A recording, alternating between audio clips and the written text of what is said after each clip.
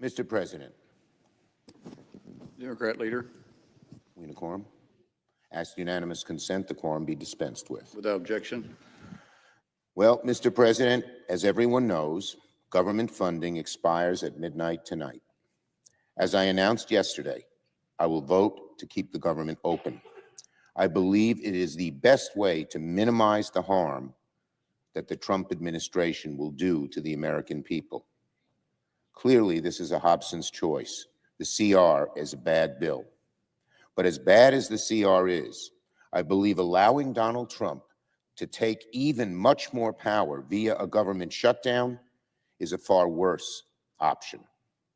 A shutdown would allow DOJ to shift into overdrive.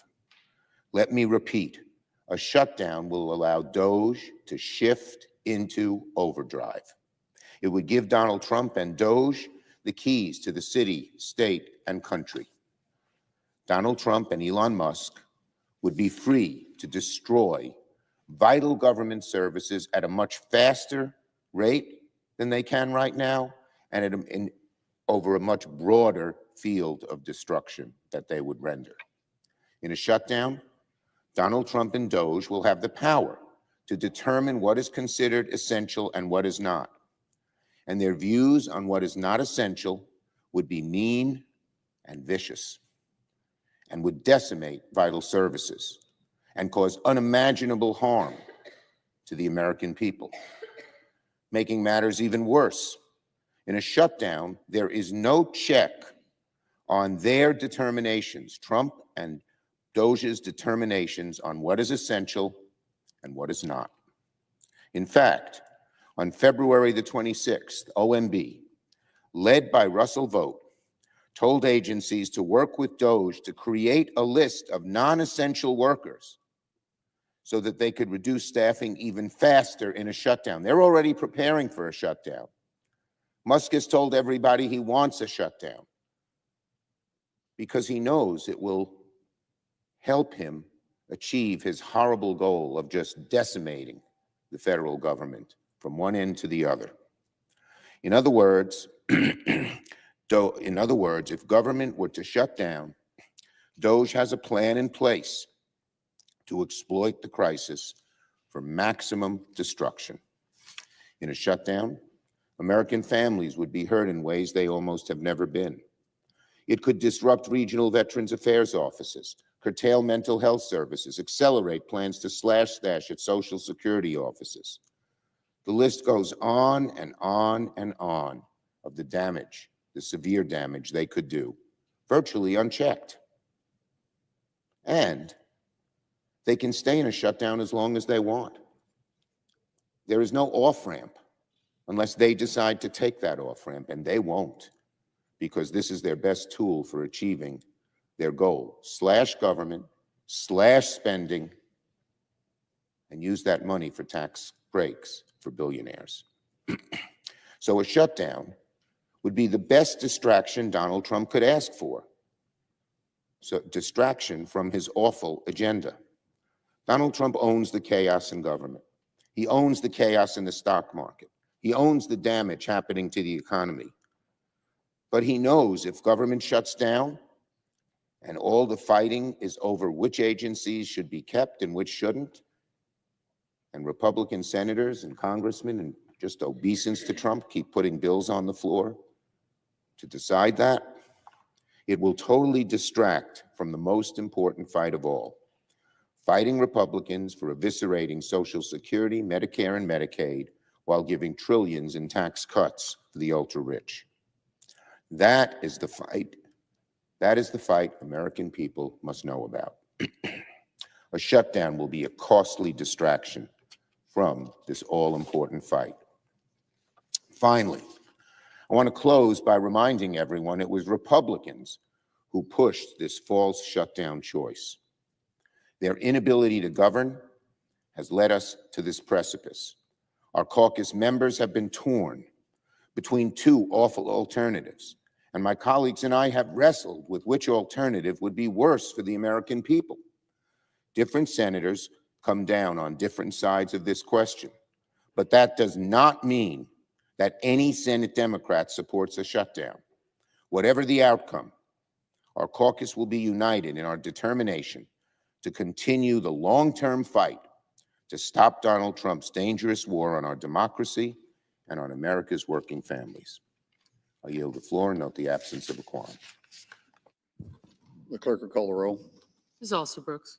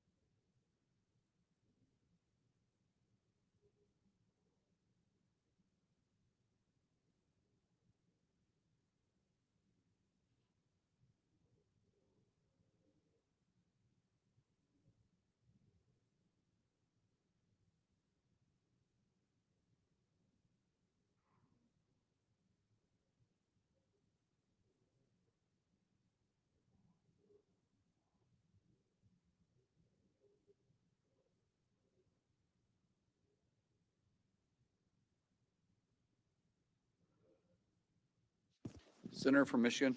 Unanimous consent to waive the mandatory quorum call with respect to. Send a quorum call First I ask consent to initiate the quorum call.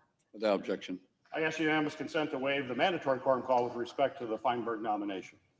Without objection. The clerk will report the motion to invoke cloture. Cloture motion, we, the undersigned senators, in accordance with the provisions of Rule 22 of the Standing Rules of the Senate, do hereby move to bring to a closed debate on the nomination of Stephen Feinberg of New York to be Deputy Secretary of Defense, signed by 17 senators. By unanimous consent, the mandatory quorum call has been waived. The question is, it is a sense of the Senate that the debate of the nomination of Stephen Feinberg of New York to be Deputy Secretary of Defense shall be brought to close. The yeas and nays are mandatory under the rule. The clerk will call the roll.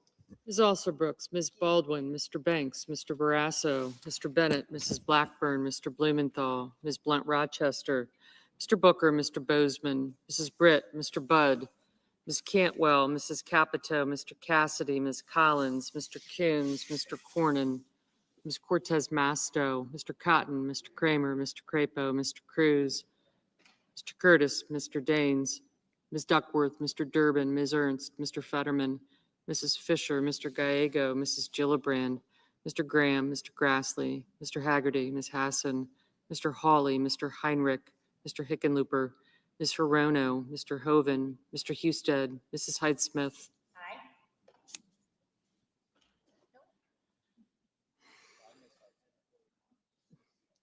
Of course.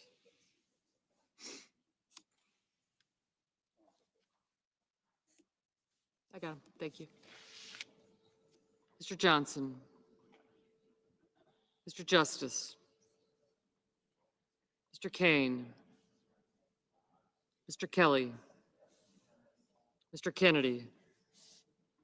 Mr. Kim.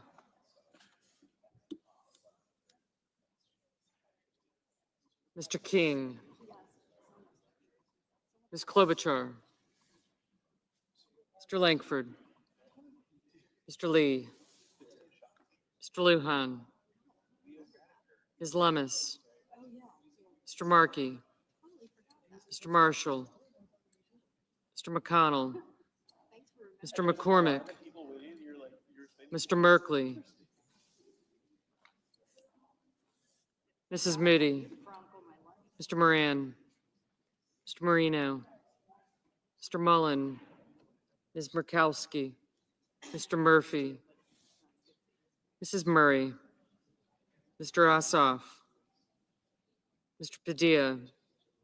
Mr. Paul. Mr. Peters. Mr. Reed.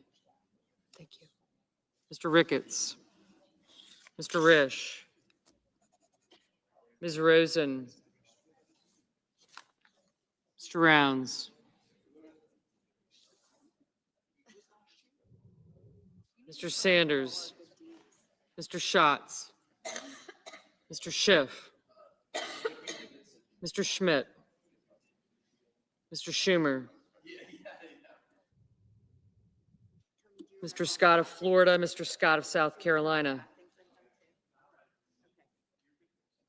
Mrs. Shaheen. Mr. Sheehy. Ms. Slotkin. Ms. Smith. Mr. Sullivan. Mr. Thune. Mr. Tillis. Mr. Tuberville. Mr. Van Hollen. Mr. Warner. Mr. Warnock. Ms. Warren. Mr. Welch. Mr. Whitehouse. Mr. Wicker. Mr. Wyden. Mr. Young.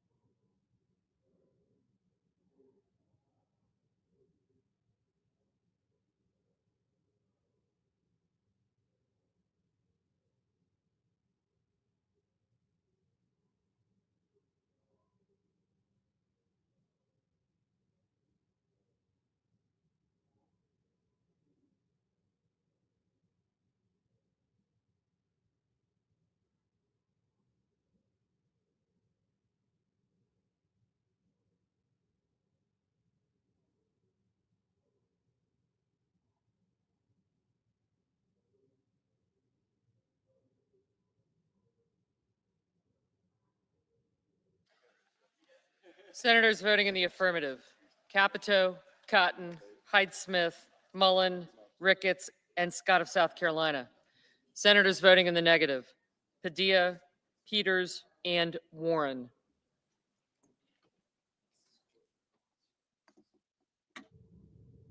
Mr. Risch, aye. Oops.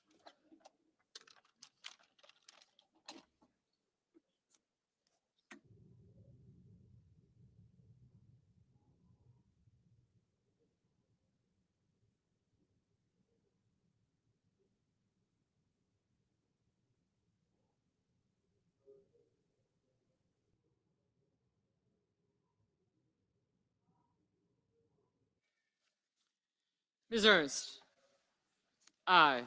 Mr. Merkley, no.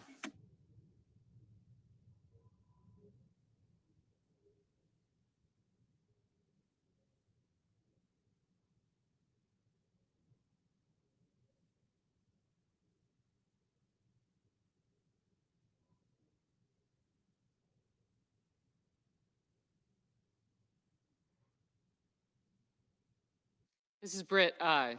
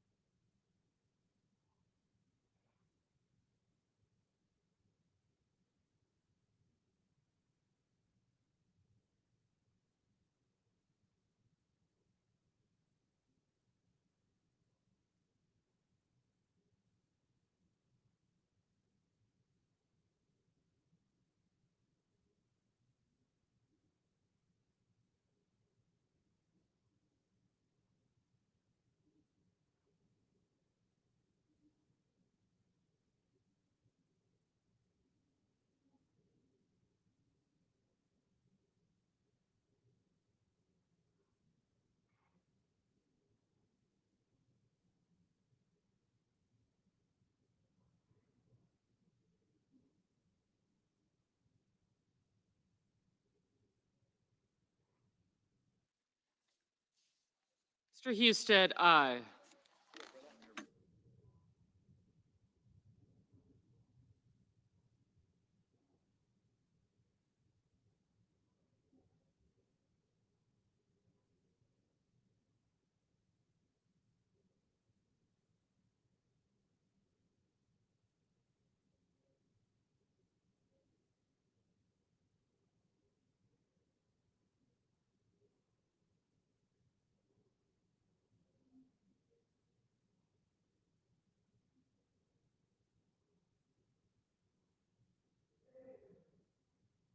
Mr. Hickenlooper, no.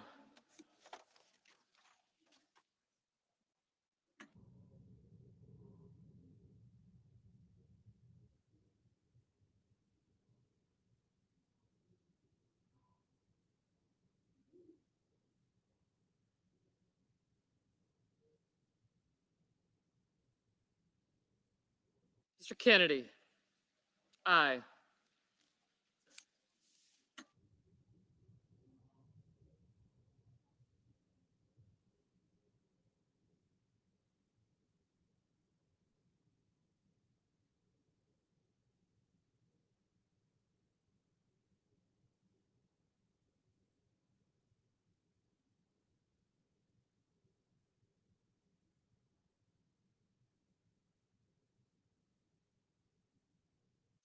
Mr. Banks, aye.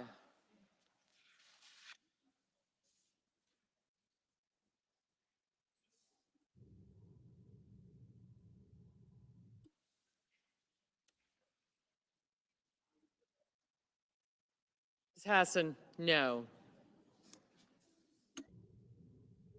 Mr. Lee, aye.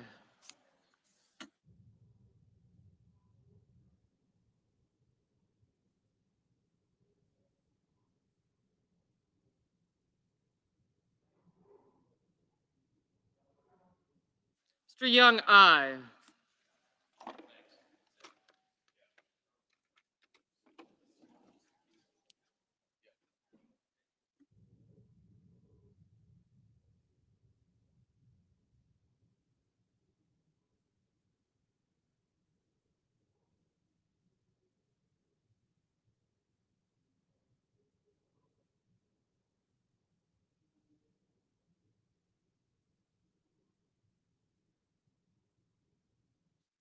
Mr. Hoven, aye.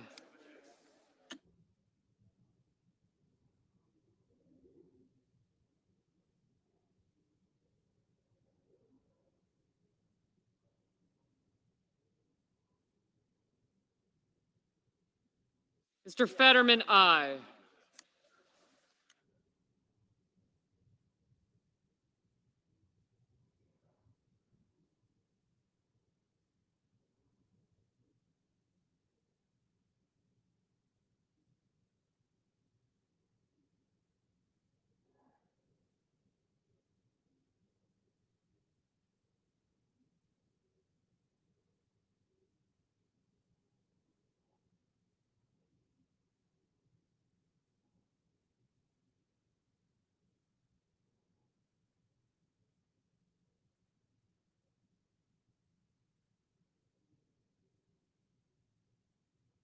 Mr. Sheehy, aye.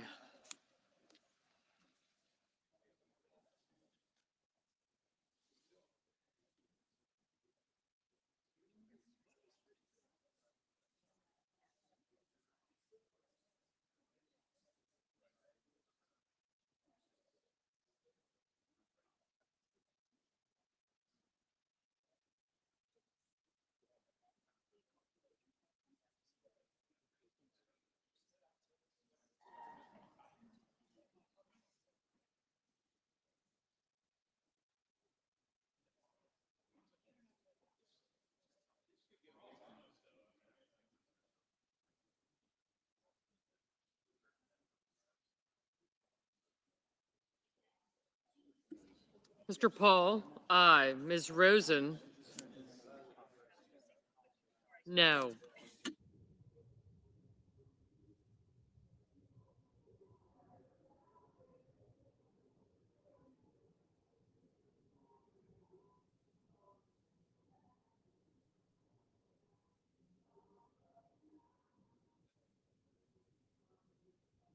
Mr. Kramer, aye.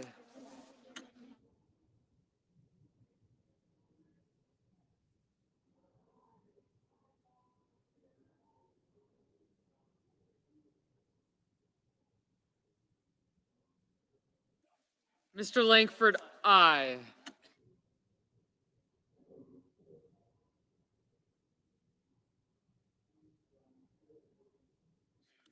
Ms. Murkowski, aye.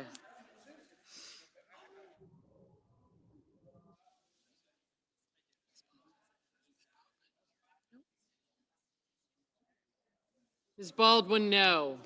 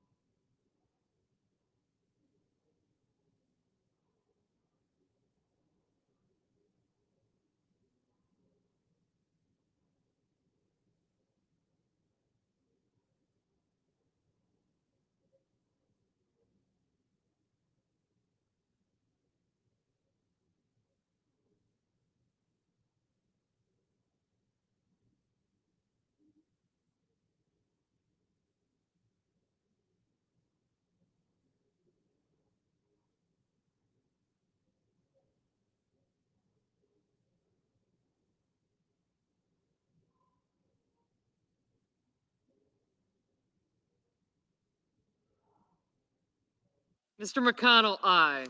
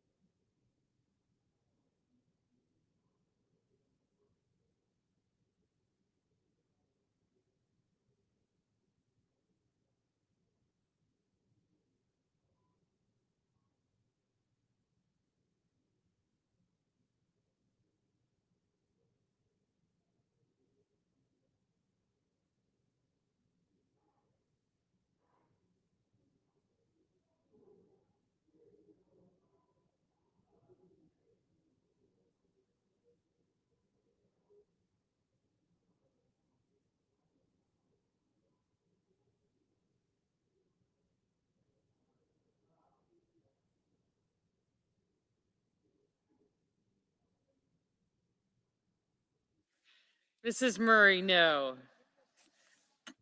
Mr. King, no.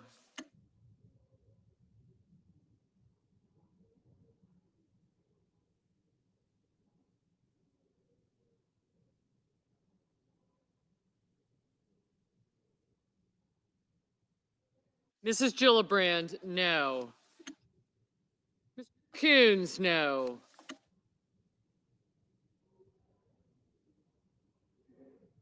Mr. Barrasso, aye.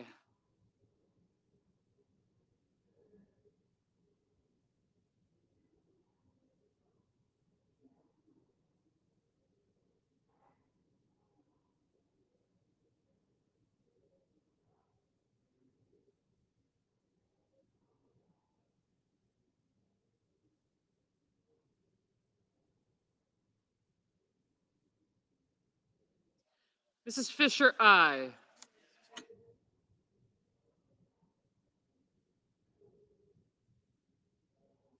Mr. Kane, aye.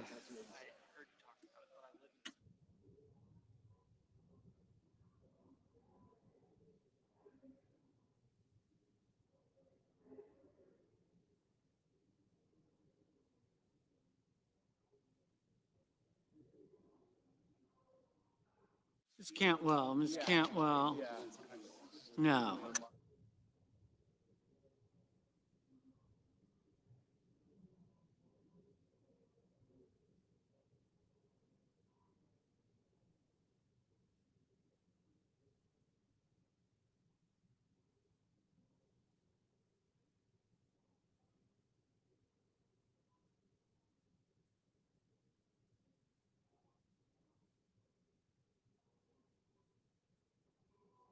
Mr. Whitehouse, Mr. Whitehouse, no.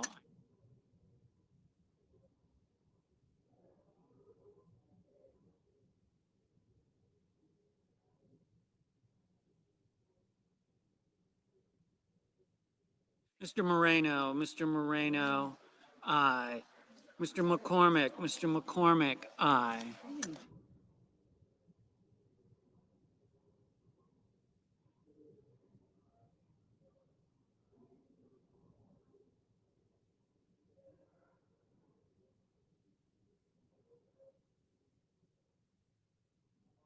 Mrs.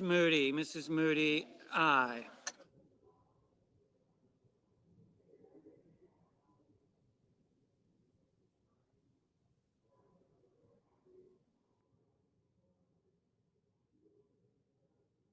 Mr. Kelly, no.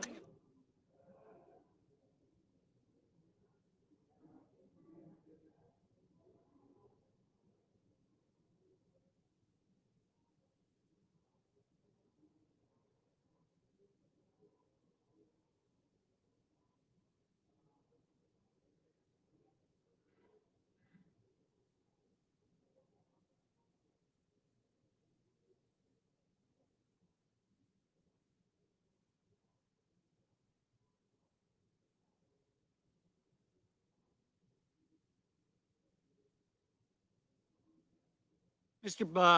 Budd, aye.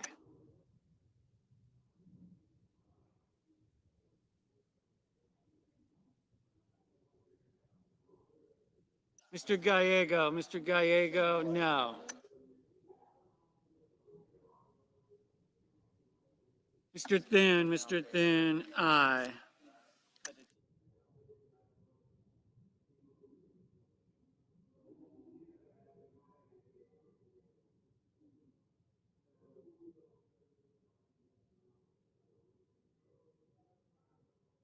Mr. Cornyn, aye.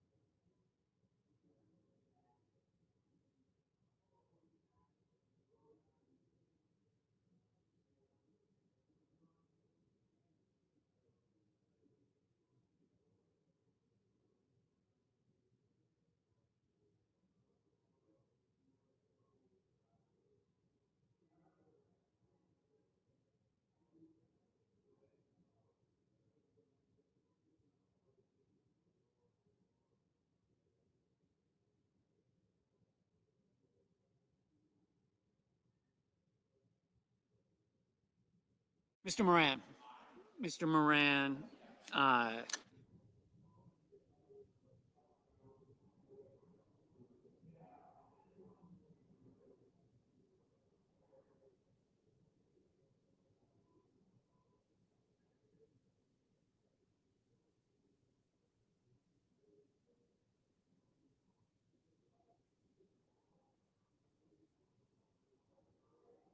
Ms. Smith, no.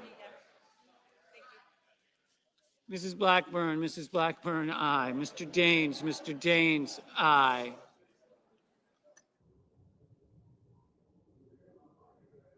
Ms. Hirono, no.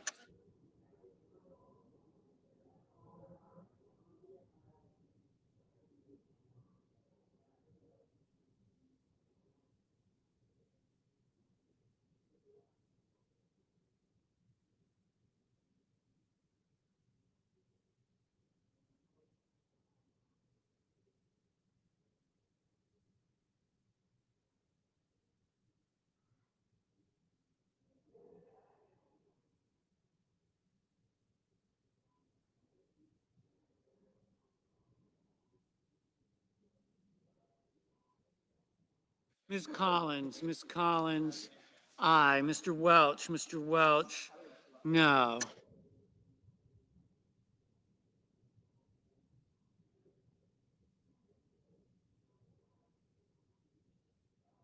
Mr. Haggerty, aye.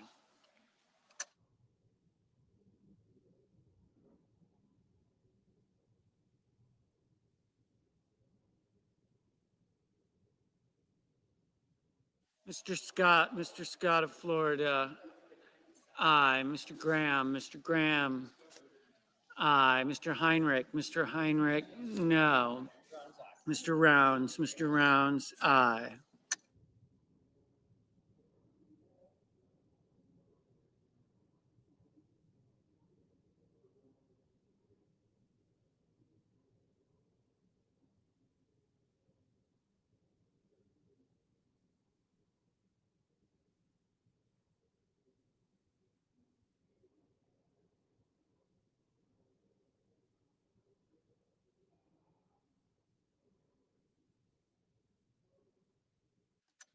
Mr. Kim, no.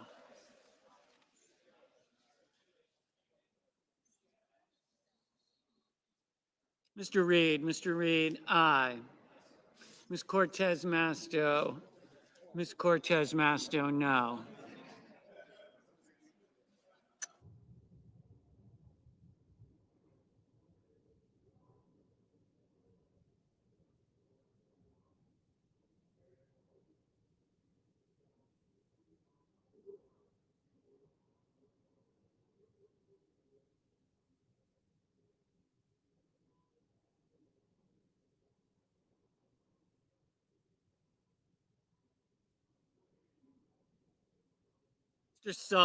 Mr. Sullivan, aye. Mr. Sanders, no.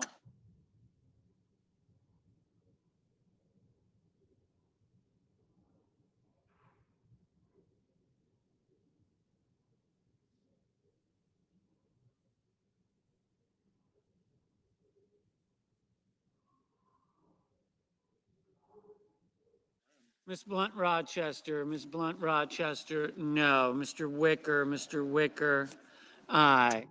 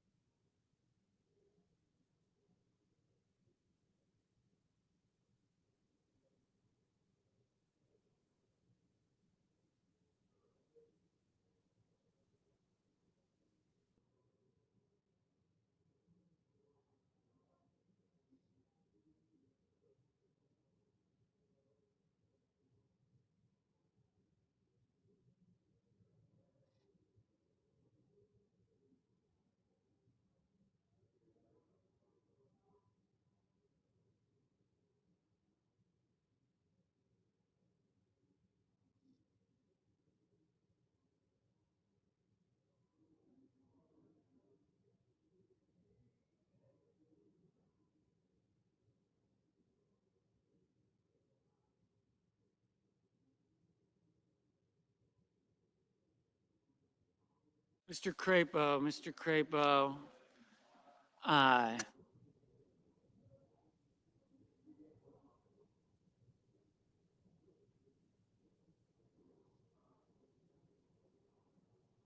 Mr. Markey, no.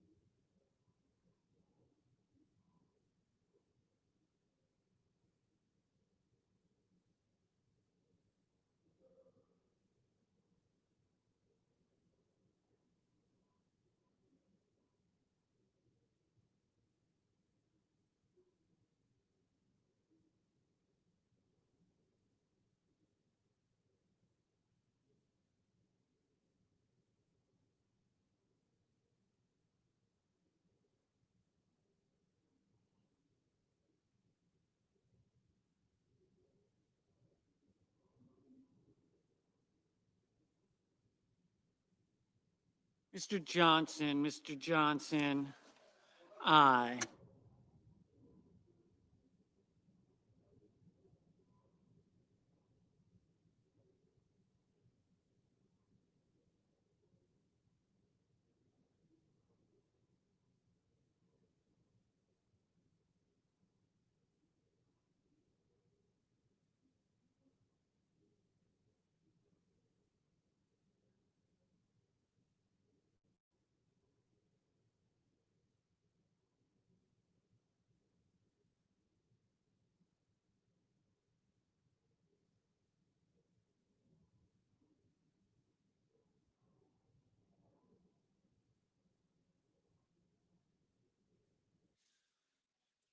Mr. Schiff, no.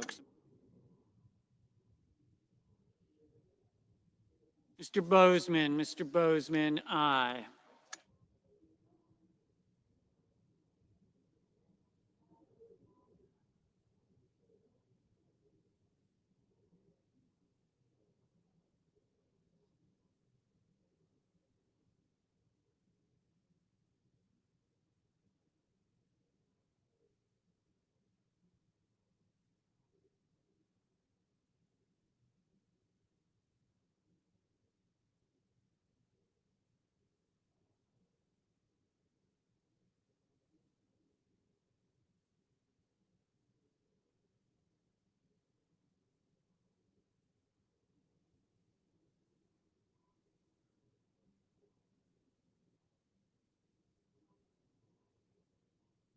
Mr. Curtis, aye.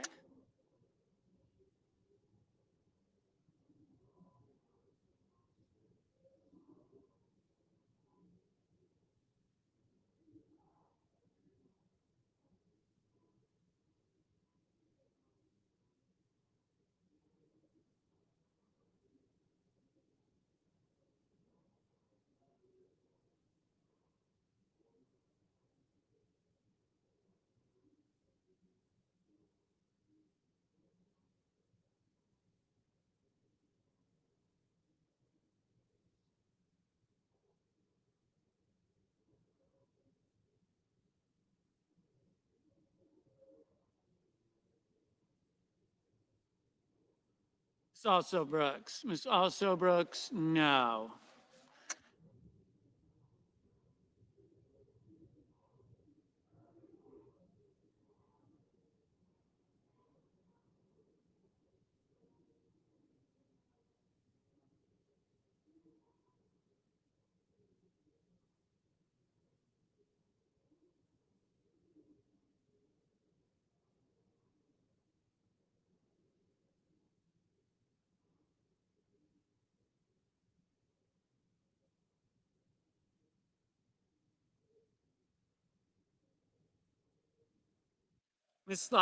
Miss Slotkin, aye. Mr. Van Hollen, no.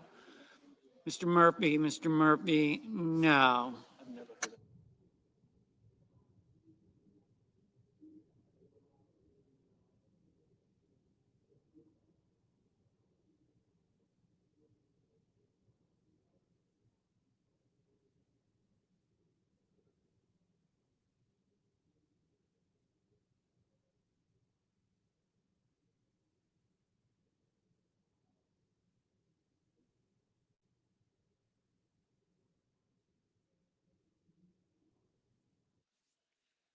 Mrs. Shaheen, aye.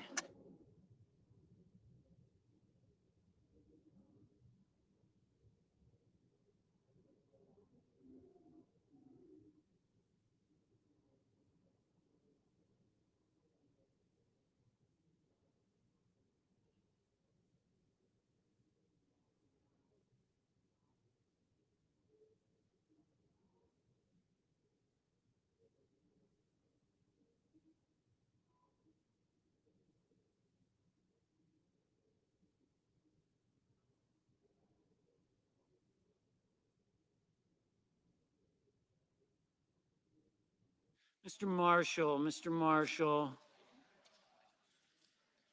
aye.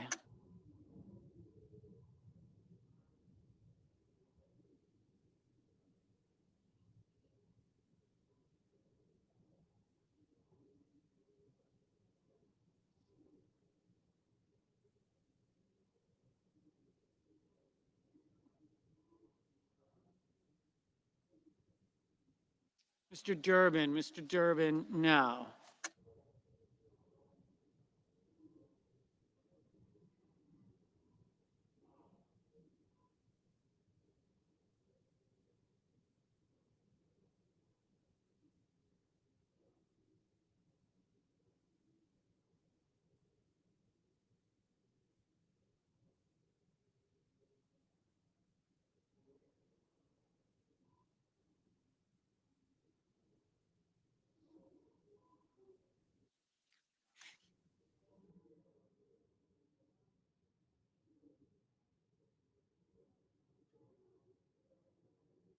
Mr. Wyden, no.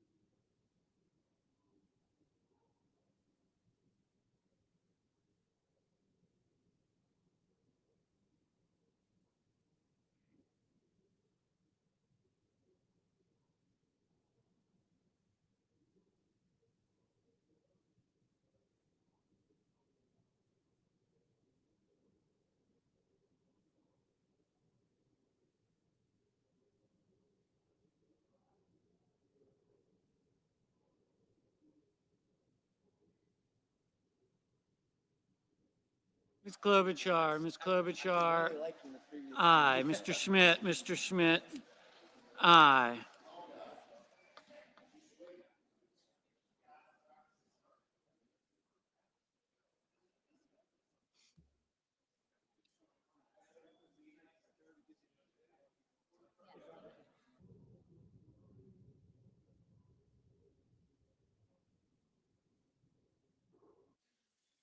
Mr. Lujan, no. Mr. Cassidy, aye. Ms. Klobuchar, no.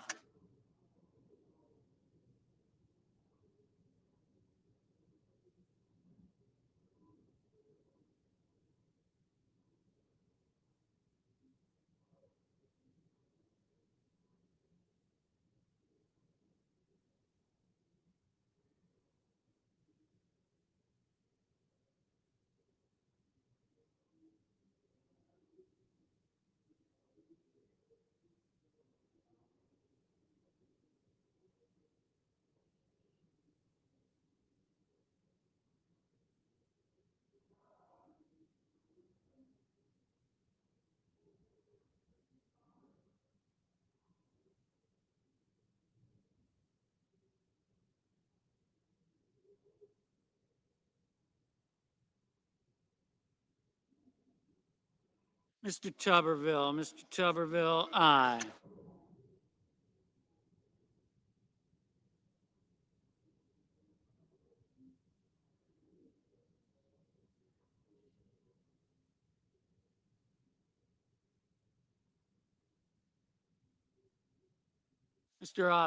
Mr. Ossoff, no.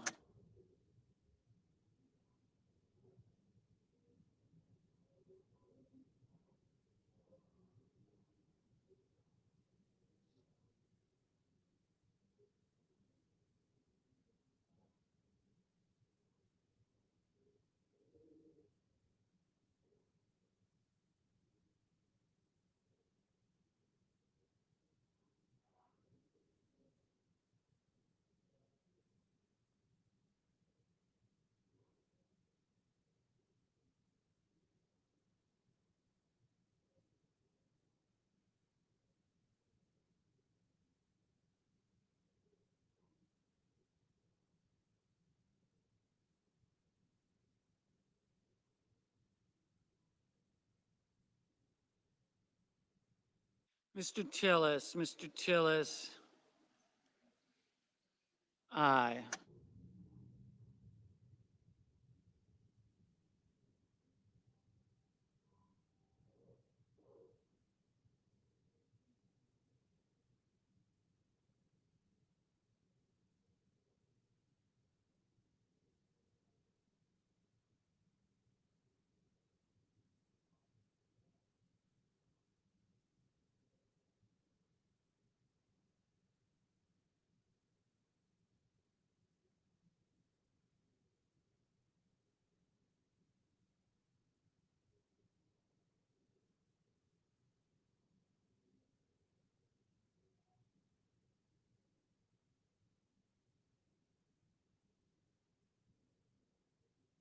Mr.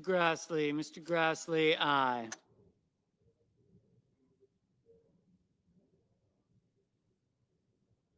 Mr. Warner, aye.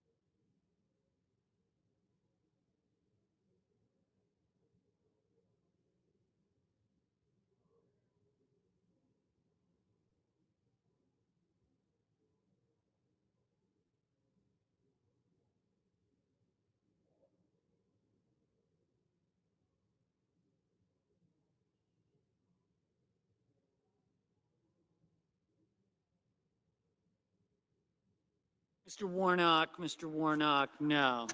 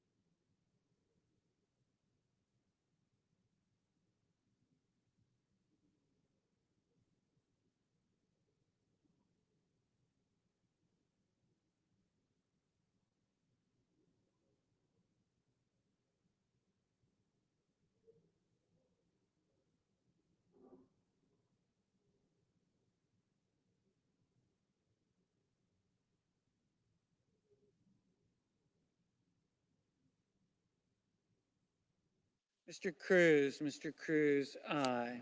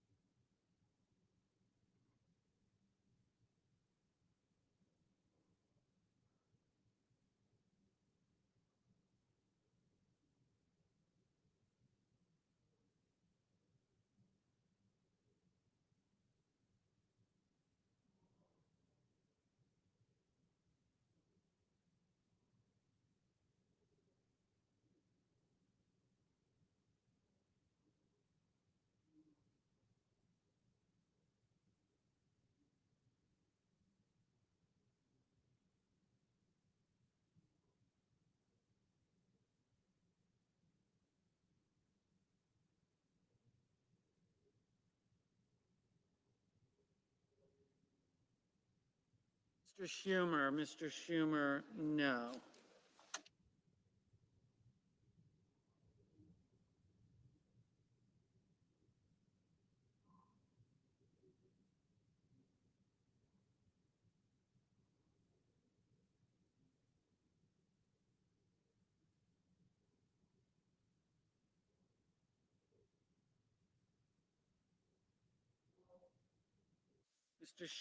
Mr. Schatz, no. Mr. Bennett, no.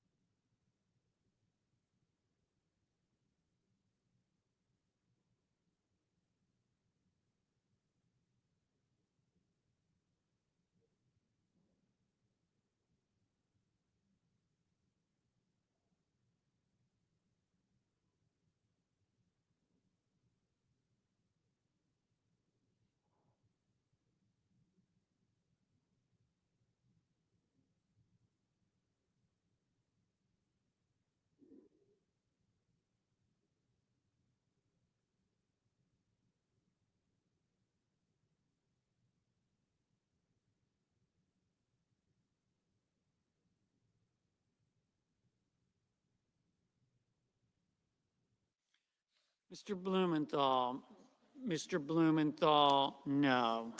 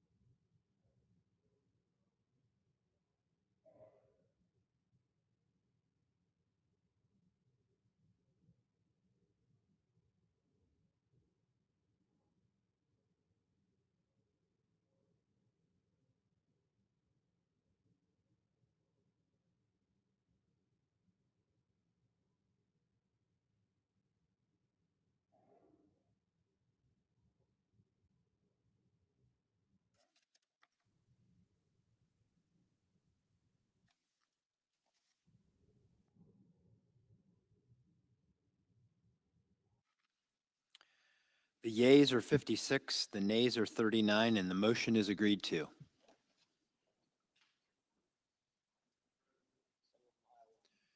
The chair recognizes the senator from Iowa.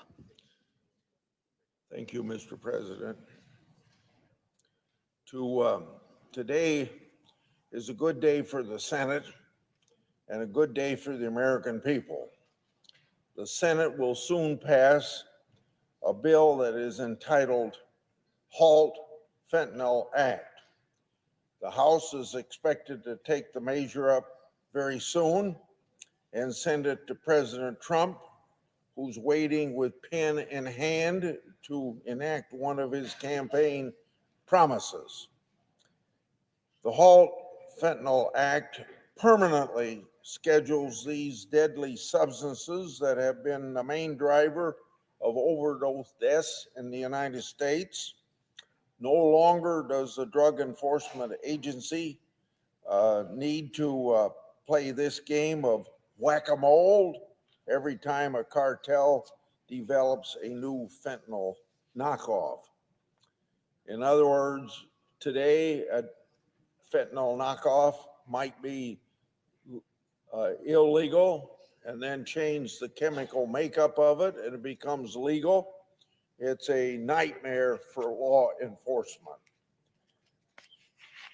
So no longer will Congress be kicking the can down the road with temporary extensions, and we've had many, many extensions over the last several years to keep fentanyl scheduled and its analog scheduled in one. It also revises policies to research Schedule I substances. These are changes the research community has welcomed. Drug overdoses in the United States has exploded to the highest levels we've ever seen. And of course, this is thanks to fentanyl and fentanyl knockoffs. Drug Enforcement Agency has called fentanyl and its knockoffs, quote, the deadliest drug threat the United States has ever faced, end of quote. Since 2016, I've been raising the alarm on deadly synthetic drugs like fentanyl. As chairman of the Senate Judiciary Committee, I held a hearing on these substances and the need to stay ahead of these peddlers of this poison. Sadly, it's taken us 9 long years to get permanently scheduling of these deadly knockoffs. Of course, we thank each of the previous Congresses that on a temporary basis extended these scheduling of fentanyl and fentanyl knockoffs. But this bipartisan Halt Fentanyl Act takes care of this by making it permanent. Senators Cassidy, Heinrich, and Johnson were very instrumental in this effort. Their interest in permanently scheduling fentanyl knockoffs inspired the Senate to move this bill to the floor. Republican leadership was also crucial in prioritizing this bill for the floor and helping us navigate the floor process. Credit is also due to our House colleagues, Representative Griffith, Chairman Guthrie, and now retired Chairwoman McMorris Rogers, who led and championed the Halt Fentanyl Act on the House side. I'd also like to thank Dr. Tim Westlake, who came up with the temporary scheduling structure that we've been using since the year 2018. He has testified before my committee and before the Congress on numerous occasions, and I thank him for his hard work and unflappable dedication. So, in the end, this campaign earned the support of nearly every major law enforcement organization and also several medical associations and research associations supporting the research component of this bill. And most importantly, we must say thanks to the countless families organized over a long period of time across the country that have lost loved ones to fentanyl poisoning and not giving up on this type of legislation to make permanent the scheduling. So I want to thank my Senate staff who helped make this possible, especially Colleen Bloss and Michael Perkins, who spearheaded this effort for me and all the committee members. Together, We've taken steps to open the doors of research, to permanently schedule the deadliest substance the United States has ever faced, and to send a clear message that Congress is willing and ready to act. Together, we've taken an important step to live up to our commitment to our constituents and to the loved ones lost, to put them first and to serve them. I yield. I suggest the absence of a quorum. The clerk will call the roll. Ms. Also Brooks.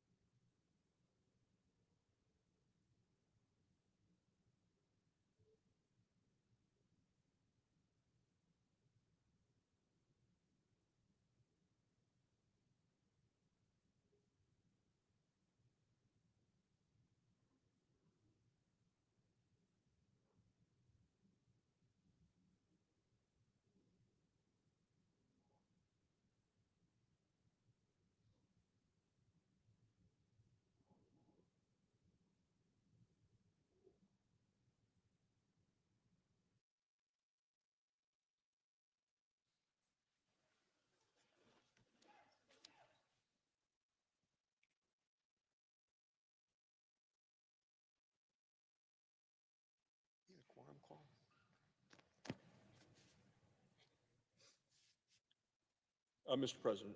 Chair recognizes the senator from Wyoming. Thank you, Mr. President. Mr. President, I ask unanimous consent that the quorum call be vitiated.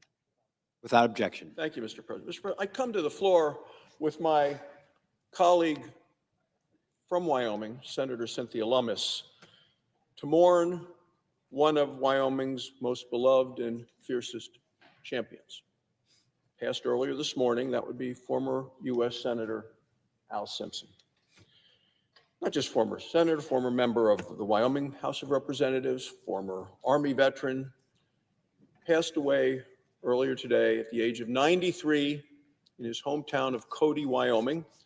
Talked to his wife, Ann, this morning. She said it was a beautiful full moon, and Al went to heaven on a moonbeam. He's known in Wyoming and in this body and across the country for his incredible life of service and really an unparalleled sense of humor. Throughout his life, Al boldly fought to uphold the values and the ideals of this great nation. Whether he was serving in the Army or the Wyoming House of Representatives or the U.S. Senate, his commitment and his contributions were evident everywhere. He was well known for rolling up his sleeves, working with anyone, regardless of party, to do what he thought was best for Wyoming and the nation. When the nation called on Al Simpson, when they called on him to serve, he was always there fighting for our best interests. Al once said, "Never let them distort who you are." So let me tell you about the real Al Simpson.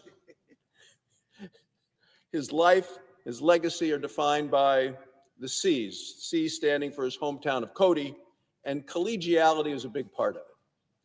But also there was courage, character, and credibility. He represented Wyoming in this chamber, the United States Senator, from 1979 to 1997. And for that reason alone, Al looms very large in Wyoming's political history. There's a lot more. He left an indelible mark here in the Senate. While others ran from tough issues, Al welcomed them. It's an opportunity to serve him. He actually never backed down from a fight. He embraced the fights as long as he was fighting for what he thought was right. He sponsored legislation that helped protect our clean water and our clean air. He secured better grazing rights for Wyoming farmers and ranchers. He fought to secure our borders and impose stiff sanctions on employers who hired illegal immigrants. He once said, "The first duty of every nation is to secure its borders." He was so right. He was elected by our Republican conference in the Senate in 1985 to serve as the assistant Republican leader. He was the first Republican whip from the state of Wyoming. He was the whip for 10 years, did it under the leadership of Senator Bob Dole. So I'm proud to hold the office today that he once held. His leadership brought Wyoming values to Washington, and he has had a lasting national impact. Al came from a family of public servants. His father, Millward, was both Wyoming governor and senator. His dad, Millward, was Al's role model for public service and civic leadership. His big brother, Pete, once explained the extent to which we became men we owe to our father.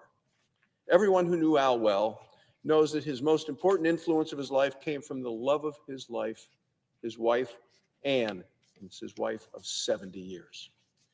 Al and Ann first began dating when they were students at the University of Wyoming. They were married in 1954. For 7 decades, Wyoming was fortunate to listen to and learn from Al and from Ann. They were an inspiration to all of us. They were to me, to my wife, Bobby. They were, I know, to Cynthia, to her husband, Al. They made a legendary team, always working together to make both Wyoming and Washington a better place. Al liked to say everything in Wyoming is political except for politics, which is personal. Yet for Al, politics was never personal. His debates were passionate and they were principled, but he was friends with Ted Kennedy. They collaborated together on legislation. From energy to border security to fiscal responsibility, Al worked across the aisle to tackle the tough issues. He always did what he believed was best for the country. In today's political environment, Al's example of bridging partisan divides is more important than ever. In the art of persuasion, Al Simpson could teach a master class. One reason Al was so persuasive was his humor. He had an incredible sense of humor. He had close personal relationships with Presidents Ronald Reagan and George Herbert Walker Bush. The title of his book tells a lot about Al. It was called Shooting from the Lip. Al was a gunslinger when it came to clever quips. There's so many to count. We don't want to recount some of them on the floor of the Senate. They'd probably be stricken from the record, but that's who Al Simpson was. He made you laugh. He also made you think. And that's what made Al so special. He took his service seriously, but he never took himself too seriously.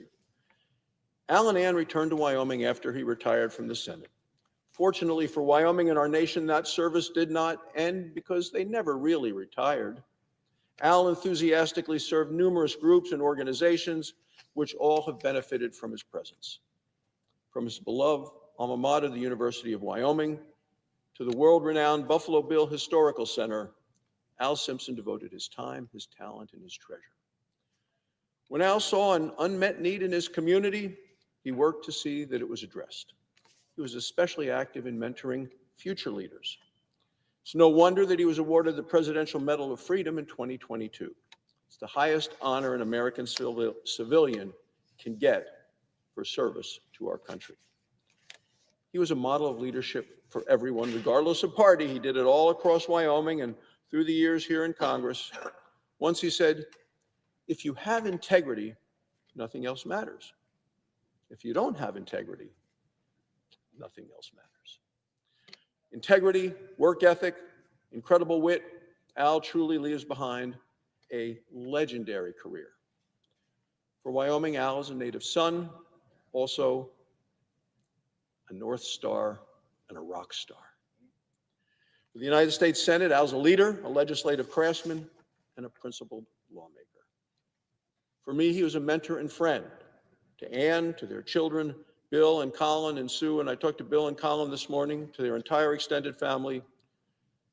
Join the nation in Wyoming in sending you our heartfelt condolences.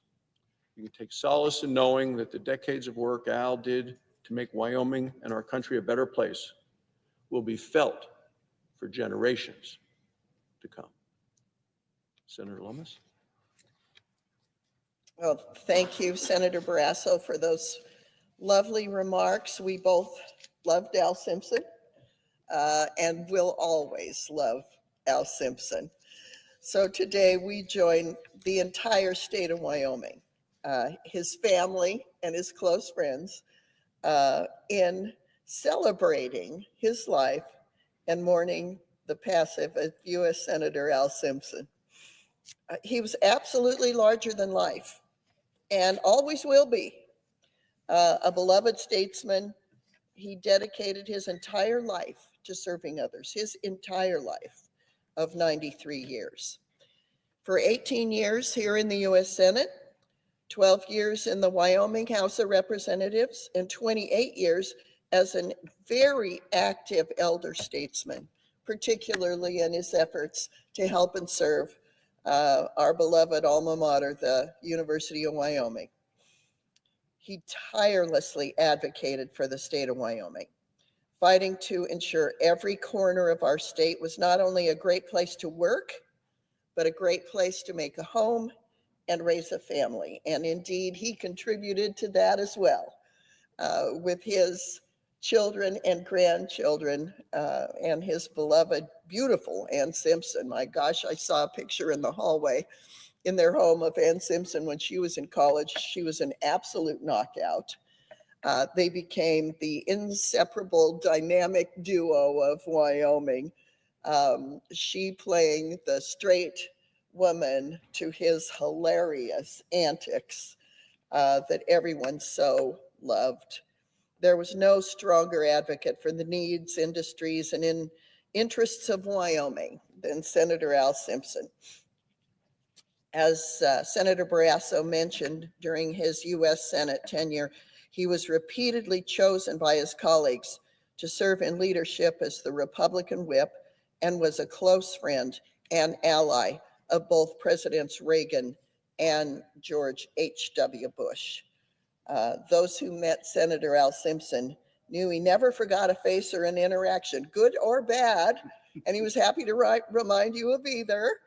And those who were privileged enough to call him friend enjoyed his fierce loyalty, truly fierce loyalty, the kind we all hope we might have with someone in our lives.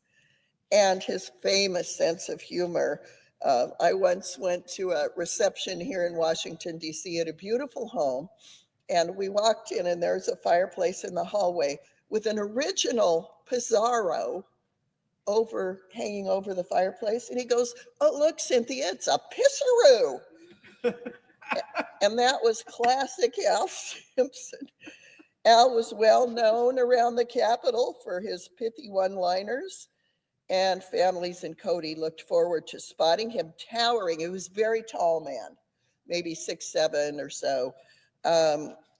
And he would tower above the trick-or-treaters in his costume, by the way, of Frankenstein. He called himself Franken Al, and he would imitate the monster, which he also had perfected over the years. Al loved life. He loved public service. He loved the state of Wyoming, and particularly the University of Wyoming. My gosh, he was so good to the law school, to the trial advocacy clinics. There was just nothing he wouldn't do to help the University of Wyoming excel as an institution. But he never missed an opportunity to praise his beloved Anne, his children, his grandchildren. I was in law school with both Colin and Bill Simpson.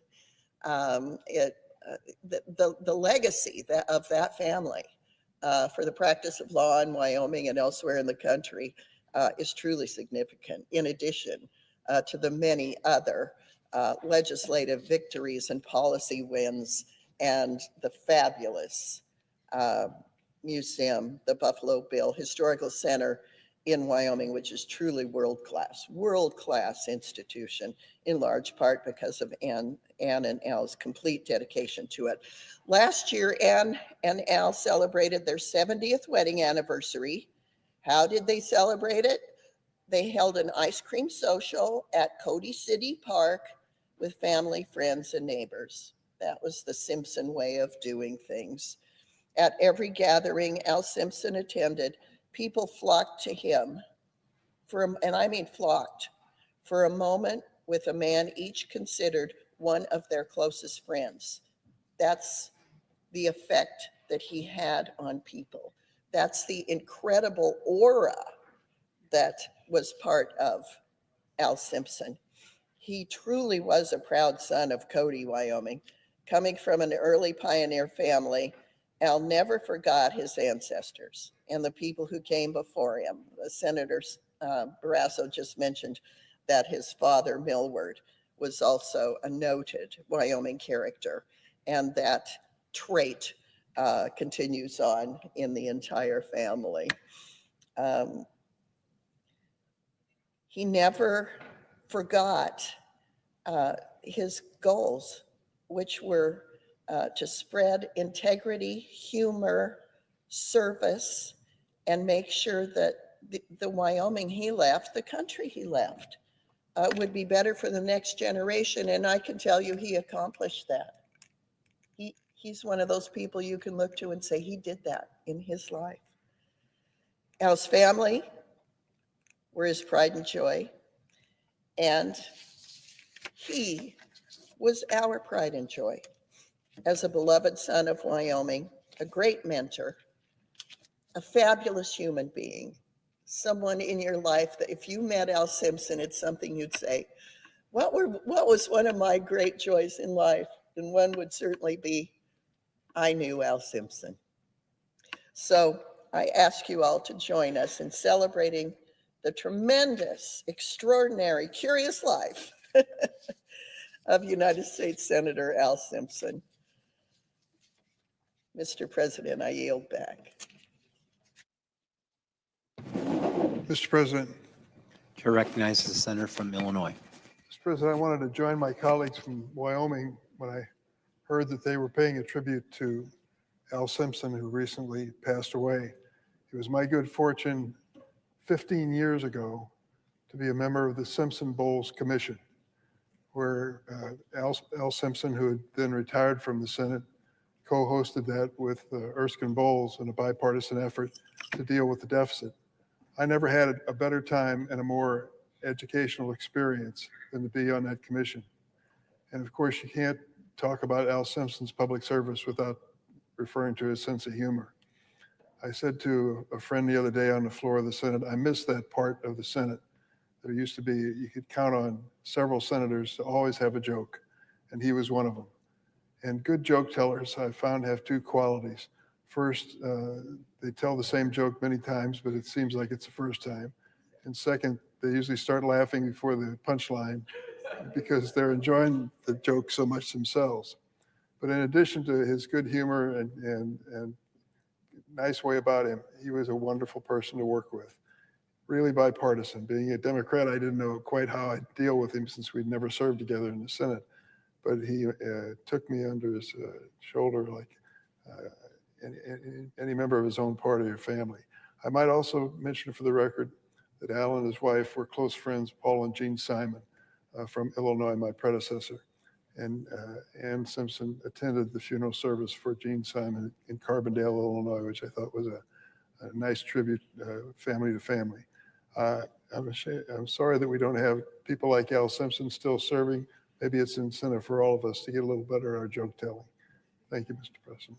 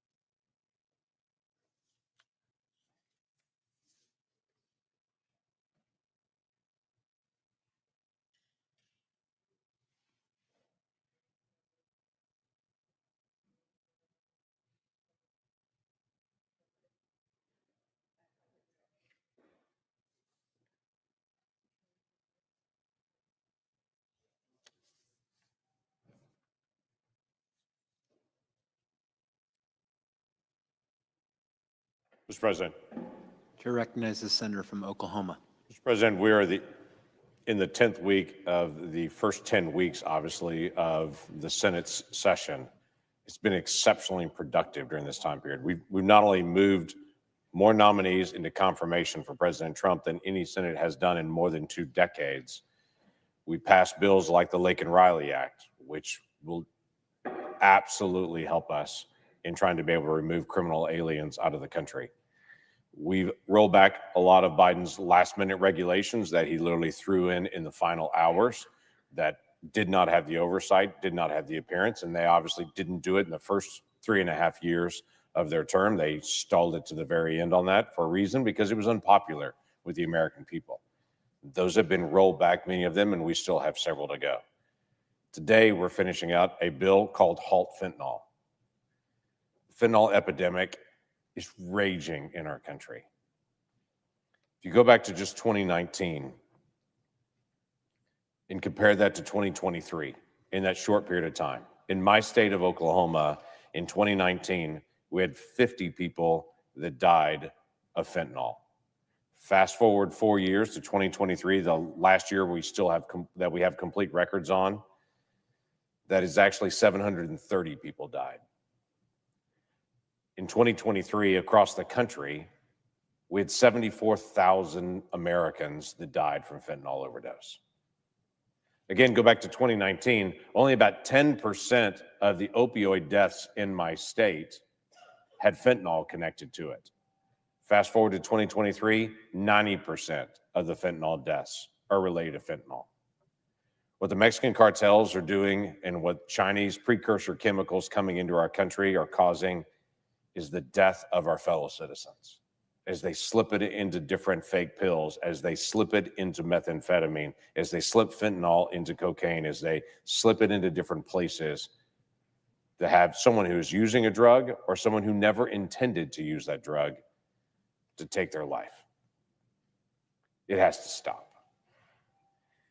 Even worse, the cartels not only know what they're doing, but they're trying to find specific ways to be able to avoid our laws. Fentanyl has a very specific definition in science of exactly what makes up fentanyl. And so what the cartels are doing is they're changing that chemical makeup ever so slightly in what they call an analog.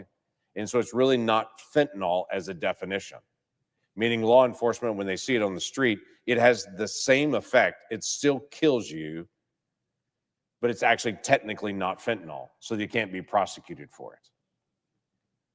This bill that we're bringing to the floor today opens up the fentanyl definition to deal with fentanyl and the analogs of fentanyl, so that the cartels can't continue to be able to bring in these deadly drugs into our country to take the lives and increase addiction in America and get away with it.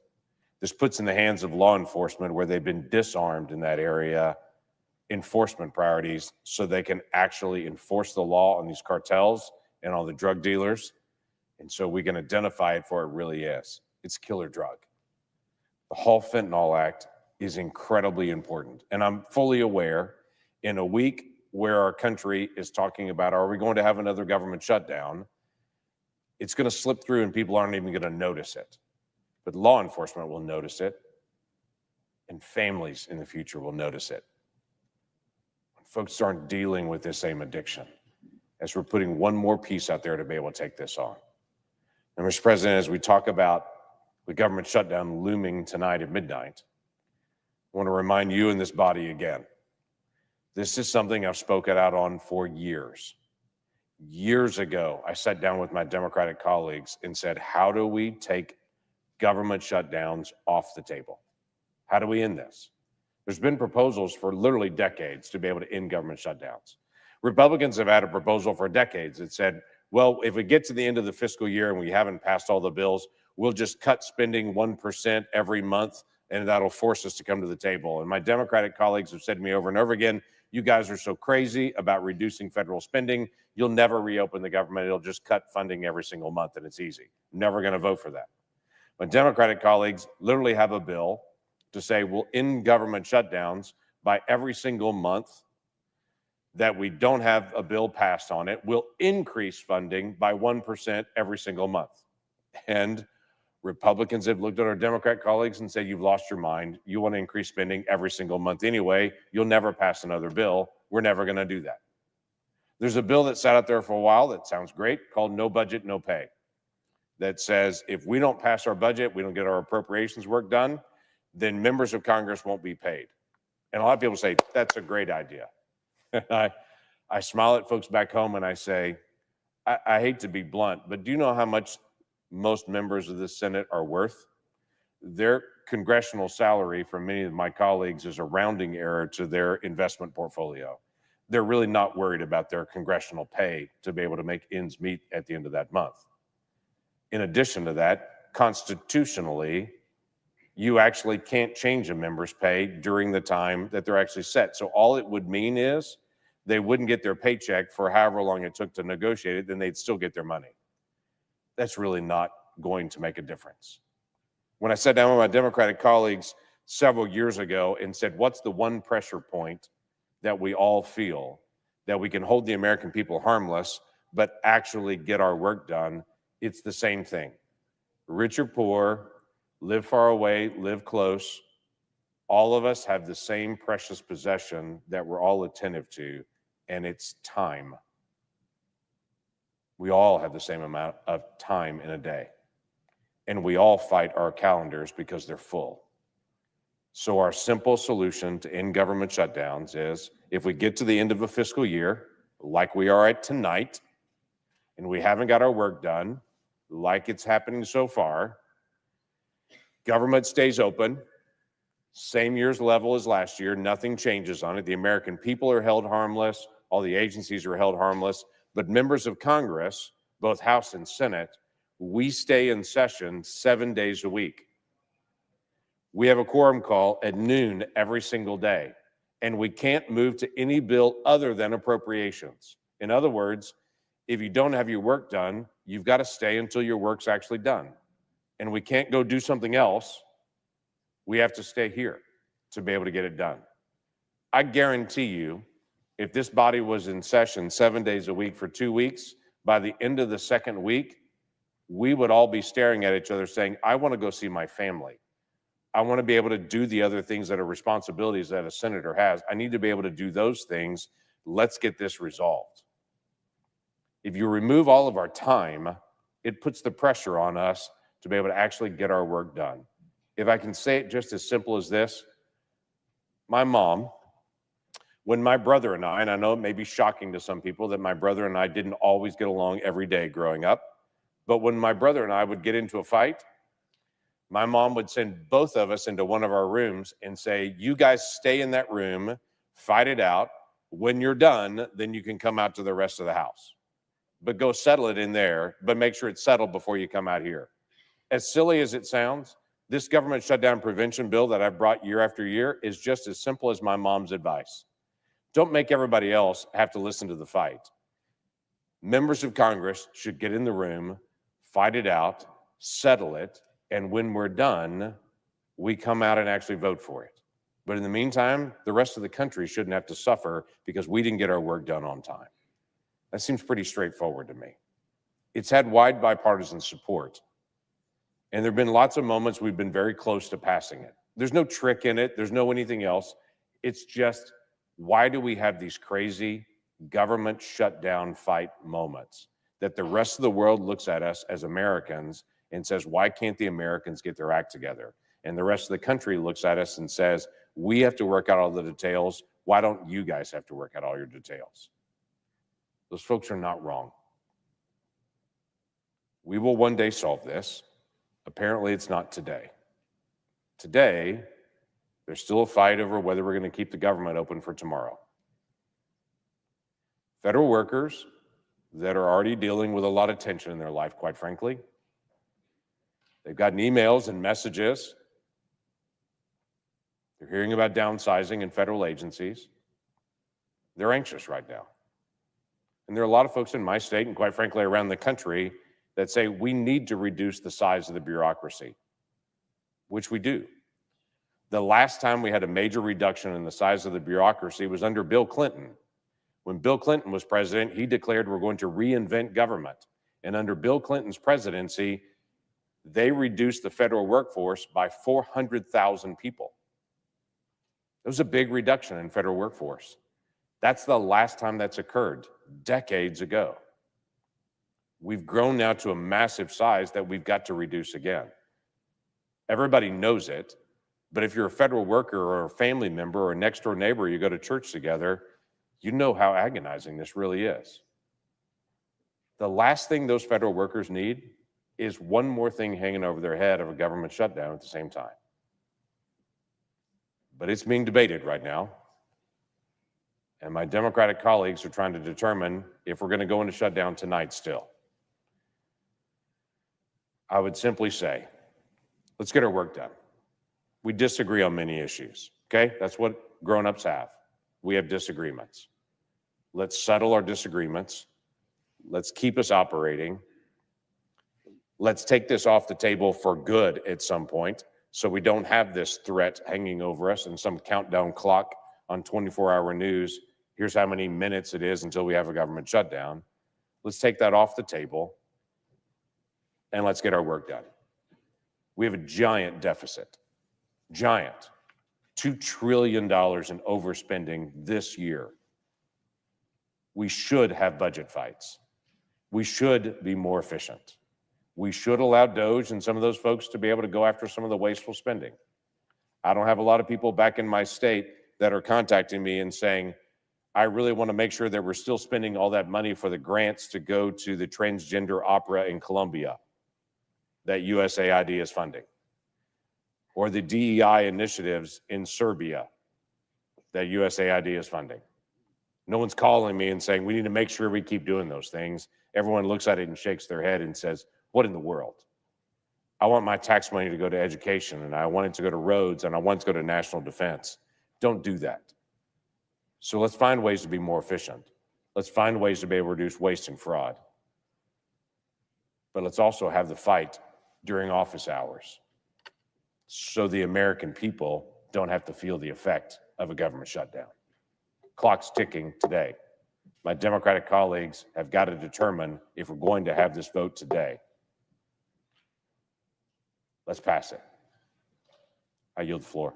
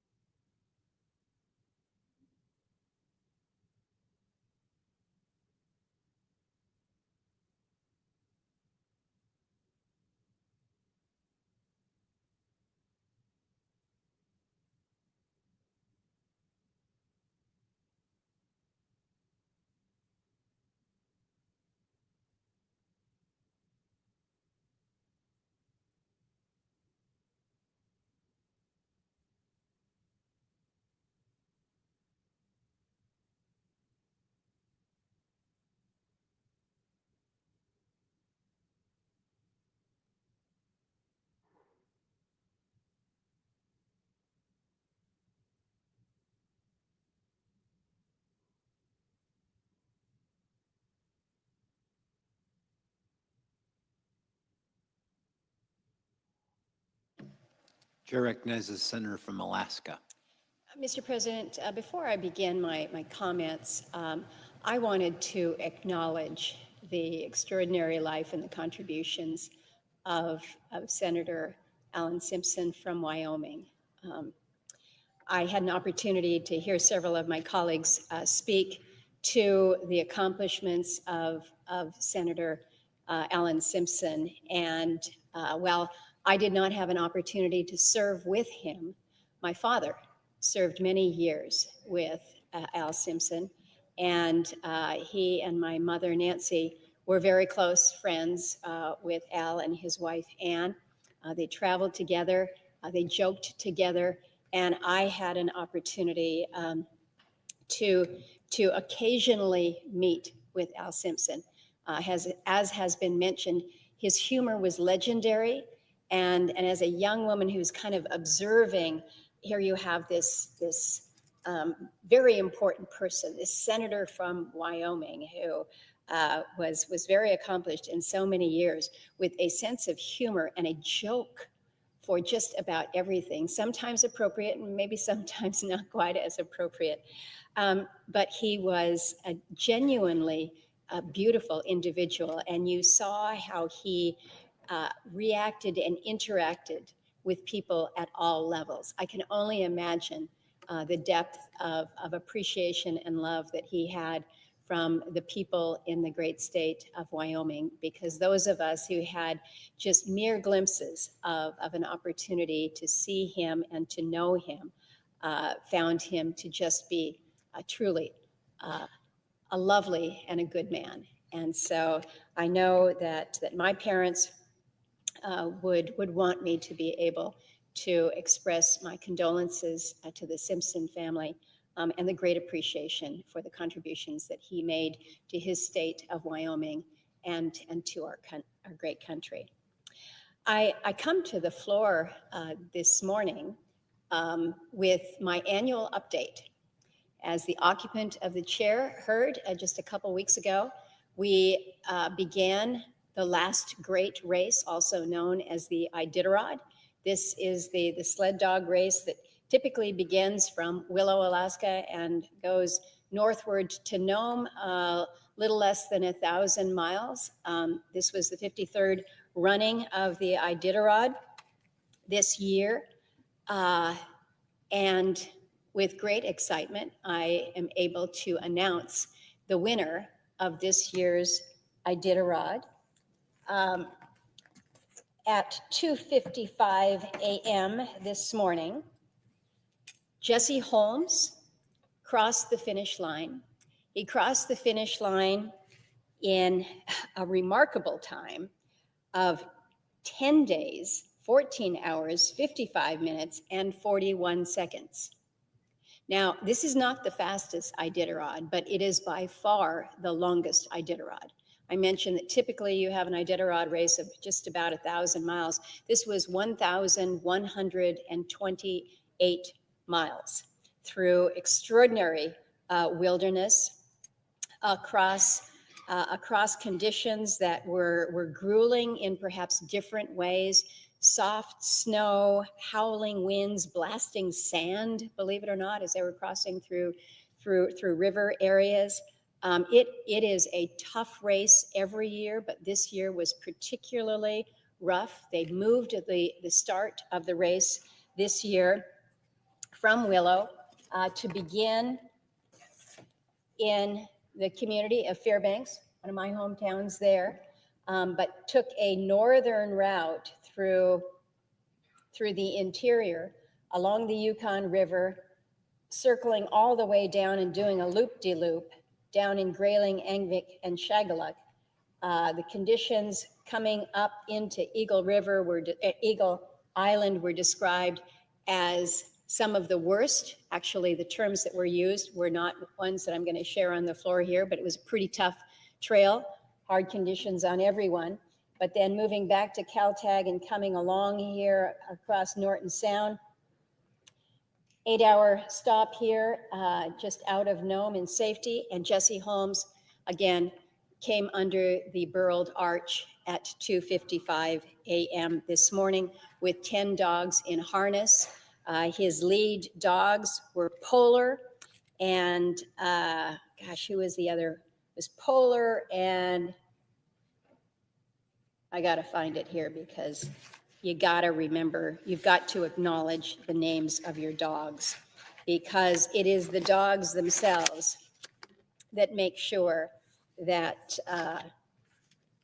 that you come across safely and with honor. I can remember Polar and I can't remember the name of the other dog. Hercules and Polar. I mean, isn't that appropriate for your lead dogs that are taking you over 1,100 miles? It's a Herculean effort. So it is indeed something that we as Alaskans look on with great pride each and every year. It is a test of endurance of the animals, certainly. It's a test of endurance for the mushers themselves. Keep in mind, when they set out on the 3rd of March is when they left out of Fairbanks. You're moving day and night, although for most of the mushers, they actually prefer to mush at night when it's cold, because the conditions are actually easier on the dogs so that the dogs don't get overheated. But it's not like you're checking into a roadhouse or checking into a hotel. When you stop, you're literally getting bales of straw that you have had airdropped to a location. You're putting the straw out as bedding for your dog. You are tending to your animals. And what I mean by tending to them, I mean that's feeding them, that's watering them, that's taking their booties off, that's massaging their feet, that's massaging their muscles. That's working your dogs to get them in shape to run before you can pause. and heat up a pot of stew over your kerosene burner. Think about what it means to melt snow, enough snow to water 10 to 14 dogs that have been running miles and miles and miles. So the effort there is physical endurance,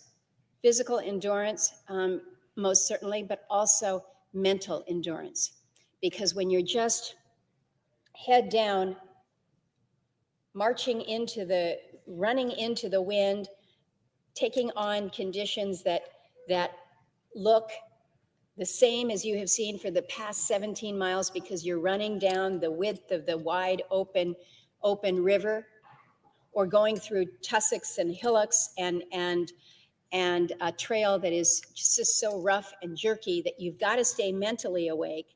You've got to be physically on target, but it is hard in every sense of the word. And so there is an appreciation for the athletes, both human, but particularly the dogs themselves. And this is not something where you can have a strategy and say, I'm going to run for the next 43 miles and I'm going to rest my dogs for 4 hours and then we're going to move on. If you're a musher that's a winning musher and a safe musher, you can only go so far as your dogs will tell you. And when the dogs say, it's time to take a pause, you know it's time to take a pause. The third place, the individual who's going to come in third, Paige Drobny here, had a comment just yesterday that she says that she has to make sure that she is watching what her dogs say. And when the dogs give her the look that say, we're not with the CEO right now, she knows, and she says, I'm listening to them.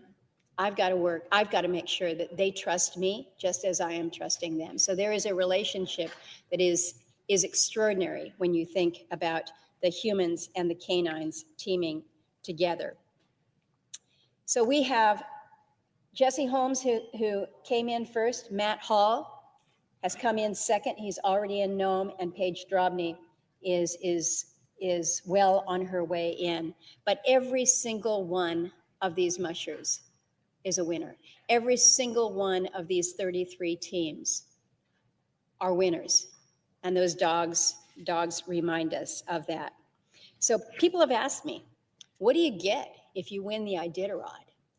If this is something that mushers train for day in and day out of each year, it must be some big grand prize. Well, this year, the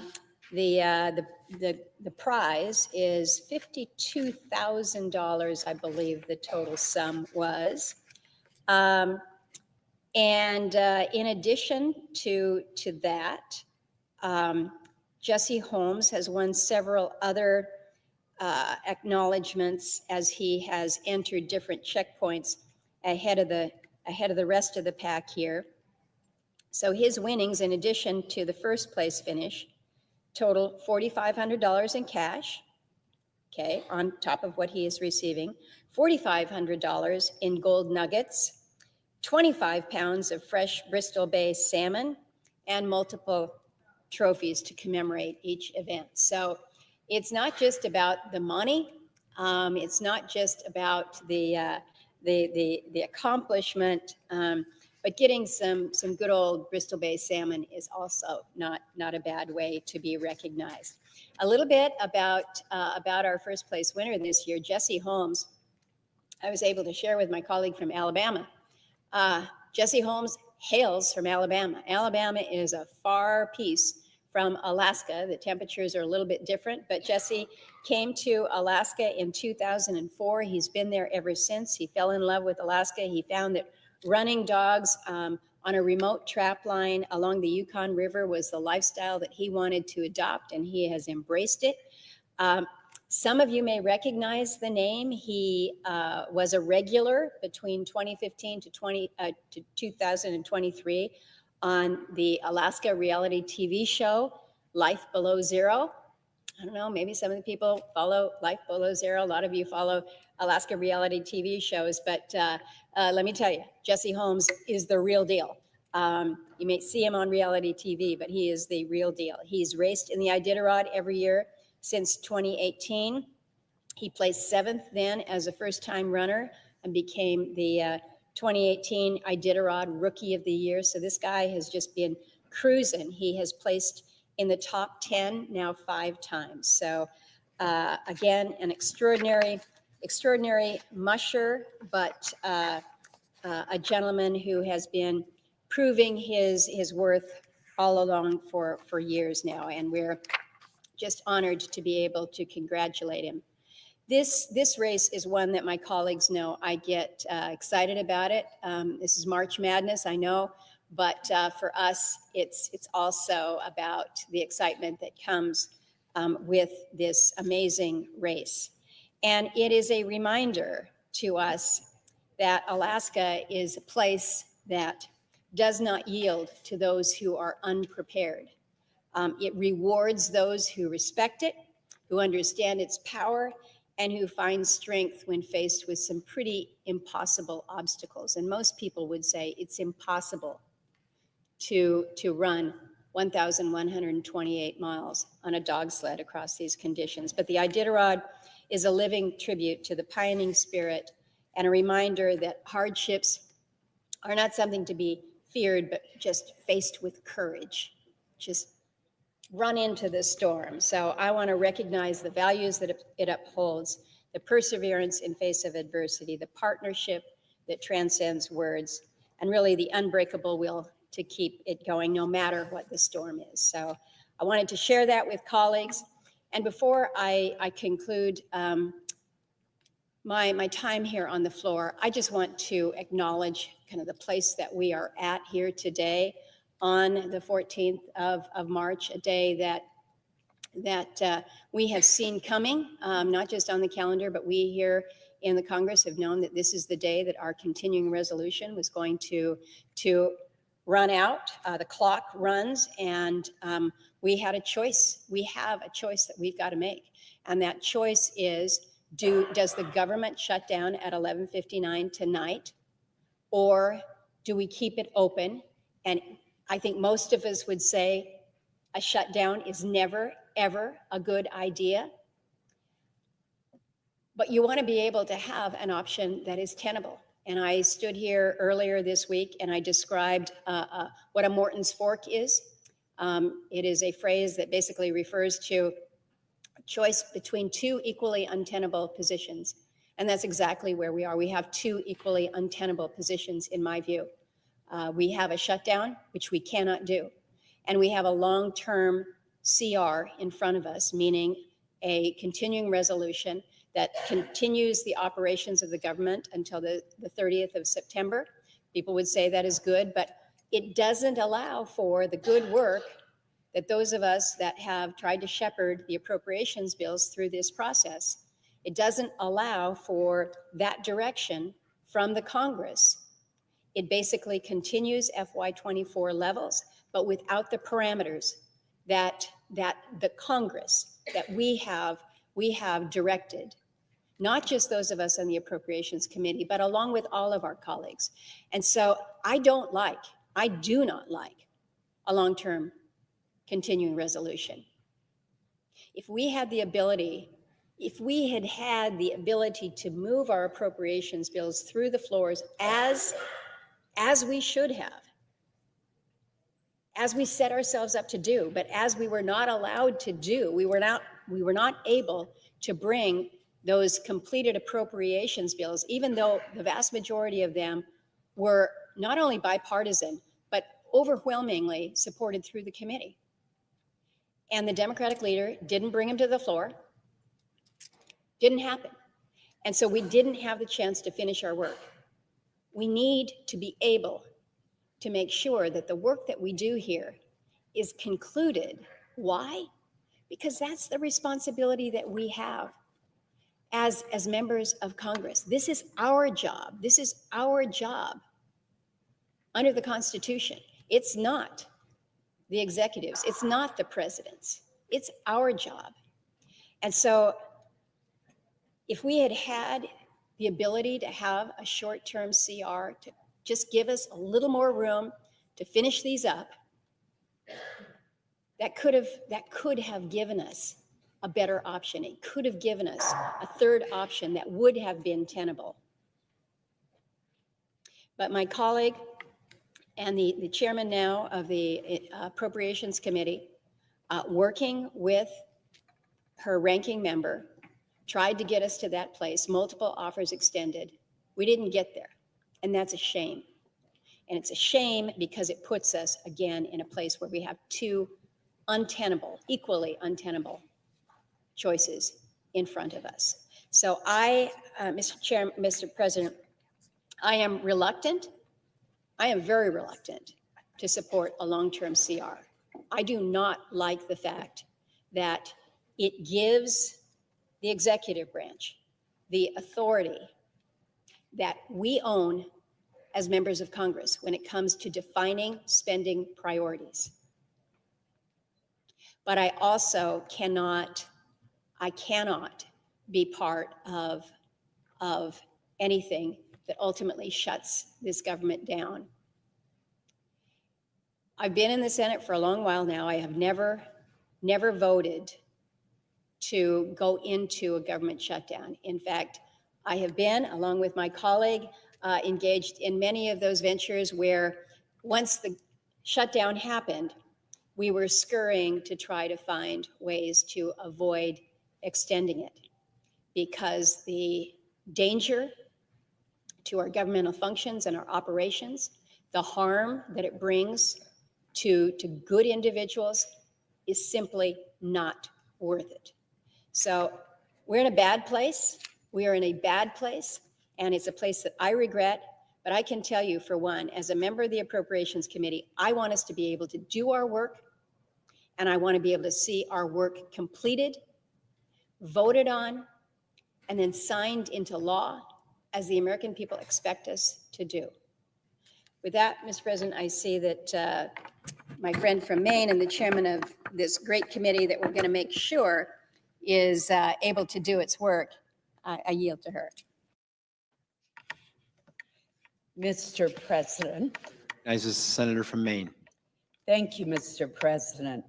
I want to thank the senator from Alaska, who is an extraordinarily talented leader on the Appropriations Committee, for her comments. Mr. President, I rise to urge passage of this funding measure to prevent an unnecessary, harmful, and costly government shutdown at midnight tonight. Mr. President, government shutdowns are inherently a failure to govern effectively and have negative consequences all across government. They inevitably require certain government employees, such as Border Patrol agents, members of our military and Coast Guard, TSA screeners, and air traffic controllers, to report to work with no certainty at all on when they will receive their next paycheck. That's just unfair. Shutdowns also put critical investments in our national defense on hold. Training exercises would be limited, which could hurt our nation's readiness. New programs would be paused, delaying new capabilities from getting to our warfighters. That's why we have always in the past avoided CRs for the Department of Defense. At our borders, the men and women performing vital law enforcement activities would have to do so without pay and without the assistance of support staff, putting more pressure on frontline operators. Other harmful potential impacts include curtailed operations, for the Veterans Benefits Administration, resulting in the closure of education and GI Bill call centers and the suspension of career counseling and transition assistance for our veterans. The closure of our wonderful national parks to visitors, increased travel delays as the onboarding of additional TSA agents would stall, and some FAA employees would face furloughs, and costly delays for projects at the Army Corps of Engineers and critical water infrastructure projects. That is just a very partial list of the harm that would be done from a government shutdown. This unfortunate situation that we're in with a continuing resolution should, however, have been avoided. The Senate should have finished these bills last year, and I called for that repeatedly, as did many other members. Senator Murray and I worked as a team, provided leadership, consulted with the members of our Senate Appropriations Committee. Each of us worked so hard to report 11 of the 12 bills with overwhelming bipartisan support, including 6 which came out of our committee unanimously. Unfortunately, these bipartisan bills languished on the calendar for months, never being brought to the floor for consideration. This decision by the then Senate Majority Leader denied senators the opportunity to debate and amend our reported bills, and denied the House and the Senate the chance to go to conference and work out the differences among the bills. Similarly, attempts since January by House Chairman Tom Cole and I to reach agreement with our Democratic counterparts regrettably were not successful, despite my making 5 good faith offers. Now, Madam President, that opportunity is gone. A year-long CR is by no means my first choice, but our focus now, given where we are, must be on preventing a government shutdown. For the most part, this is a straightforward CR that simply continues fiscal year 2024 funding levels. Now, it does include, and this is important, a number of needed anomalies that are aimed at addressing pressing needs. For example, the CR realigns funding in the appropriations accounts for the Department of Defense to meet current global threats and cover the cost of pay raises for junior enlisted personnel. It provides increased funding for housing assistance and for what is known as the WIC program for women, infants, and children to maintain support for these vulnerable families. Within the Department of Homeland Security, the continuing resolution includes targeted increases to support ICE operations, avoid furloughs of TSA airport screeners, and to fund much needed pay raises for members of our Coast Guard. It also includes increased funding for the FAA so that more air traffic controllers can be hired to make our nation's airspace safer.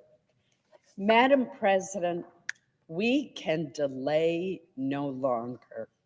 It is essential that the continuing resolution be adopted today in order to prevent a harmful government shutdown. I urge its adoption.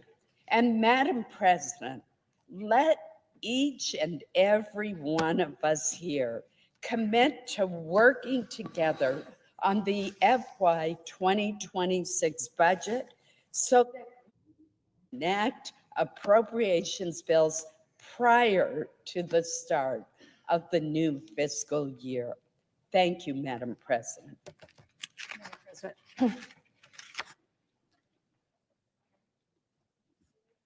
Senator from Washington. Thank you, Madam President. And I ask unanimous consent to complete my remarks before the vote. Without objection. Thank you. Madam President, I have made no secret of my opposition to this bill. For weeks, I have been warning about the real dangers of a year-long CR like the one that has come before us from the House Republicans. But before I talk about those dangers and why I will be voting no on cloture and on final passage, I want my colleagues to hear what I have to say, but I do hope that they've joined me in voting no. I want to talk for a moment about how we did get here, because I fear some members of Republican leadership may need a history lesson. The fact of the matter is, the only reason we are staring down a shutdown deadline halfway into this fiscal year is because the House Republicans decided to kick the can down the road with a major punt, and because they have repeatedly walked away from the table. This is just the historical record. We were all here for it. We saw what happened. Perhaps it's worth ticking through it once more, because I'll admit it can get easy to lose track of all that has happened over the last few months and just how many times House Republicans made a deal just to break it in recent years. So I want to give a refresher. It's been a while as my time as a preschool teacher, but I guess school's back in session. Because I'm not going to let anyone get away with ignoring how Republicans forced us to the edge of a shutdown today. Remember last year, after a bruising FY24 process in which House Republicans made one ridiculous demand after the next and caused one delay after the other, as Appropriations Chair, I worked hard alongside my colleagues, including Senator Collins, who's here today, within our committee to write and pass serious bipartisan spending bills for this current fiscal year.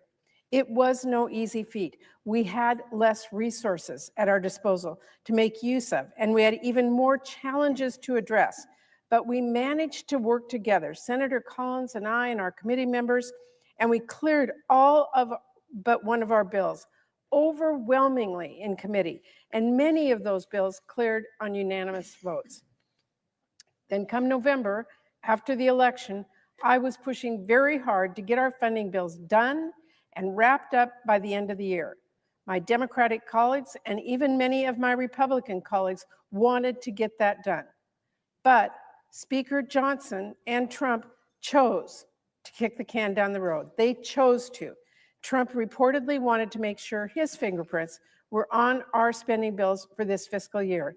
And the Speaker not only wanted to, of course, please Trump, he was worried about how a messy funding fight might complicate his path to becoming Speaker again. So the decision was made, and Speaker Johnson punted from December to March. Then we negotiated a bipartisan CR to fund the government through March 14th today. Along with that, we passed a disaster relief and we extended critical laws. And we reached a bipartisan, bicameral deal, and then House Republicans walked away and blew that deal up at the last minute. Why? I'll tell you. Because the richest man in the world sent a bunch of completely inaccurate tweets. And instead of saying, you know what? Actually, Elon, you have no clue what you're talking about. These are programs that help my constituents. House Republicans said, let's put this guy in charge. They killed that bipartisan agreement, rolled out an altogether different bill not long thereafter, and punted on government funding. That is what happened. And that is essentially what they have been doing ever since, cheering and clapping as Trump and Elon got basic facts wrong, broke laws, blocked funding that our communities needed, dismantled entire agencies, fired veterans, shuttered our Social Security offices, and break government to enrich themselves. And while Trump and Republican leadership were fixating on whether they passed one bill or two for their plan to cut health care for kids, to pass more tax cuts for billionaires, a fast approaching deadline was on its way to us, one that's here now. For the next several months, Madam President, I have remained at the table, ready to negotiate funding bills. My Democratic counterpart in the House, Rosa DeLauro, and I never left the table, not once. We made an offer after an offer, as did our Republican counterparts. My top priority has been and continues to be doing what we do every year, which is passing full-year funding bills with the detailed directives that we include in our spending laws every year. I have wanted to make sure we continue to provide those and make sure that our constituents' voices are heard. They're heard in federal funding, which I have to say this CR fails to do. Instead of working with us in good faith to fund the government in a bipartisan way, Speaker Johnson and Republican leadership walked away and started working on a Republican funding bill without an ounce, not an ounce, of Democratic input. I remained at the table. My counterparts on appropriations and I continued to talk to keep the ball rolling. But by the end of last week, for all intents and purposes, we had an agreement on top-line funding. But the call had been made. The call had already been made. Johnson was in on it. Trump was in on it. Russ Vought was in on it. And Johnson decided, instead of talking with Democrats, it would be easier to have Trump get on the phone and scream and bully House Republicans into submission.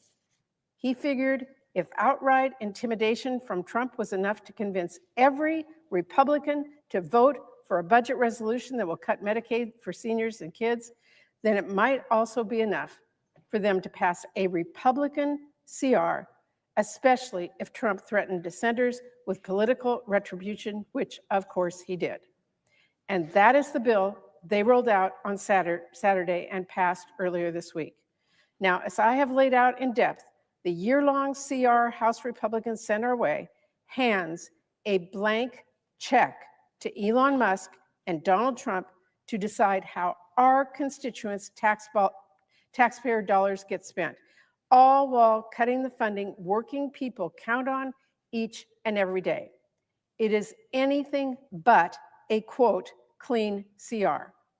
What Republicans are pushing here is not a continuing resolution. In this case, CR stands for complete resignation.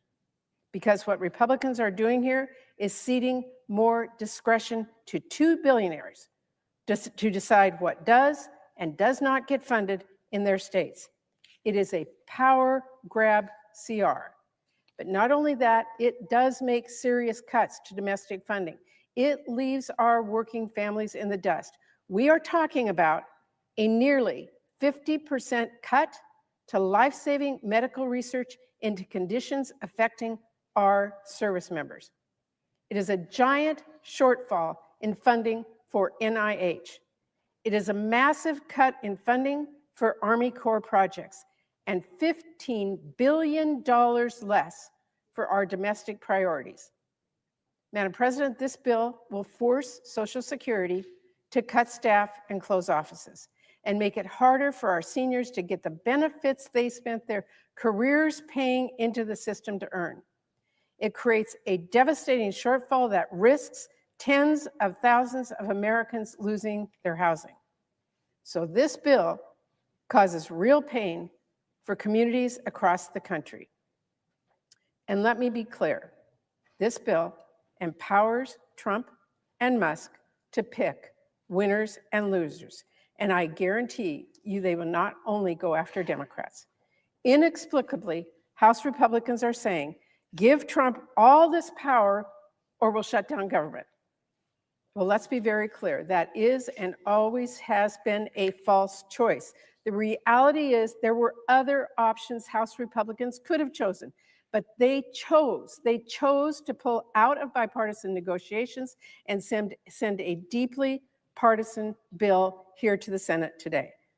Democrats did not have an ounce of input into writing this bill. And now House Republicans expect us to support it? That makes zero sense. Let me be clear, in my time in Congress, never, ever has one party written partisan full-year appropriations bills for all of government and expected the other party to go along without any input. To my colleagues here who want to pass individual appropriations bills in a timely manner for next fiscal year, how are Democrats supposed to trust those who they will be in good faith, that they will be talking to us in good faith negotiations? After we did the hard work of negotiating overwhelmingly bipartisan appropriations bills last year, only for us to see this today from Republicans in the House. Only for Republicans to now say, swallow this partisan House Republican CR, or it will be Democrats that are shutting down the government. Madam President, that is a false choice and one we cannot accept going forward. When I cast my vote today, I am representing nearly 8 million people in Washington state. And in this democracy, their voices count for something. So you better believe I am not handing over my vote in exchange for nothing. The choice is not a government shutdown or passing a bill to write a blank check to Elon Musk. It is not, that is not how this works. On Monday, I rolled out a clean 4-week extension to prevent a shutdown and to keep government funded while giving us the time to hammer out a bipartisan agreement. We could still pass that right here, right now. If any member has any suggestions on what they want to see in the CR, I am all ears. Now, House Republicans may have already left town, but I'm pretty sure they know how to get on a plane. That's their job. Show up and vote. The bottom line is this bill will mean more pain and chaos for our country. I cannot support it. And please, let's remember, Republicans control the House, the Senate, and the White House. If you refuse to put forward an offer that includes any Democratic input, you don't get Democratic votes. That's on Republicans. If you don't get any input from Democrats, it's a Republican vote. A shutdown is on Republicans. The American people rightly understand that Republicans have pushed this country towards a shutdown. They do understand that Donald Trump has created a massive economic uncertainty and is putting us on track for a Republican recession. With his indiscriminate layoffs, his illegal funding freeze, his incoherent trade war, and now by threatening a Republican shutdown. Democrats did not write this bill. We did not have any input. But if we had, we sure wouldn't have handed over more of our power to 2 billionaires. You can bet we would not have cut our domestic investments by billions. Democrats did not write this bill. But if we did, we would have protected our public schools. Democrats did not write this bill, but if we did, we would have put our veterans first. And you can bet we would not have prevented the District of Columbia from spending its own taxpayer dollars and be forced to lay off police and teachers. Democrats did not have any say on this bill. But if we did, we would have protected our public lands and your health care and life-saving cancer research. So I hope my Democratic and yes, my Republican colleagues as well will join me on voting no on this bill and swiftly passing a 4-week extension so we can hammer out a better bipartisan solution. I am voting no because my constituents should have a say in how their tax dollars are spent. I am voting no because Congress, each one of us, not Elon Musk, should decide which schools or which hospitals get funding. I'm voting no, and I hope my colleagues will join me. And before I close, Madam President, I want to say to my constituents who are frightened and scared, I understand your fears. Some days I share them, but your voice matters. Speaking out matters. You elected me to be your voice, and you better believe I will keep fighting for you.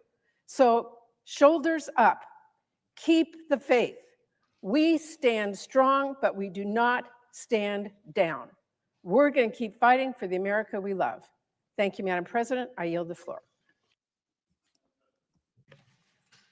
Senator from Mississippi. I ask unanimous consent to speak for up to 5 minutes prior to the scheduled roll call votes.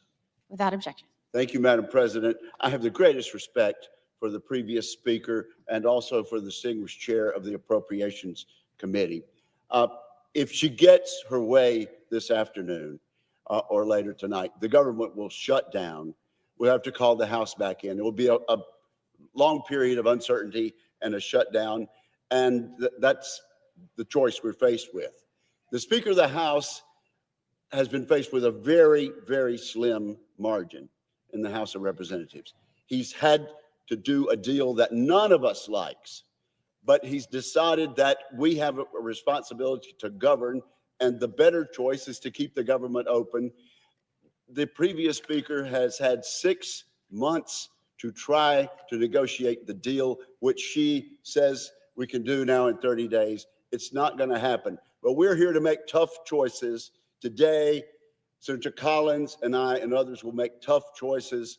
We don't like the choices before us, but that's the way you have to govern. But let me talk about an easy choice that the Senate will soon have to make, and that is the nomination of Mr. Stephen Feinberg, President Trump's choice to serve as Deputy Secretary of Defense. Here's the reason it's going to be an easy choice for us in just a few moments. He was reported from the Armed Services Committee by an 18-9 vote, a bipartisan, overwhelming vote, and he'll do a good job. The Secretary of Defense focuses on policy, on the overall policy. The Deputy Secretary of Defense, the position that Mr. Feinberg will hold if he is confirmed, as I'm sure he will be. This person oversees the day-to-day operations of the vast Pentagon by leading its budget process, managing its people, and driving crucial internal reforms. Steve Feinberg is the exact person for this. Now, under normal circumstances, the Deputy Secretary of Defense requires exemplary skills in management, budgeting, and problem solving. But today's extraordinary environment requires even more of that, a manager of the highest caliber in that role. And so let's look at just 2 or 3 items from Steve Feinberg's resume.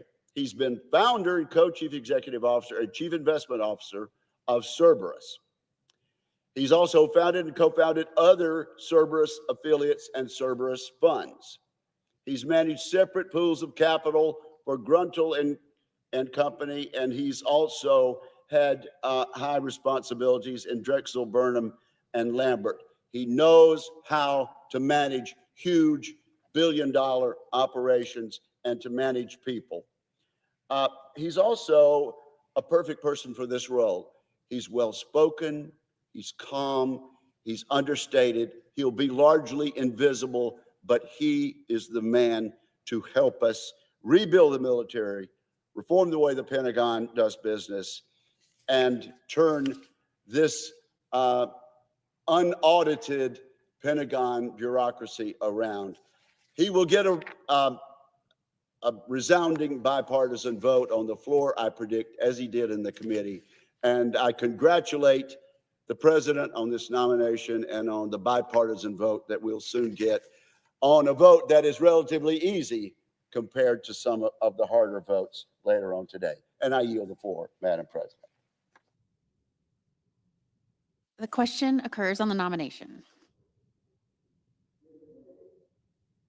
Is there a sufficient second? Appears to be.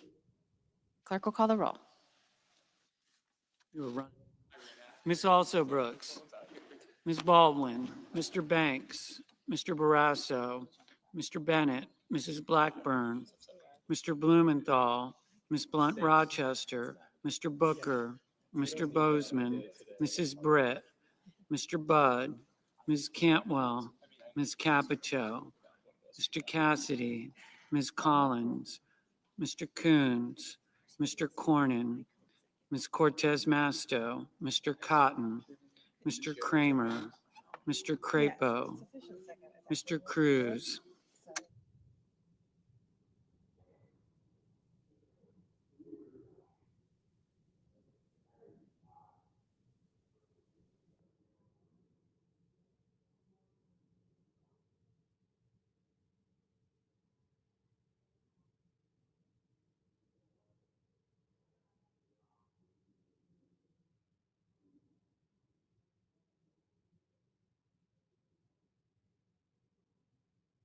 Mr. Curtis,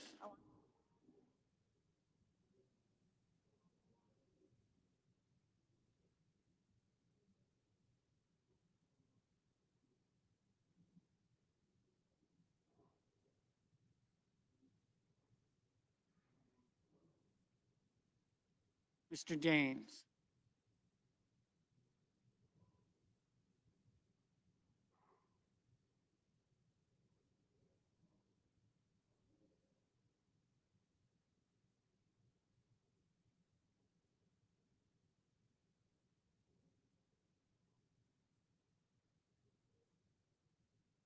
Ms. Duckworth,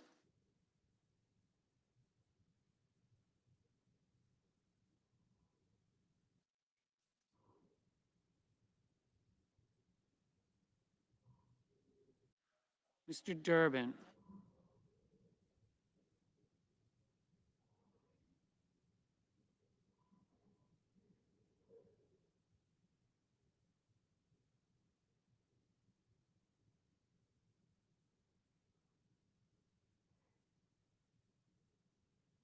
Ms. Ernst,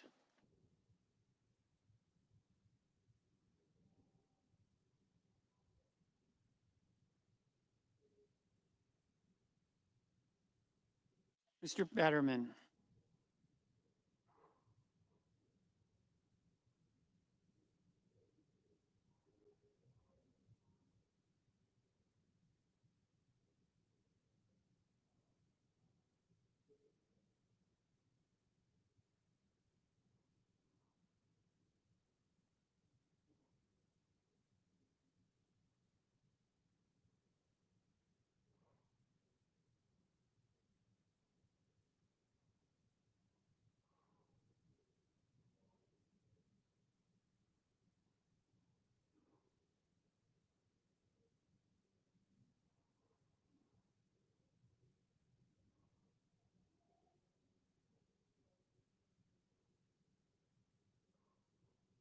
Mr. Betterman, Mrs. Fisher, Mr. Gallego, Mrs. Gillibrand,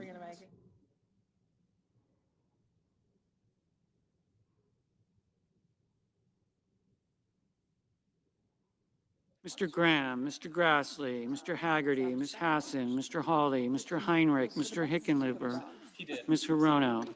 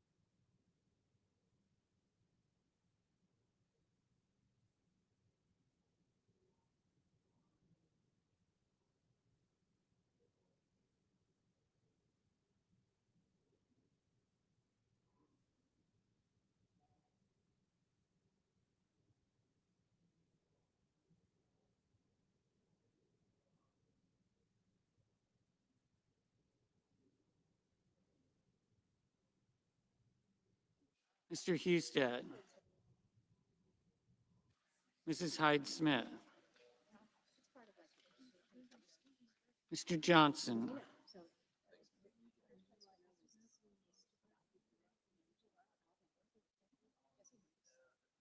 Mr. Justice.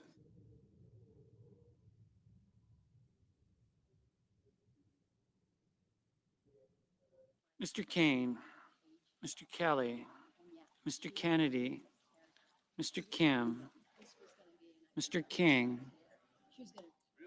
Ms. Klobuchar, Mr. Langford, Mr. Lee, Mr. Lujan, Ms. Lummis.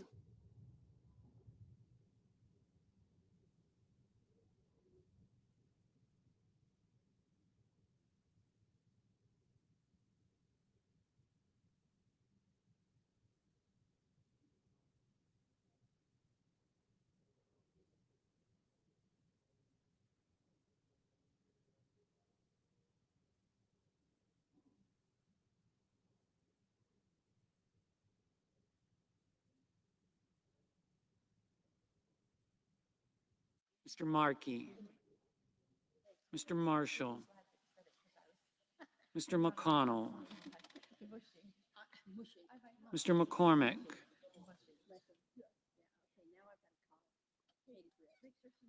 Mr. Merkley, Mrs. Moody,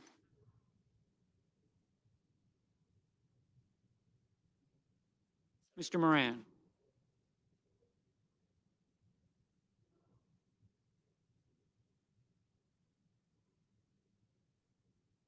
Mr. Moreno, Mr. Mullen,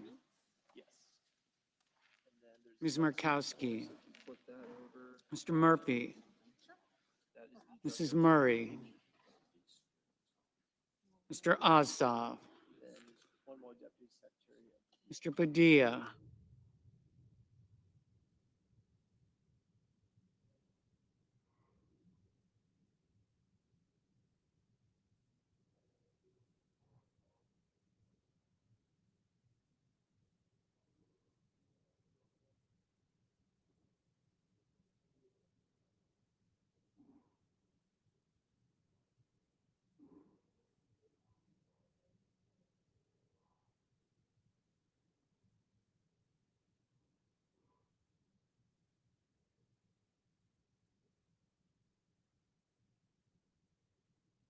Mr. Paul, Mr. Peters, Mr. Reed, Mr. Ricketts,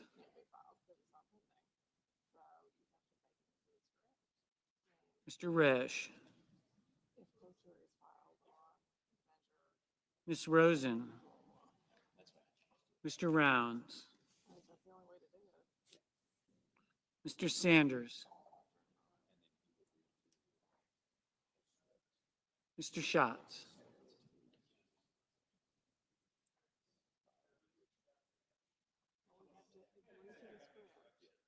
Mr. Schiff, Mr. Schmidt,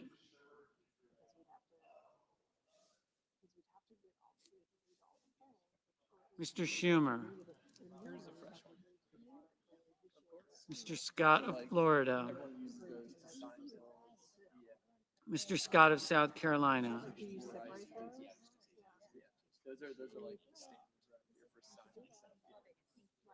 Mrs. Shaheen, Ms. Sheehy, Ms. Slotkin,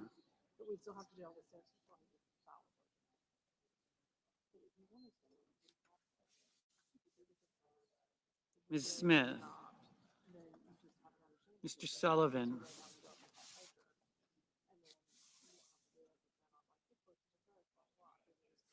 Mr. Thune, Mr. Tillis, Mr. Tuberville,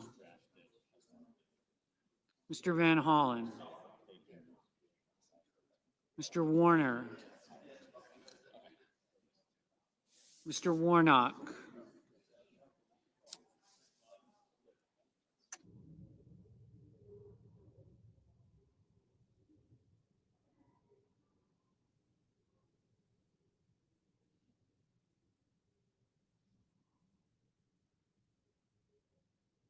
Ms. Warren, Mr. Welch, Mr. Whitehouse, Mr. Wicker, Mr. Wyden, Mr. Young.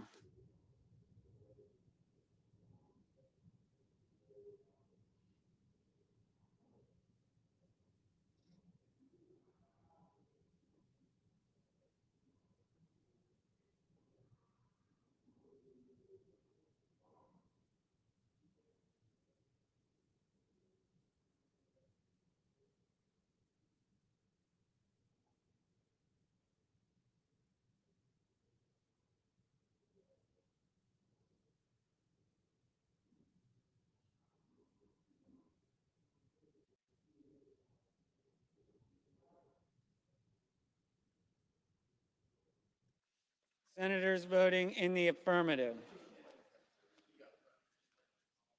Budd, Cassidy, Haggerty, Marshall, Moody, Murkowski, Paul, Scott of South Carolina, Sullivan, Tillis, Wicker. Senators voting in the negative: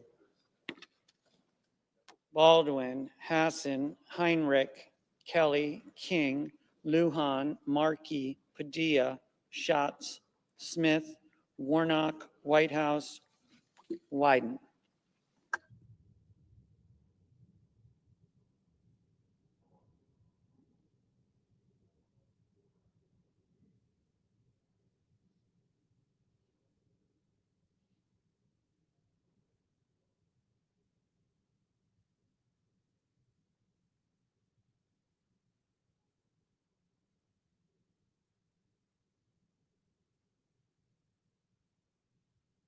Mr. Tuberville, aye.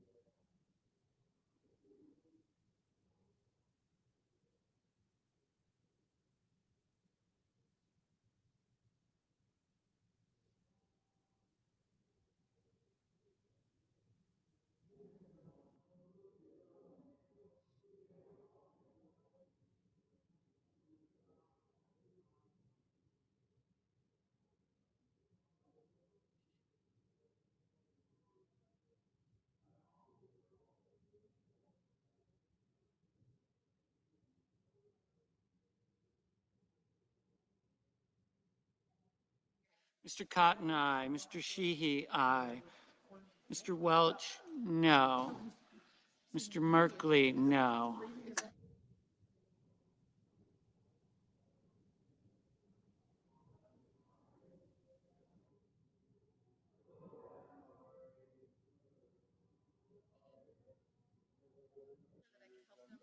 Mr. Justice, aye. Mr. Moreno, aye.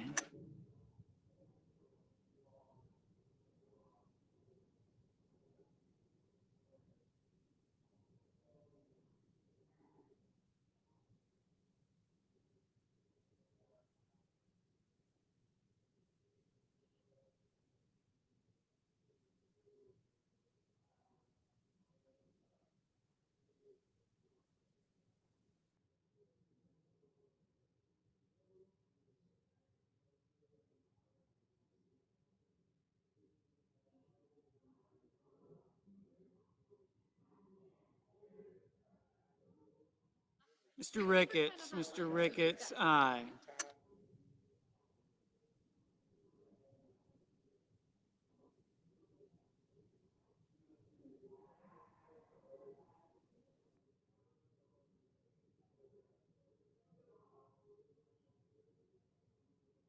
Mr. Fetterman, aye.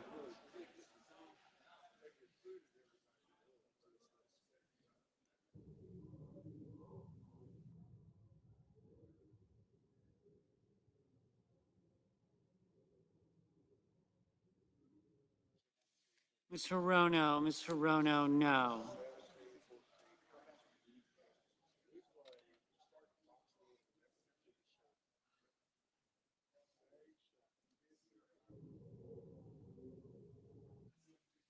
Mr. Grassley, aye. Mrs. Gillibrand, no.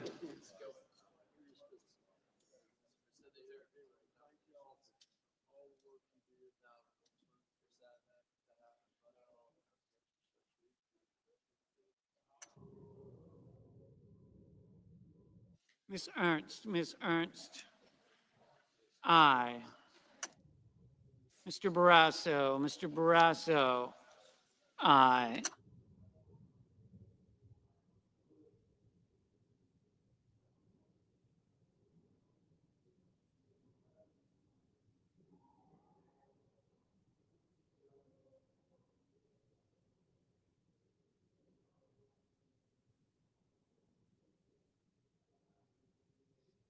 Ms. Collins,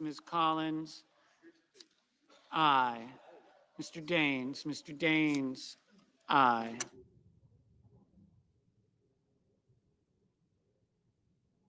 Mr. Kane, aye.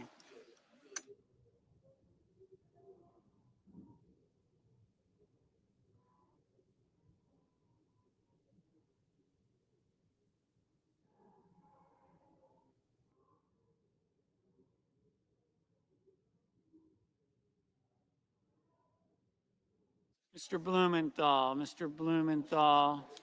no.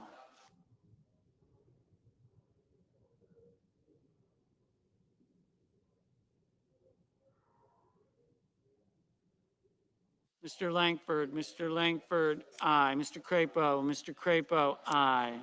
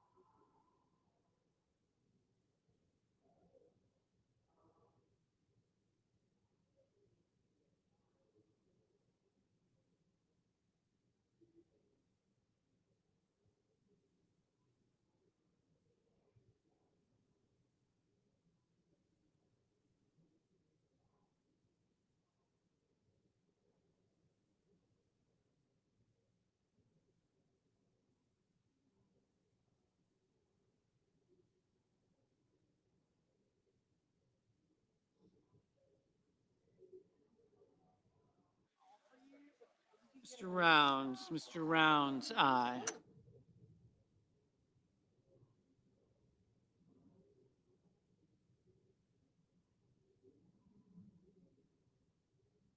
Mr. Murphy, no.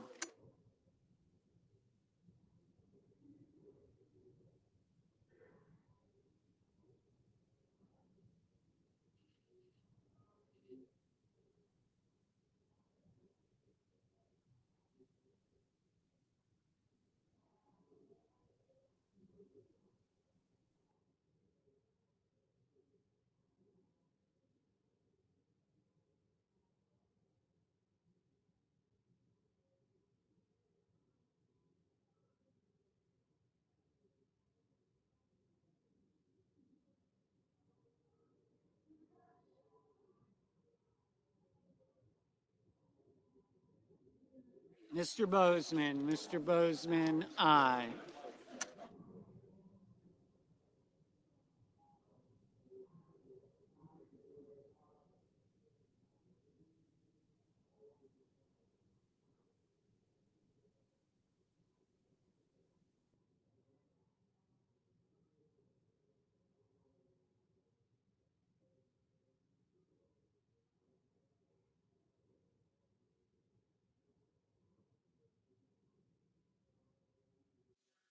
Mr. Johnson, aye.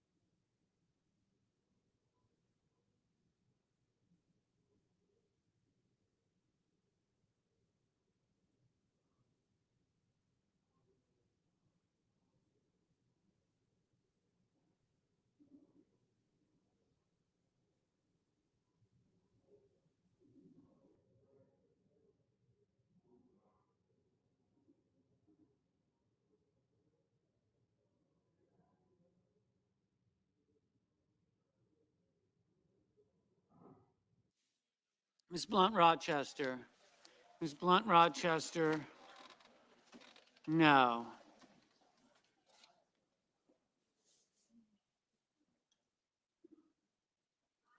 Mr. Thune, aye. Mrs. Blackburn, aye.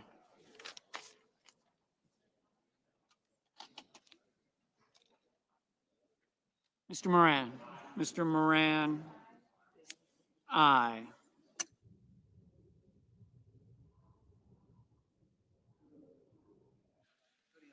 Mr. Cornyn, aye.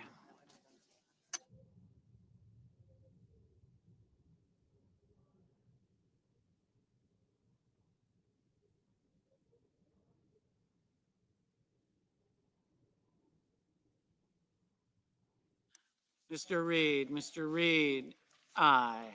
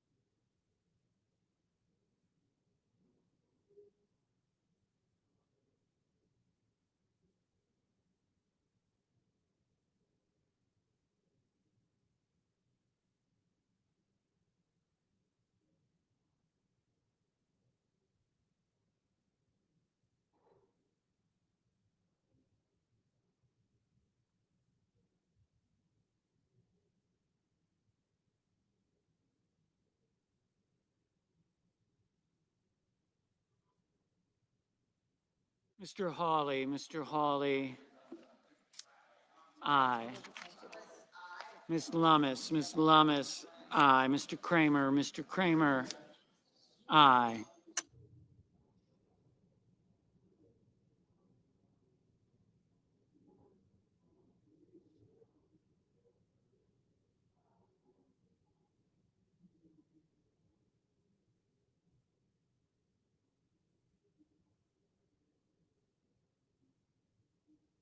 Mr. Durbin, no.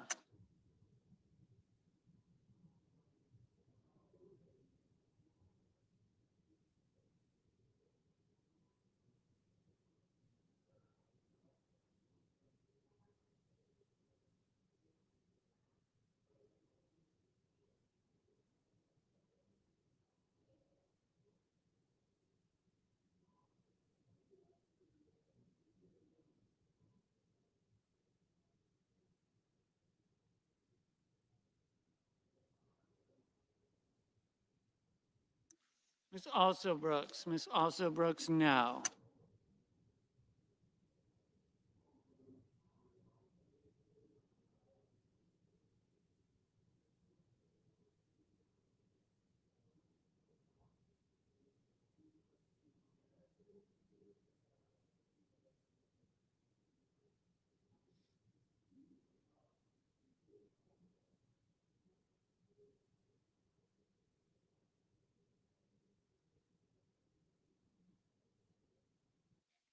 Mr.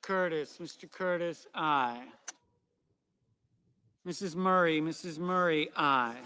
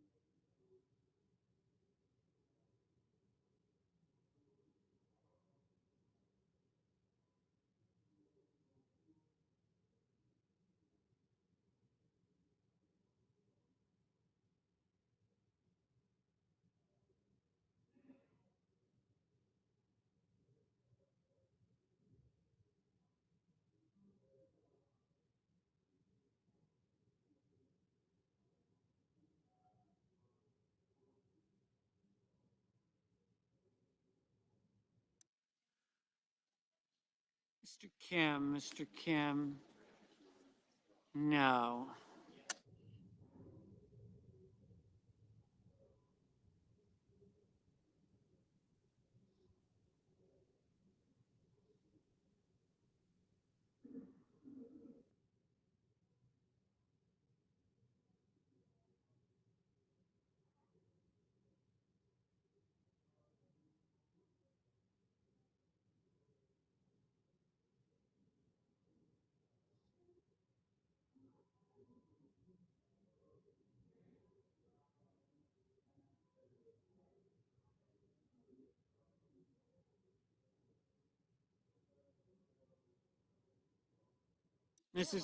Mrs. Fisher, aye.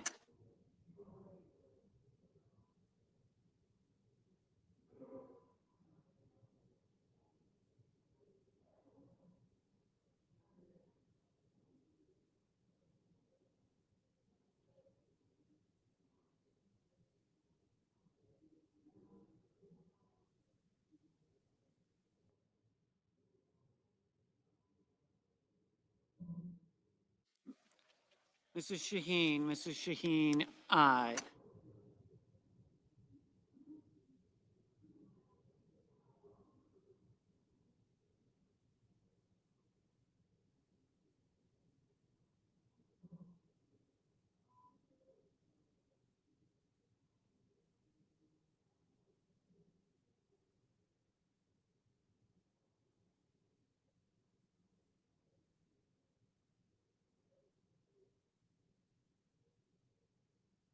Mr. Banks, aye.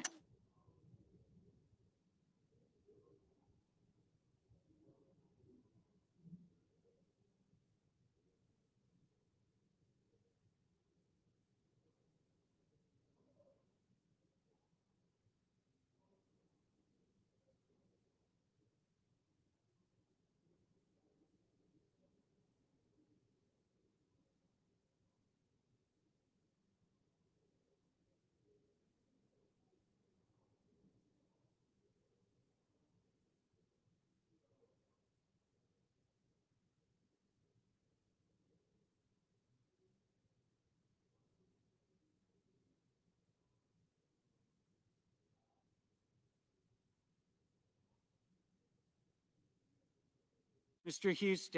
Husted, aye.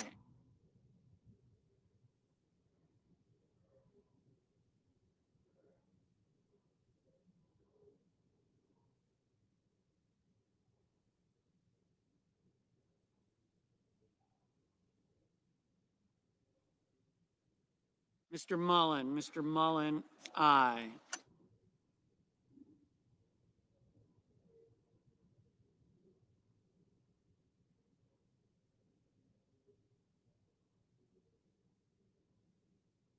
Mrs. Britt, aye.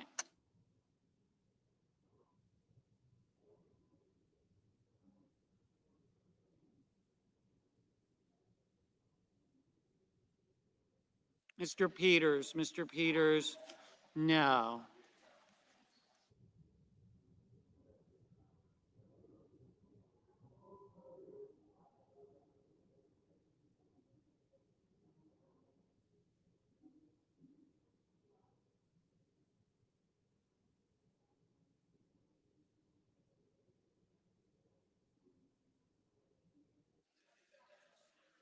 Mrs. Murray, no. Mr. Wyden, no.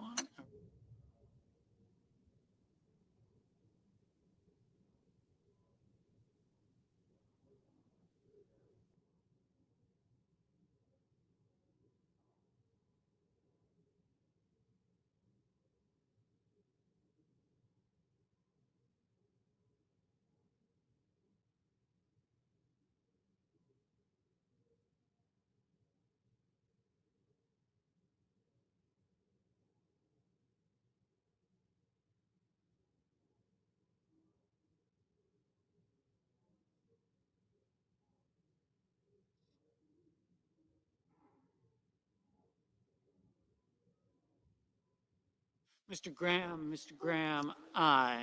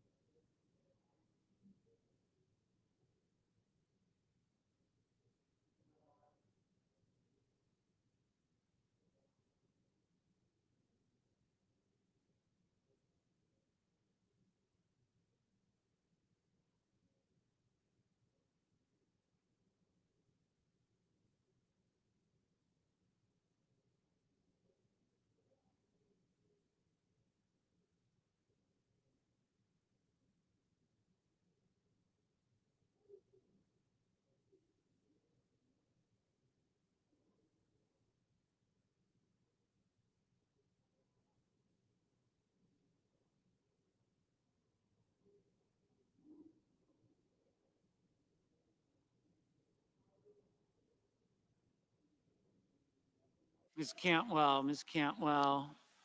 no. Mr. McCormick, aye.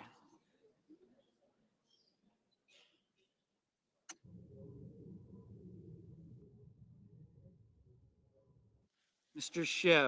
Ship, no.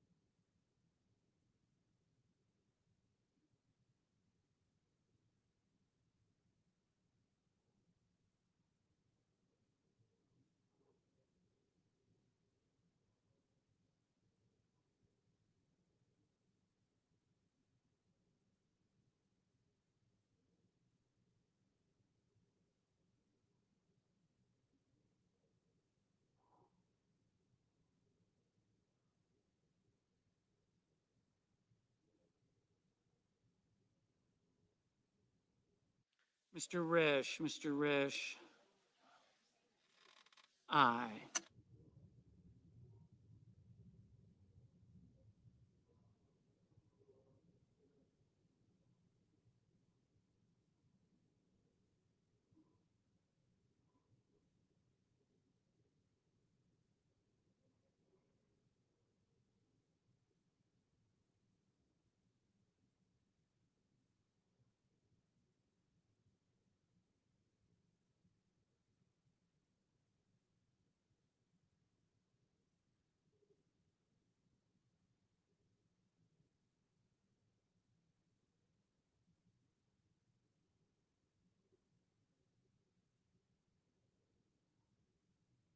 Ms. Slotkin, aye.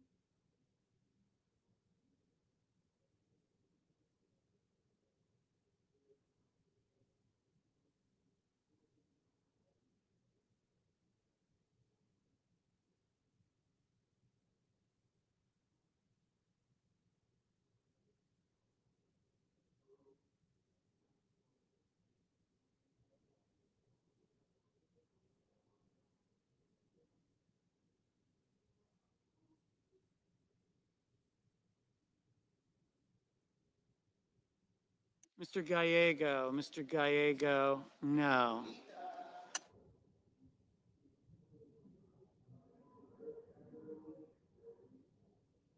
Mr. Schumer, no.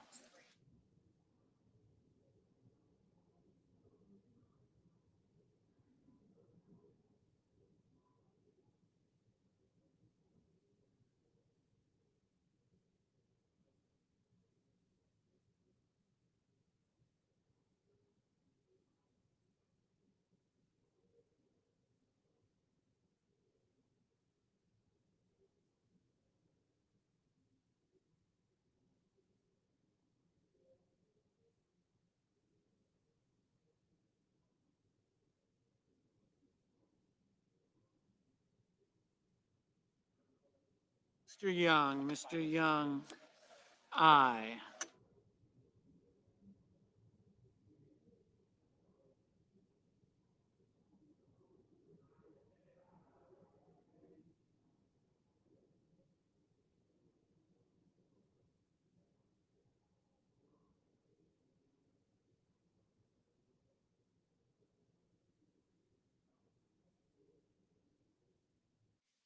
Mr. Sanders, no.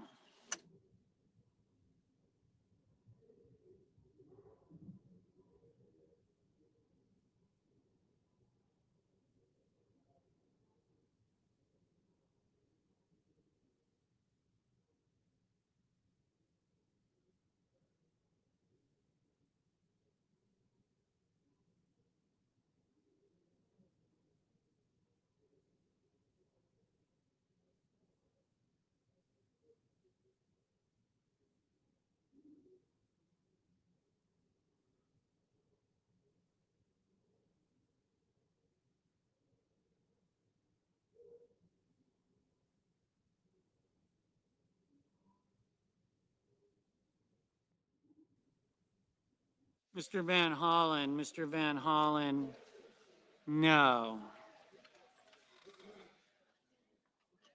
Mr. Schmidt, aye.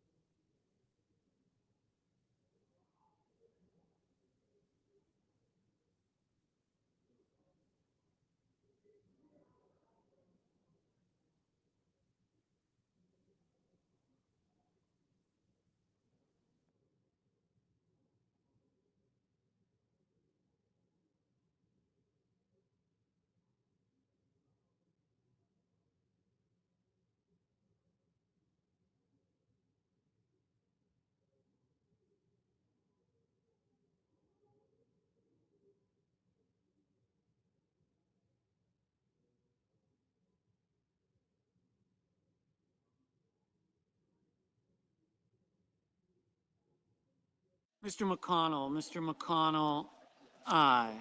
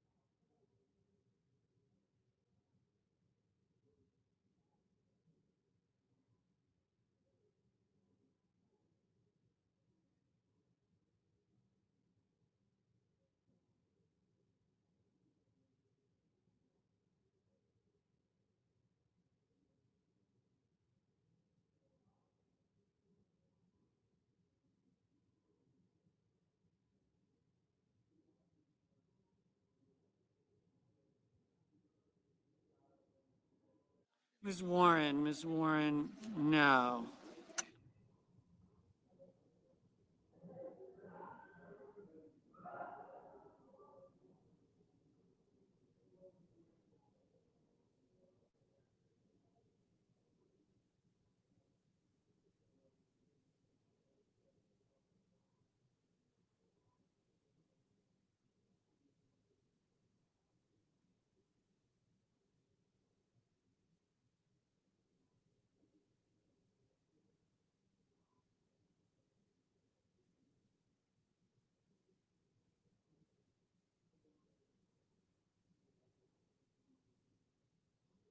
Mrs. Hyde Smith, aye.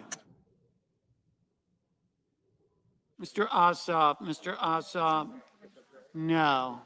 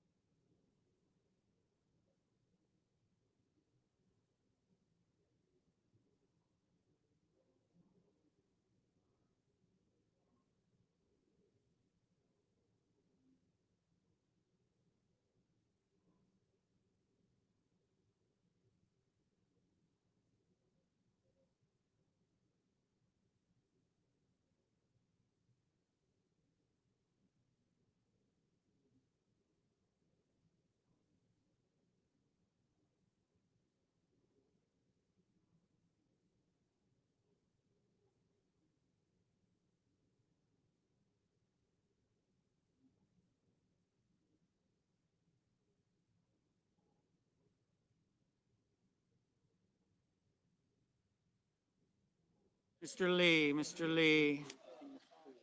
aye.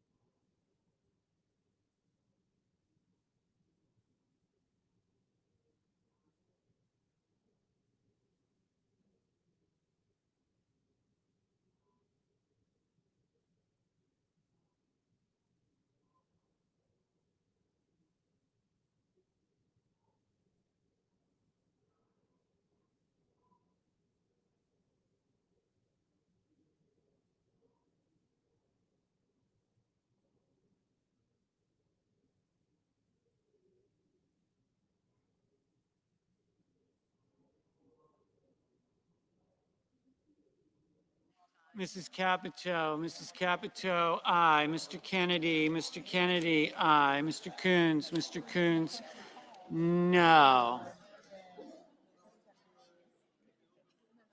Ms. Cortez Masto, no. Mr. Bennett, no.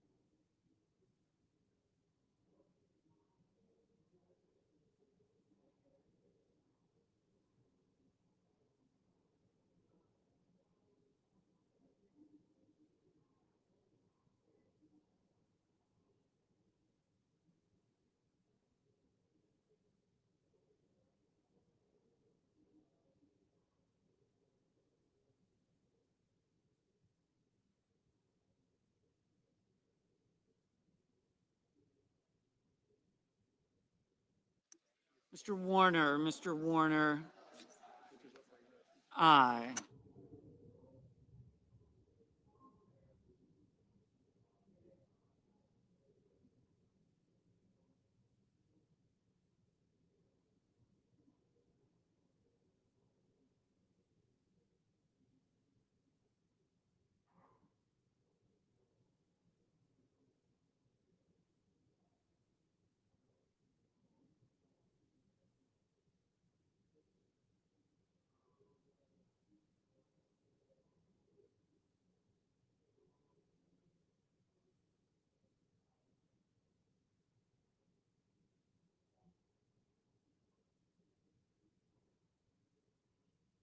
Ms. Klobuchar, Ms. Klobuchar, no.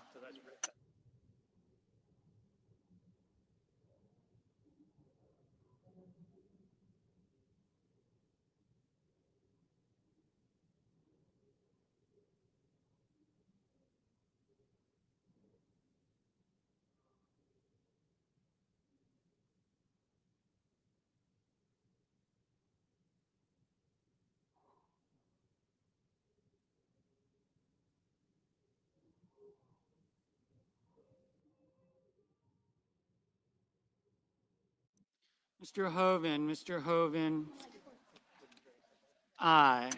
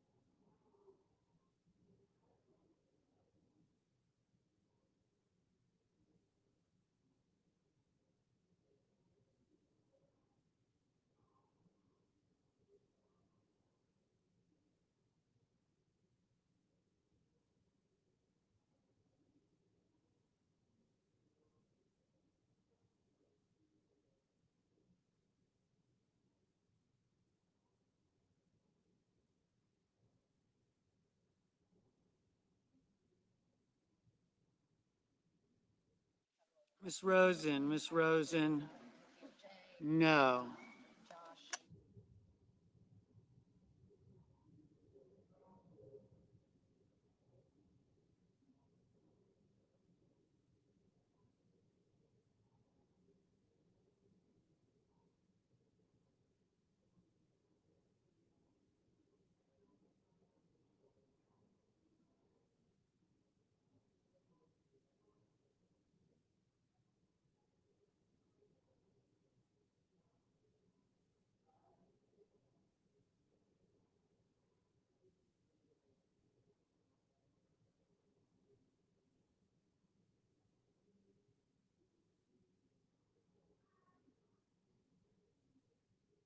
Mr.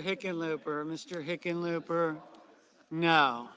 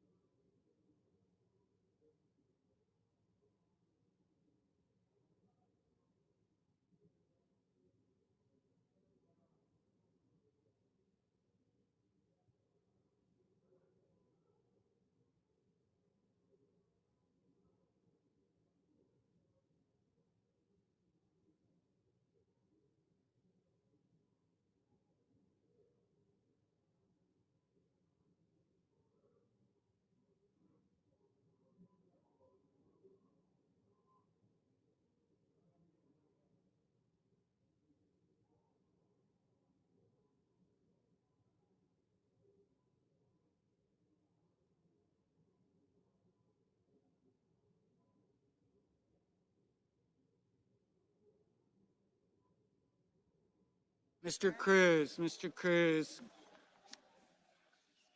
Aye. Ms. Duckworth. Ms. Duckworth. No.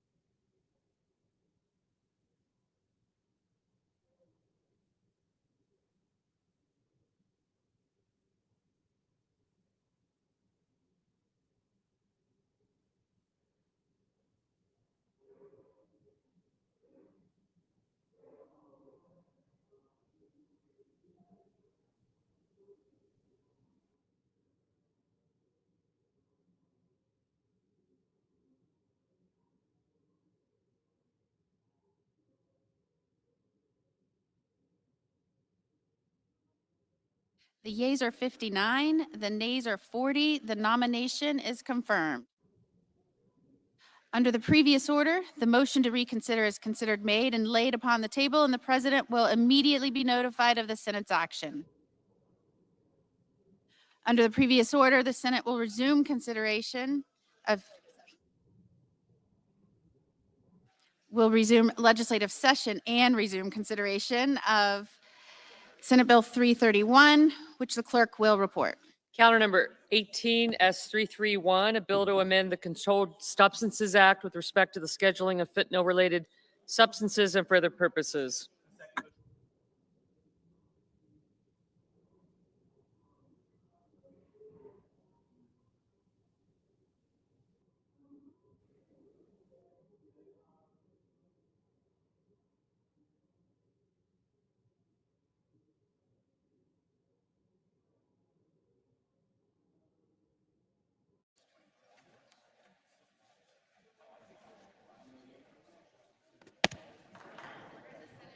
Majority Whip.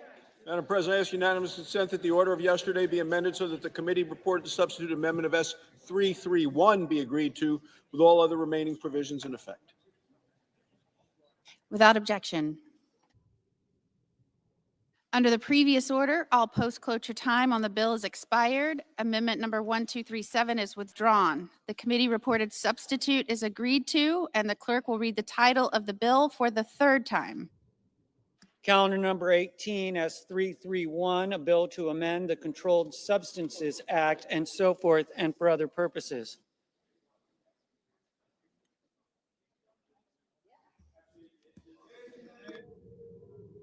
Is there a sufficient second?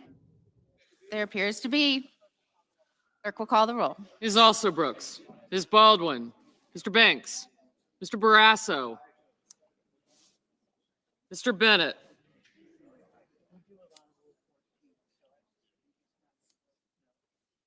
Mrs. Blackburn,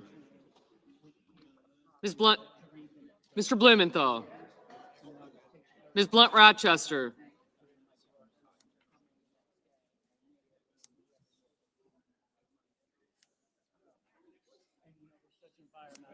thank you, Mr. Booker. I got you, Sheehy, Mr. Sheehy.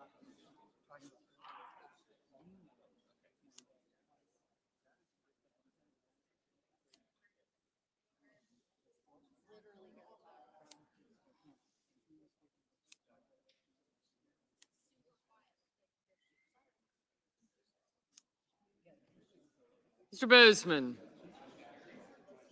Mrs. Britt, Mr. Budd,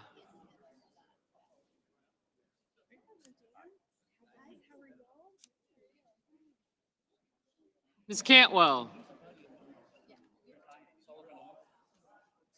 Mrs. Capito, Mr. Cassidy, Ms. Collins. Mr. Coons. Mr. Cornyn. Ms. Cortez Masto.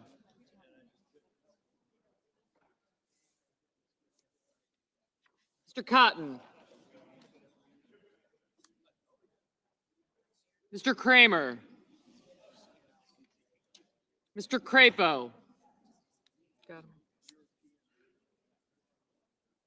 Mr. Cruz, Mr. Curtis. Mr. Daines. Ms. Duckworth, Mr. Durbin.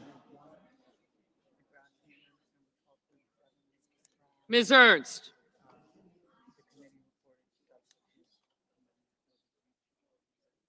Mr. Fetterman. Mrs. Fisher.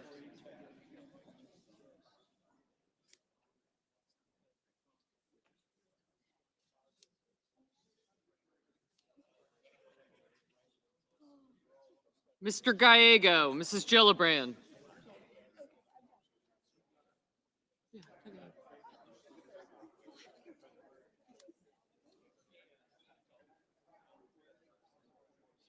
Mr. Graham, Mr. Grassley, Mr. Haggerty. No, you better not. Ms. Hassan. Mr. Hawley. Mr. Heinrich, Mr. Hickenlooper.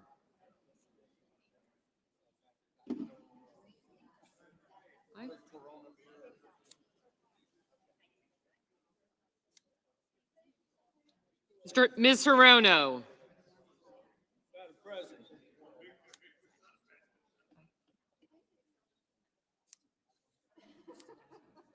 Mr. Hoven.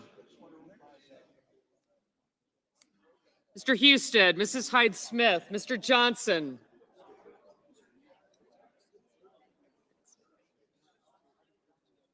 Mr. Justice, Mr. Kane. Mr. Kelly.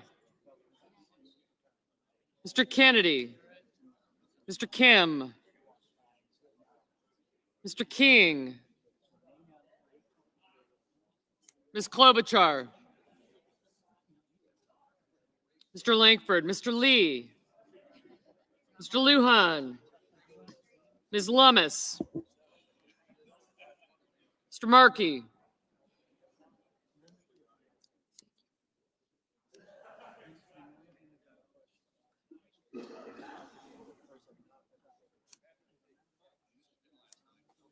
Mr. Marshall. Mr. McConnell, Mr. McCormick, Mr. Merkley. Mrs. Moody. Mr. Moran, Mr. Marino, Mr. Mullen. Ms. Murkowski. Mr. Murphy. Mrs. Murray, Mr. Ossoff, Mr. Padilla. Mr. Paul. Mr. Peters. Mr. Reed. Mr. Ricketts. Mr. Risch, Ms. Rosen. Mr. Rounds. Mr. Sanders. Mr. Schatz. Mr. Schiff.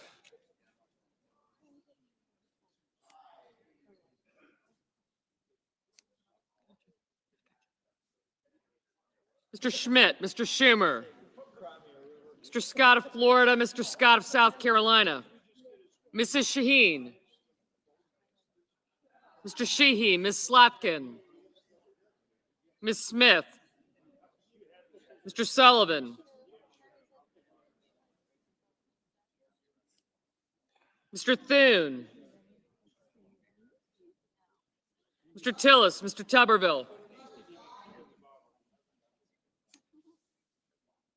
Mr. Van Hollen, Mr. Warner, Mr. Warnock. Ms. Warren, Mr. Welch. Mr. Whitehouse, Mr. Wicker. Mr. Wyden. Mr. Young.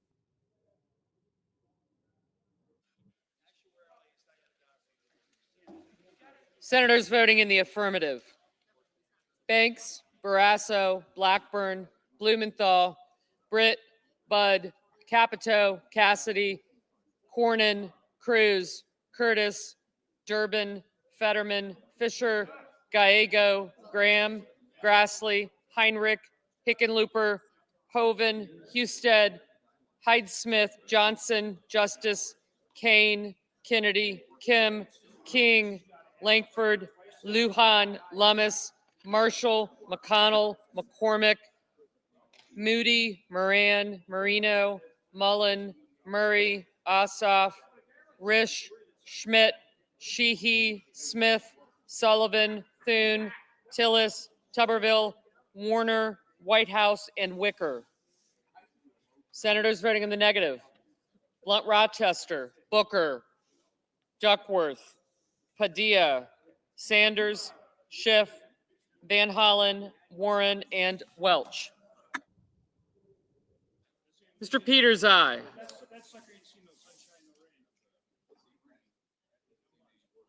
Ms. Cortez Masto, aye.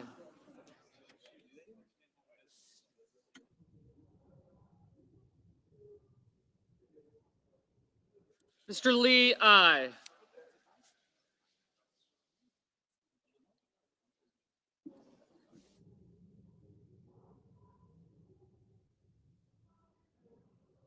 Mr. Scott of Florida, aye.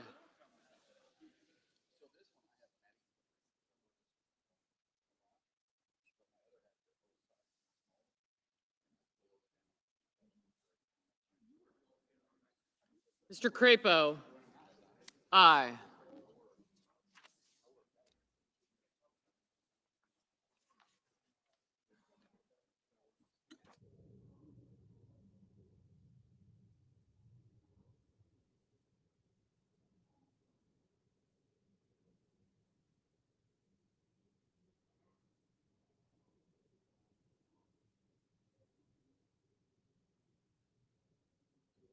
Mr. Bennett, aye.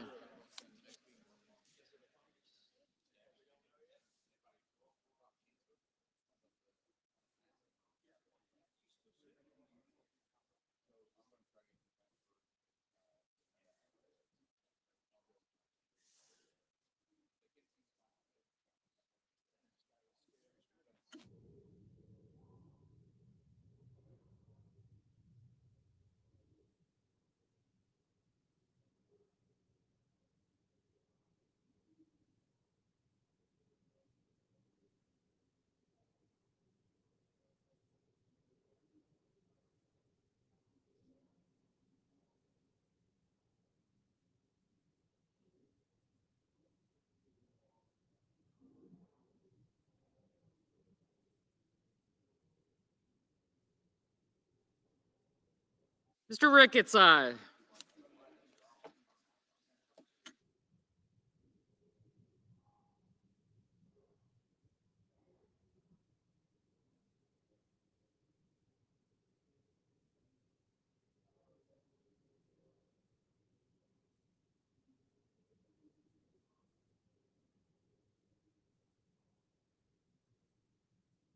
Ms. Ernst, aye.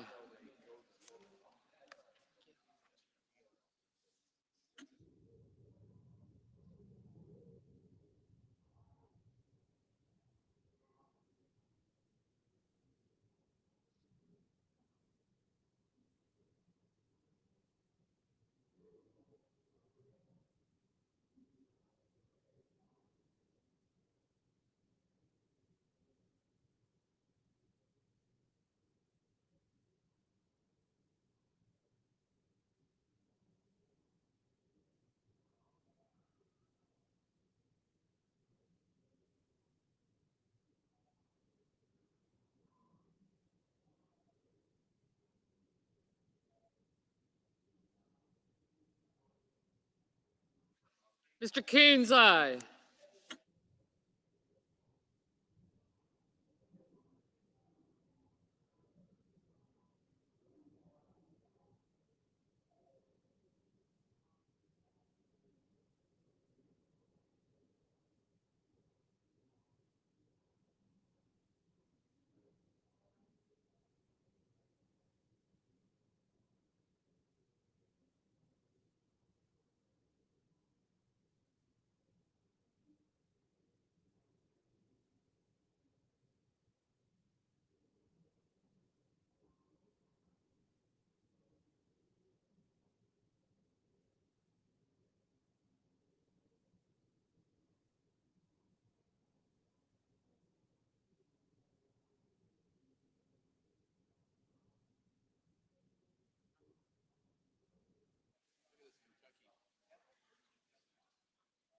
Mr. Paul.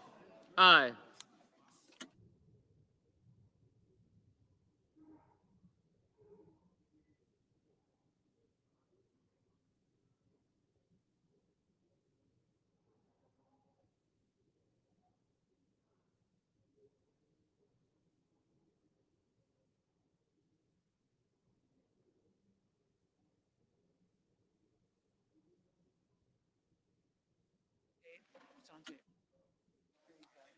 Ms. Hassan, aye.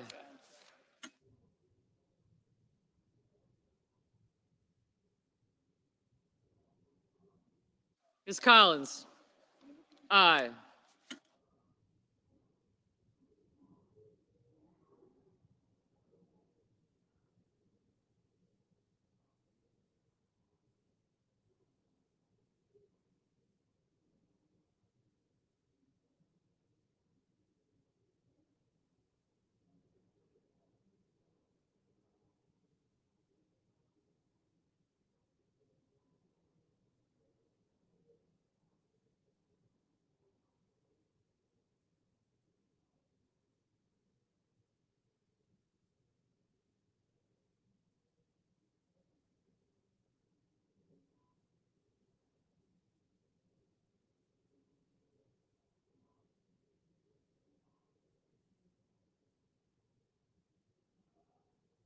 Mr. Cotton, aye.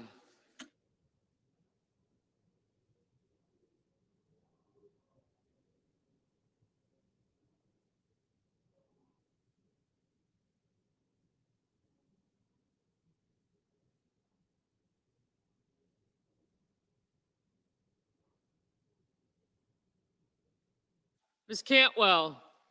Aye.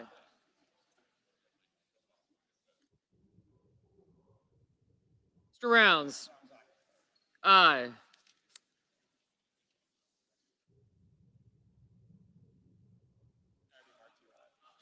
Mr. Scott of South Carolina, aye.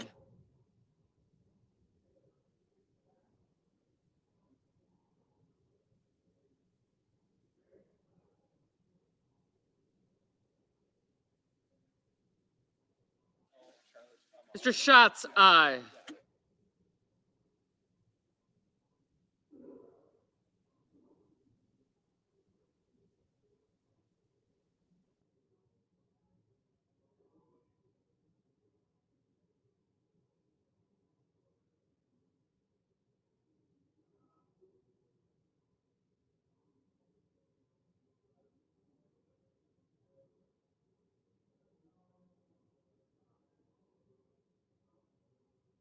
Mr. Bozeman, aye.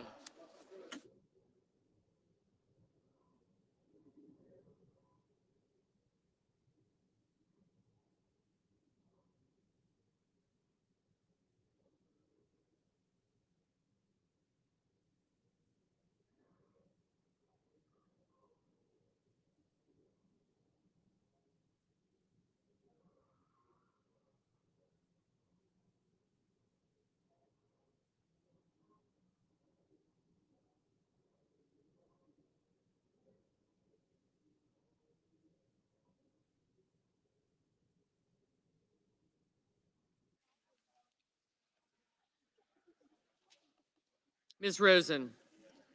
Aye. Ms. Klobuchar. Aye.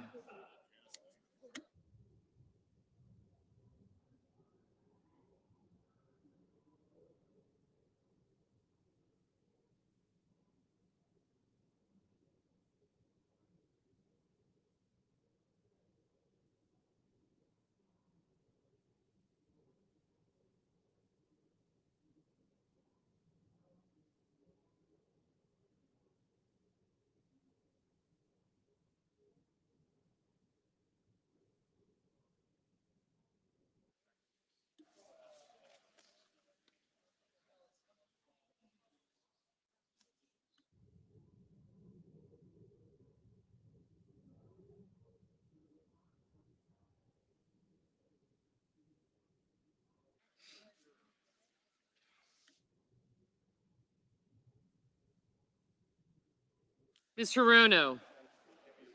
No.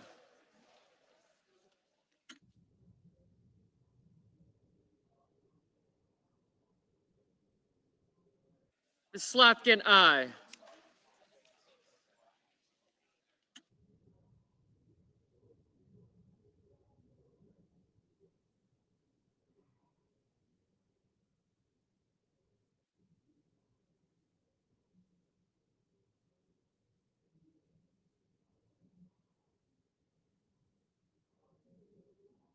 Ms. Also Brooks, no.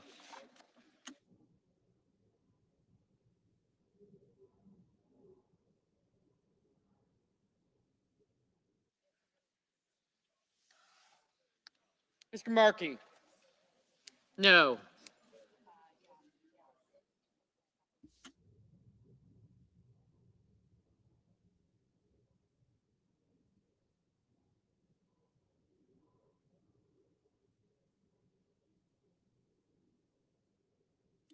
Ms. Murkowski, aye.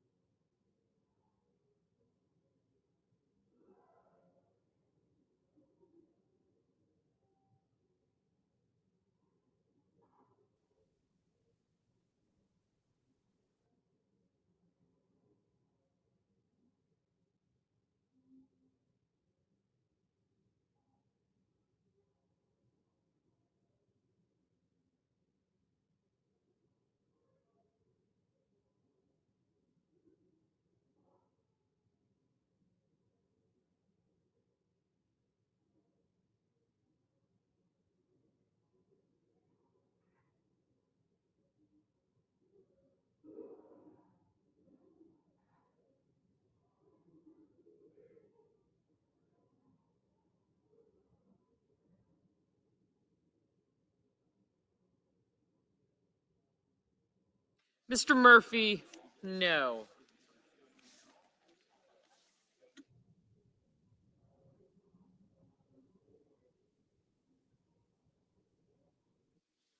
Mr. Merkley,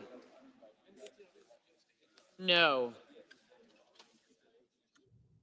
Mr. Daines, aye.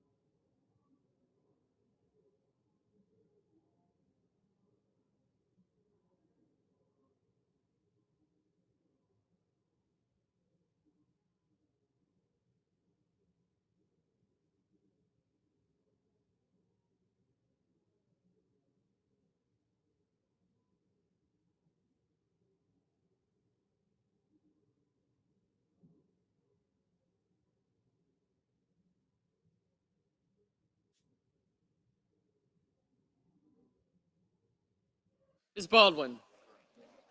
Aye. Mr. Young, aye.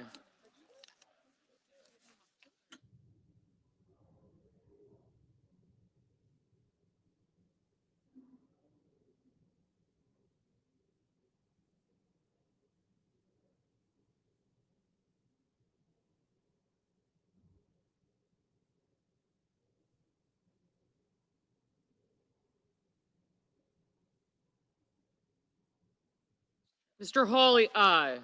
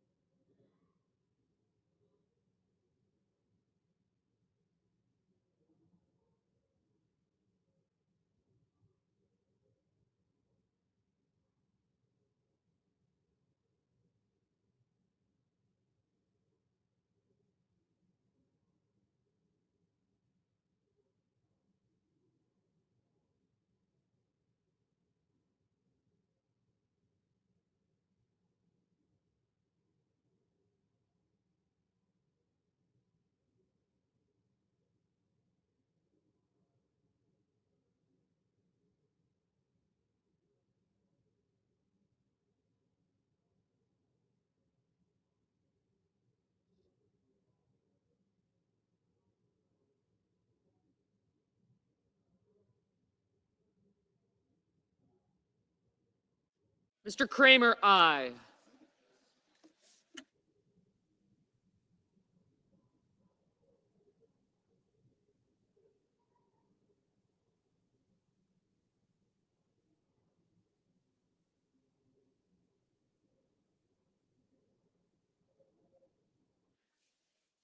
Mr. Warnock, aye. Oh, I'm so sorry. Mr. Warnock, no.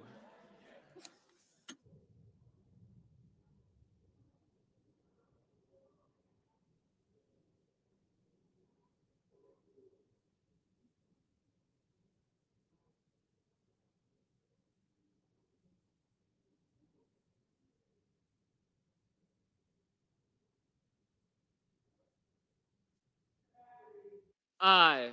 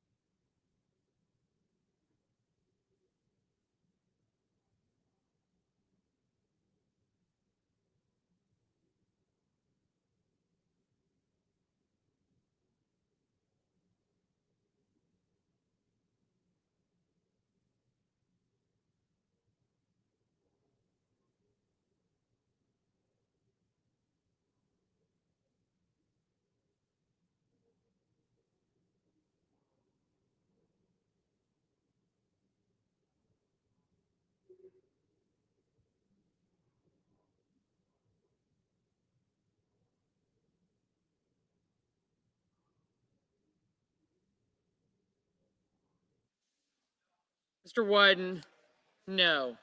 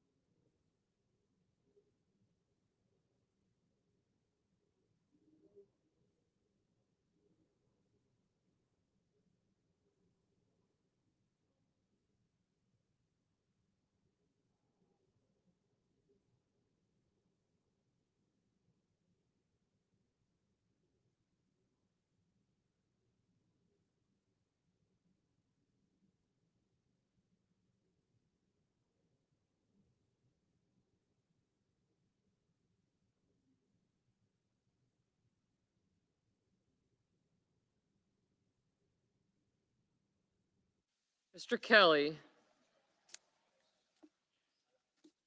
aye.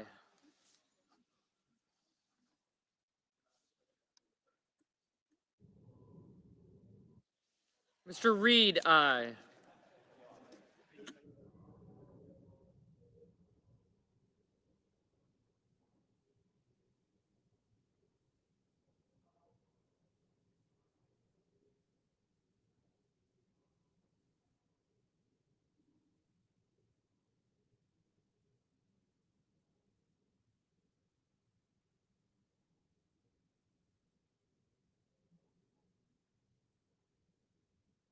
Mrs. Shaheen, aye. Mrs. Gillibrand, aye.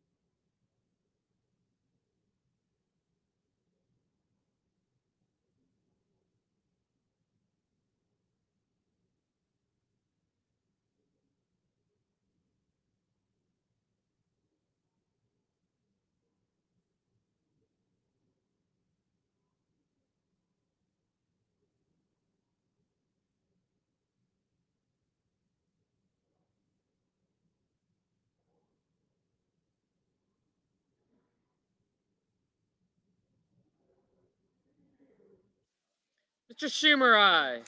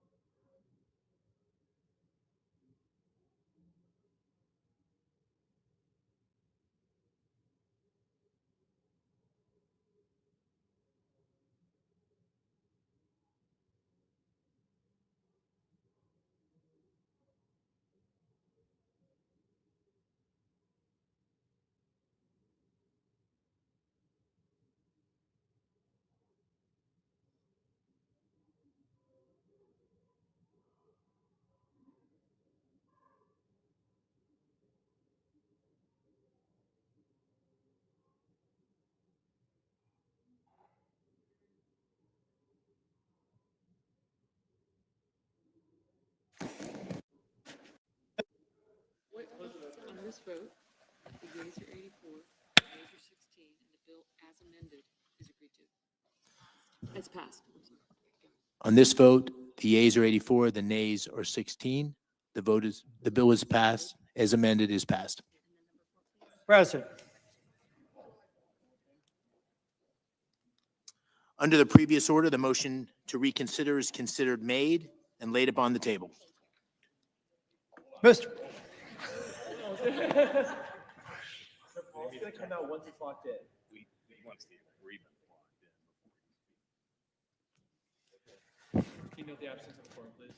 Mr. President, I note the absence of a quorum. The clerk will call the roll. Ms. Also Brooks.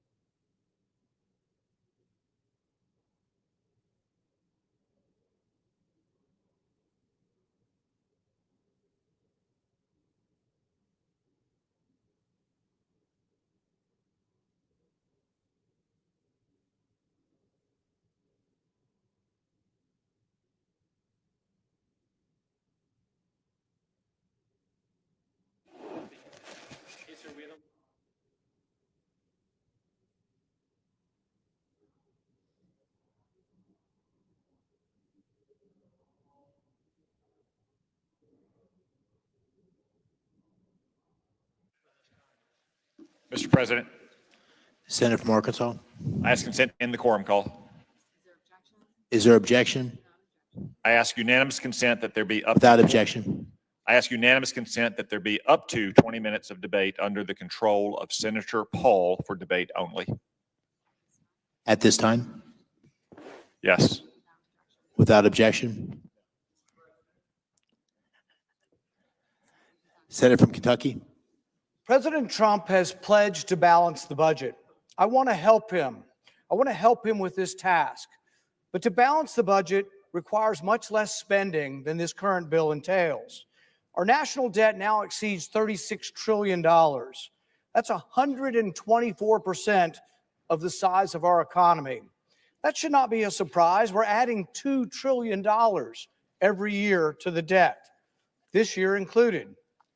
Critics of excessive federal spending have rightly argued that we should return spending to pre-pandemic levels. This is something I could support. The spending bill before us, though, spends $400 billion more than we were spending before the pandemic. Spending went through the roof during the pandemic and it never came back down, and the deficits are out of control. In order for this bill to get back to pre-pandemic levels, it would have to be $400 billion less. That's something I could support.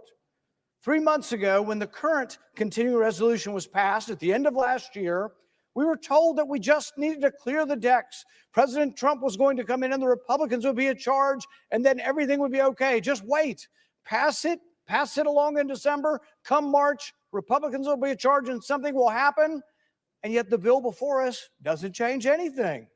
The bill before us keeps the same Biden spending levels.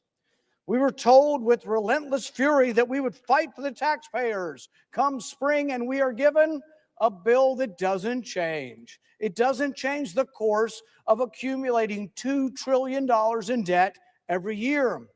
The powers that be, I believe, waved the white flag of surrender when they presented the American people with this bill that fails to make the cuts that are necessary to slow down the accumulation of our debt. The malpractice is made even worse this time around. Presidents of both parties pay lip service to the idea that the national debt must be addressed. Despite tough talk, deficits and debt inevitably keep rising. We now have over $36 trillion in debt. Unlike past presidents, though, President Trump created the Department of Government Efficiency, affectionately known as DOGE, to identify wasteful programs and eliminate them. Despite DOGE working around the clock, identifying appalling waste of taxpayers' dollars, this bill continues to fund the same programs that are funding the waste and fraud that's been located. How can that be? If we've located the waste and fraud, why are we not telling them reduced foreign aid? If the foreign aid budget is full of all kinds of crazy left-wing advocacy and nonsense, reduce the amount of money you give him. This bill will give them the same amount of money they got last year. This bill allows foreign aid to continue. It doesn't incorporate any of the DOGE cuts. It doesn't cut waste. This bill embraces the waste. It allows the waste to continue. This bill doesn't respect the taxpayer. It continues to throw their money away. This bill continues the Biden levels of spending that caused historic inflation, that caused prices to rise, that caused people to be outraged to vote for a new president. Why in the world would we continue the same spending levels that led to the debt, that led to the inflation that is plaguing us? This malpractice is compounded by the fact that President Trump and DOGE made it easy for Congress to fix. They actually told us where the waste was and where the waste and abuse was and told us how to root it out, how to remove it. The waste found by DOGE truly shocks the conscience. Taxpayers paid $25,000 for an LGBT trans opera in Colombia. They spent $2 million on sex changes in Guatemala. They spent $1.5 million advancing DEI initiatives in Serbia. They spent $6 million on tourism in Egypt. They spent $32,000 for a transgender comic book in Peru. Some of the USAID's programs have actually gone beyond woke absurdity into pouring money and support to people who are the enemies of the United States. The agency provided millions of dollars to EcoHealth, which funded the dangerous research in Wuhan, which in all likelihood created and caused the pandemic. From this account, also millions of dollars went to support agriculture in Afghanistan, including fertilizer for the poppy fields grown by the Taliban. And yet, even after all that DOGE has uncovered, and I commend them, Congress is still on the verge of passing a bill that fully funds foreign aid. Many in this chamber think it's wasteful to do all these things, and they say, well, why should we keep spending money on foreign aid that is paying for sex changes in Guatemala, and yet the funding levels in this bill stay the same? These are the same funding levels for the foreign aid that were occurring under the Biden administration. Let me say that again and clearly. This bill fully funds the outrageous foreign aid programs that Elon Musk and Doge have exposed. Something doesn't make sense here. Well, Congress seems slow to open its eyes to waste and abuse. Secretary Rubio has acted. He recently said that the United States is canceling 83% of the foreign aid contracts. I'm for that. And in fact, that's what my amendment will do. My amendment will take the contracts, the dollar amount of the contracts that President Trump and Secretary Rubio have canceled, and put them into language so they don't get funded. Why in the world would we not be for getting rid of the funding for the crazy programs we're trying to get rid of? Something doesn't make sense here. President Trump and his team identified the cuts that need to be made, but it is ultimately Congress, not the executive, that has the power of the purse. Congress has to act to make the cuts identified by the administration a reality. And on that score, the bill under consideration today is a disappointment. The bill is a disappointment to those who believe that congressional leadership should have used the 3 months since they came into office. Since Doge and Elon Musk have identified this waste, they should have used that waste and incorporated it into the spending bill. None of the Doge cuts, none of Elon Musk's suggestions have been incorporated into the spending bill. The spending bill continues spending at the Biden levels. The spending bill will be, when everybody wakes up and scratches their head and says, what happened here? The spending will lead to $2 trillion in debt. People will wake up and say, well, what about all those cuts? What happened? I thought we were cutting out waste and fraud. And come September, the deficit for the year will be $2 trillion because we're not actually cutting the spending. Congress has to do the heavy lifting. We owe the American people an answer to this question. Exactly how many Republican seats are required in Congress to achieve a majority that will actually fight to lower government spending? I don't think the taxpayers need to wait for that fight any longer. I'm not willing to say, oh, just wait, young man, wait for another day. We'll be fixing this in 6 months from now. It never comes. This is the story of this place. Wait till another day. Wait till the sun shines. We'll finally cut some spending. Never comes. Someone must make a stand and fight. To that end, I offer a Doge Cuts 1.0 amendment that would codify the cuts in foreign aid, reducing USAID's budget by 83% and aligning with Secretary Rubio's recent decision to eliminate thousands of these programs. So what I am doing is not inconsistent with the Trump administration. What I am doing is in support of the Trump administration. What I am doing is taking the preliminary cuts that Secretary Rubio has given to foreign aid and making them law. Why? Because the whole judiciary is opposing the president. They're telling him he can't fire people, he can't cut spending. He needs Congress to step up and do their job. He needs the people who support the president need to be supporting the president's cuts. They need to be supporting an amendment, Doge 1.0, that puts those cuts into law. I'm not even talking about codifying all of the cuts. I'm only taking a small sliver of them in foreign aid. This is the low-hanging fruit. This is the worst of the worst. This is $3 million for girl-centric climate change in Brazil. This is $4.8 million for social media influencers in Ukraine. This is hundreds of thousands of dollars spent sending Ukrainian fashion designers to the Paris fashion show. This is waste, utter and simple waste, and it ought to be cut. Why would people tell you publicly they're for it and then vote against it? It doesn't seem to make any sense. What my amendment does is put Doge's findings into action, eliminating much of the funding for an agency that spent its tax dollars on woke entertainment and advocacy. It sets in law the reductions that the Trump administration has made known to be necessary. I applaud Doge's work to uncover these many instances of abuse of taxpayer dollars, and it's now Congress's turn to make the cuts stick.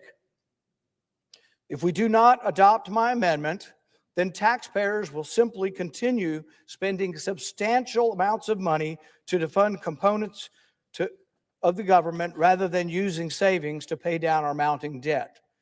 In other words, You might cut it and think it's cut one day, but what if the courts say you have to spend it somewhere else? It never comes back. The cuts are never real. The only way the cuts the administration are making will ever be real, will ever be counted, and will ever lessen the debt in the country is to vote in Congress. That's what this is about. It would be the height of hypocrisy for Congress to pay lip service to DOJ's exceptional work, support it on superficial, and then vote against it when you have a chance to vote on it. Continuing to spend at this bill's level will add $2 trillion in debt. That is a fact. All the newspapers reporting yesterday, it was all over the news, record-setting accumulation of debt. We've accumulated over $1 trillion and we're not halfway through the year. It's a record accumulation of debt. It only stops when people stand up and say enough is enough. The least we can do is make sure that it doesn't include the egregious spending that has come from the foreign aid, the craziness, the sex change operations in Guatemala, trans operas, trans comic books, all of these ludicrous things that no American supports will only go away and will only go away with permanence if we vote for it. Before us is a chance to enact about $16 billion worth of DOJ's cuts in foreign aid. These cuts are only real in the long term if they're reflected in congressional action. If we continue to fund the federal government at the Biden administration levels, which is what this bill does, then the money from DOJ's hard-found savings will just be spent somewhere else. I urge all my colleagues who have praised DOJ's work to match their actions to their words and vote yes on this amendment. Thank you, and I yield back the remainder. Since of a quorum. Clerk call the roll. Ms. Also Brooks.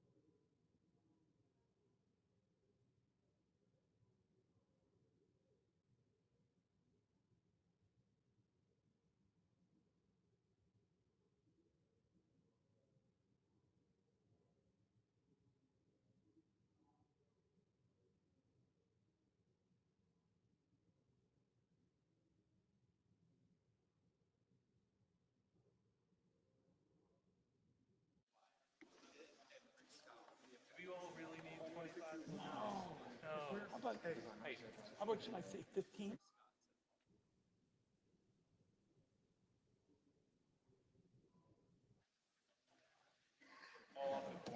Mr. President, I ask unanimous consent to vacate the quorum call. Without objection. Mr. President, Senator Morgan. Notwithstanding Rule 22, I ask unanimous consent that Senator Wyden, Senator Sanders, and Senator Scott be recognized for up to 25 minutes, and that following the remarks, the Majority Leader be recognized. Is there objection? Mr. President, I come Without objection. Thank you, Mr. President. I come to the floor, my colleague from Vermont, Senator Sanders, to pass a set of critical improvements to Americans' healthcare system. This legislation is overwhelmingly bipartisan, fully paid for, and targeted at two objectives every senator ought to support: improving healthcare for Americans and cracking down on the middlemen who take advantage of the system. 597 days ago, the Senate Finance Committee passed the most comprehensive legislation in history to address the pharmacy benefit manager predatory business practices, and it was passed by a vote of 26-1. 493 days ago, the Senate Finance Committee passed another piece of healthcare legislation that improves mental health care for Americans with Medicaid, expands and strengthens telehealth, and more PBM policies by a vote, again, of 26-0. Since that time, negotiations about how to sign these policies into law have been fatally intertwined with the dysfunctional debate over congressional appropriations, as the public can see on full display this week. These policies are too important to leave behind due to an unrelated disagreement. Community pharmacists are counting on this legislation. Doctors who don't want to see a pay cut are counting on this legislation. Seniors and working families who want better care at a lower cost are counting on this legislation. So the time to act is now. In December, Democrats and Republicans struck a deal on this bill. I have the press release on my website to prove it. It was introduced in the House and set for passage. But along came Elon Musk and his now familiar wrecking ball. With one tweet, he killed the entire package for reasons that had nothing to do with the bill before the Senate today. Musk even had the gall to tweet, "What is a pharmacy benefit manager?" less than 2 weeks after he single-handedly killed the bill, Mr. President. While this unelected billionaire rifles through Americans' private information and earned benefits, claiming to be looking for waste, fraud, and abuse, he doesn't even know about the middlemen who skim billions off the federal government. Since Musk's tweeting adventure, 237 independent pharmacies have closed their doors. That's nearly 3 small businesses closing every day. Our bill includes critical protections that stop the giant PBMs from bullying even more local pharmacies into the abyss. Every day matters. That's why it's critical to act now. Now I'd like to yield to the ranking member of the Health, Education, Labor, and Pensions Committee, Senator Sanders, so he can explain the important pieces of this bill that are in his committee's jurisdiction that also need to pass as soon as possible. Senator Sanders. Well, thank you very much. Senator from Vermont. Thank you. Let me thank Senator Wyden for his outstanding work as the former chairman of the Finance Committee and now as the ranking member. Mr. President, I got around Vermont a bit. I got around the country a bit. And generally speaking, when I talk to a group of people, I ask them a simple question. So what do you think about the healthcare system? Is it working well or is it broken? Is it dysfunctional? And overwhelmingly, the hands go up that the American healthcare system today is broken, it is dysfunctional, it is cruel. And what people understand is the function of the American healthcare system today is not to provide quality healthcare to all of our people, which in fact goes on in every other major country on earth. It is to make huge profits for the drug companies and the insurance companies. Mr. President, the current healthcare system is a system in which we spend twice as much per capita on healthcare as do the people of any other nation. Astronomical sum of money. And yet, despite all that money, 85 million Americans are uninsured or underinsured, and the cost of healthcare keeps going up every single year. 1 out of 4 Americans cannot afford the cost of the drugs that their doctors prescribe. And unbelievably, it is a system in which 60,000 Americans die each year because they can't get to a doctor on time. It is a system in which we don't have enough doctors, we don't have enough nurses, we don't have enough dentists, we don't have enough pharmacists. But the good news is the insurance companies and the drug companies are making huge profits. The current healthcare system is a system in which our life expectancy is lower than any other major country. And if you're working class in America, you're going to live 7 years shorter life than if you are wealthy.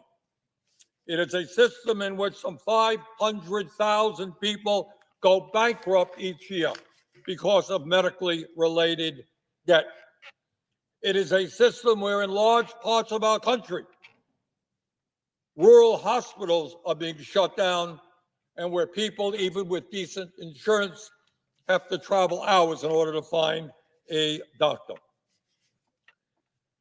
Mr. President, as Senator Wyden indicated, in December, after months and months of difficult negotiations, and I want to congratulate Senator Wyden, Senator Crapo, and all the people involved in those negotiations, we made some progress on this healthcare crisis by coming together on a bipartisan and bicameral agreement on a healthcare package.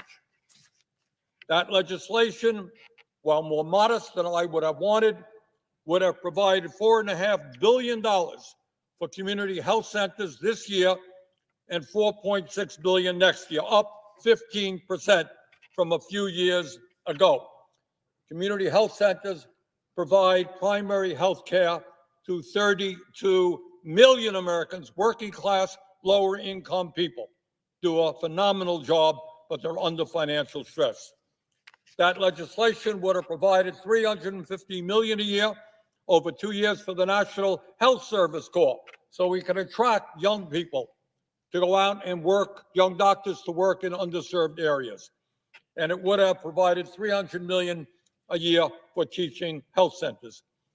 It would have also lowered the outrageous price of prescription drugs by taking on the greed of pharmacy benefit managers. It was a bipartisan bill.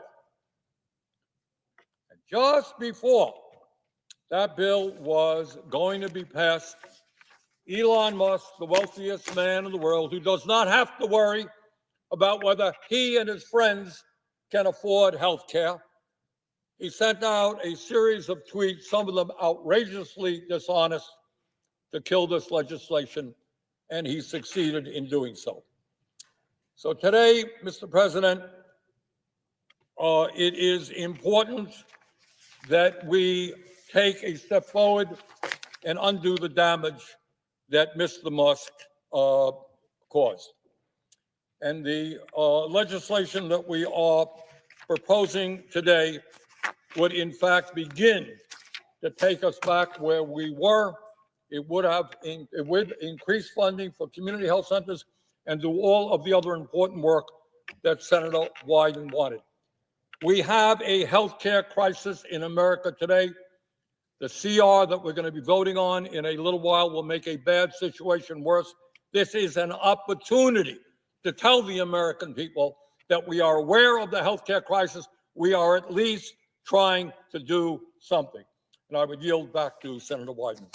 President, I just want to thank my colleague. Senator Morgan. Mr. President, just very briefly, I want to thank my colleague. We have been working, as we've indicated, for months and months because Americans, with respect to healthcare, feel like they're getting hit by a wrecking ball here in terms of the costs and inability to get quality care. So with that, I ask unanimous consent that the Senate Committee on Finance be discharged from further consideration of SA 891, and the Senate proceed to its immediate consideration, that the Wyden substitute amendment, which is that the desk be considered and agreed to, the bill as amended be considered, read a third time and passed, and that the motion to reconsider be considered made and laid upon the table. Is there objection? Mr. President, Senator from Florida. I object. Objection is heard. That's it. So here we have a health care Senator from crisis. Vermont. I would ask. We have a health care crisis 85 million uninsured or underinsured, people dying because they can't afford health care. We pay the highest prices in the world for prescription drugs. We have reached a bipartisan conclusion to go forward in a modest way, but it would have some impact in improving health care in America, and my Republican colleague objects. That's about it. Well, I hope the American people are watching. Thank you, Mr. President. Note the absence of a quorum. The clerk will call the roll. Ms. Also Brooks.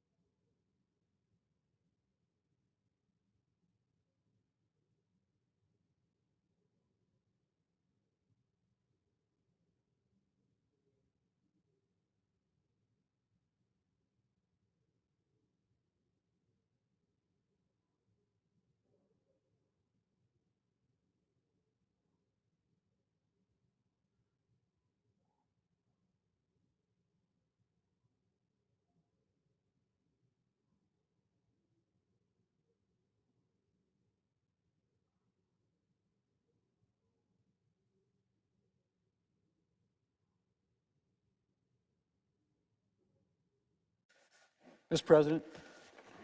Majority Leader, Mr. President, I ask unanimous consent the quorum call be suspended. without objection. And I ask unanimous consent that the cloture motion with respect to the motion to proceed to H.R. 1968 be withdrawn. The motion to proceed to H.R. 1968 be agreed to. Further, that if cloture is filed on H.R. 1968, the Senate immediately vote on the motion to invoke cloture. And if cloture is invoked, the only amendments in order to H.R. 1968 be the following. Merkley, number 1273, Duckworth, number 1274, Van Hollen, number 1272, and Paul, number 1266.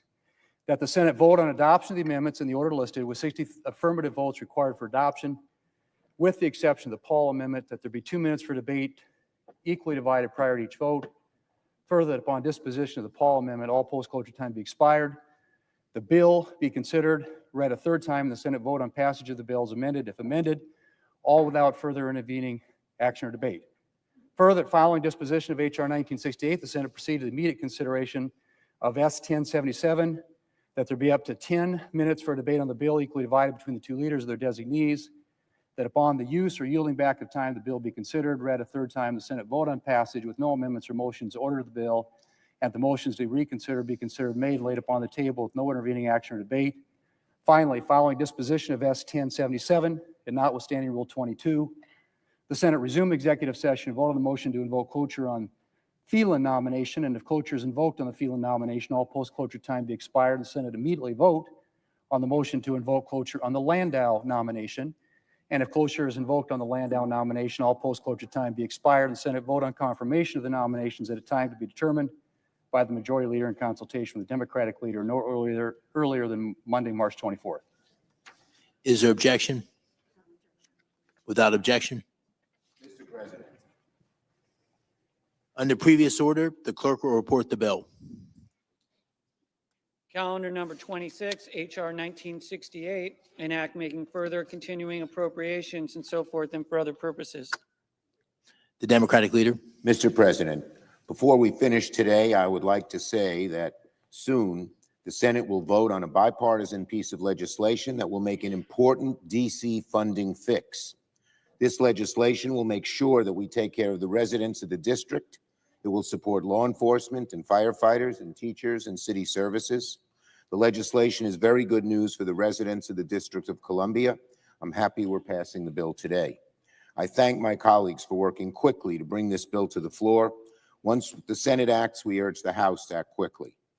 Now, government funding expires at midnight tonight, and the votes before us is a Hobson choice. The CR bill is a bad bill. But as bad as the CR is, I believe that allowing Donald Trump to take even more power via a government shutdown is a far worse option. A shutdown would allow DOGE to shift into overdrive. It would give Donald Trump and DOGE the keys to the city, the state, and country. And that is a far worse alternative. Now, I want to remind everyone that it was Republicans who pushed this false shutdown choice. Their inability to govern has led us to this precipice. Our caucus members have two bad choices. Different senators will come down on different sides of the question, but that does not mean that any Senate Democrat supports a shutdown. Whatever the outcome, our caucus will be united in our determination to continue the long-term fight to stop Donald Trump's dangerous war on our democracy and on America's working families. And now I want to be clear about what this bill does and does not do. The full year CR is a law that sets funding levels for the full year, and the president and executive branch have a legal and constitutional duty to faithfully execute the CR. The CR does not change the underlying law, making the Trump administration's impoundments and mass firings illegal. This is true as a matter of law. Nothing in the CR changes the Impoundment Control Act, the foundation of Congress's appropriations authority, and the authorization laws that require USAID and other agencies to exist and to operate the programs Congress has assigned to them. Nothing changes Title V, governing the civil service, the Administrative Procedure Act, and so on. One of the reasons I'm voting for cloture is for the very reason that these actions are illegal and no new law is needed to declare that. I yield the floor. Mr. President, I send a cloture motion to the desk for calendar number 26, HR 1968. The clerk will report. Cloture motion, we, the undersigned senators, in accordance with the provisions of Rule 22 of the Standing Rules of the Senate, do hereby move to bring to a close debate on calendar number 26, HR 1968, an act making further continuing appropriations and other extensions for the fiscal year ending September 30th, 2025, and for other purposes, signed by 17 senators as follows. Mr. President, I ask consent the reading of the names be waived. Without objection. And I ask consent that the mandatory quorum call be waived. Without objection. Mr. President, for all the information of all senators, there will be up to 9 roll call votes. I will ask unanimous consent that all votes following the first vote be 10 minutes in length, and that if senators will stay in their seats, we should be able to get them done even more quickly than that. So everybody be here after this first vote. These are going to be 10-minute votes. Without objection. The clerk will report the motion to invoke cloture. Cloture motion, we, the undersigned senators, in accordance with the provisions of Rule 22 of the Standing Rules of the Senate, do hereby move to bring to a close debate on calendar number 26, HR 1968, an act making further continuing appropriations and other extensions for the fiscal year ending September 30th, 2025, and for other purposes, signed by 17 senators. By unanimous consent, the mandatory quorum call has been waived. The question is it the sense of the Senate that debate on HR 1968, an act making further continuing appropriations and other extensions for the fiscal year ending September 30th, 2025, and for other purposes shall be brought to a close? The yeas and the nays are mandatory under the rule. The clerk will call the roll. Ms. Alsobrooks, Ms. Baldwin, Mr. Banks, Mr. Barrasso, Mr. Bennett, Mrs. Blackburn, Mr. Blumenthal, Ms. Blunt Rochester, Mr. Booker, Mr. Bozeman, Mrs. Britt, Mr. Budd, Ms. Cantwell, Mrs. Capito, Mr. Cassidy, Ms. Collins.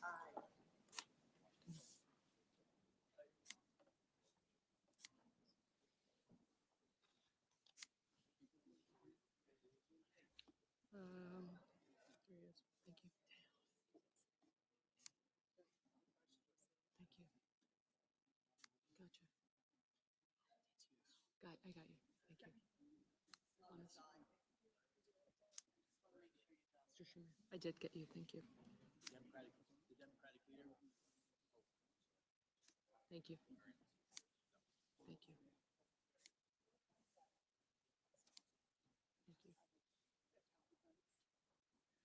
Mr. Coons. Mr. Cornyn. Thank you. Ms. Cortez Masto.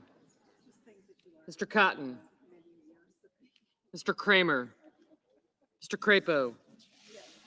Mr. Cruz. Mr. Curtis. Mr. Daines. Ms. Duckworth. Mr. Durbin. Ms. Ernst. Mr. Fetterman. Mrs. Fisher. Mr. Gallego. Mrs. Gillibrand. Mr. Graham. Mr. Grassley. Mr. Haggerty. Ms. Hassan. Mr. Hawley. Mr. Heinrich. Mr. Hickenlooper. Ms. Hirono. Mr. Hoven. Mr. Husted.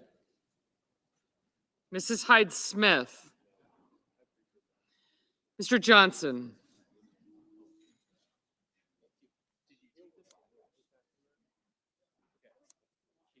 Mr. Justice. Mr. Kane. Mr. Kelly. Mr. Kennedy. Mr. Kim. Mr. King. Ms. Klobuchar.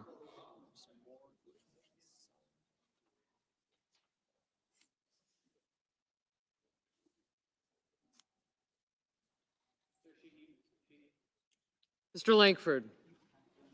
Mr. Lee. Mr. Lujan.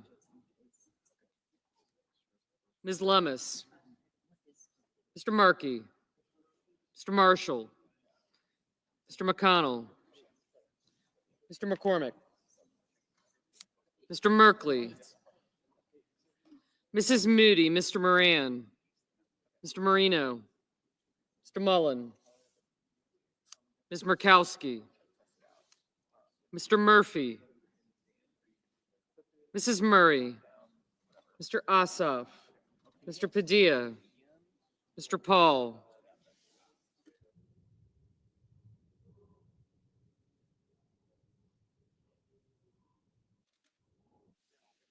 Mr. Peters, Mr. Reed, Mr. Ricketts, Mr. Risch,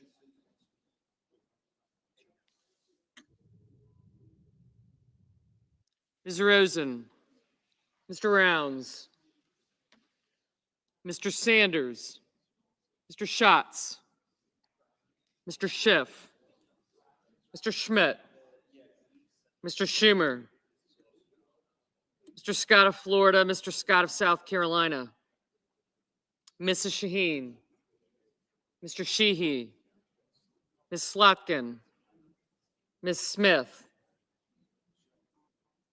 Mr. Sullivan, Mr. Thune, Mr. Tillis, Mr. Tuberville,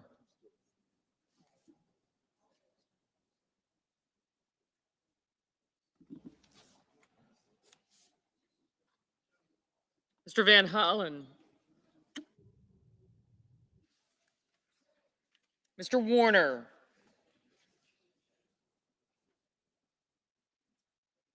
Mr. Warnock,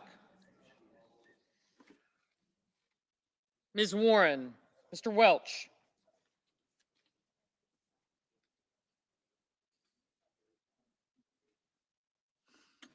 Mr. Whitehouse, Mr. Wicker,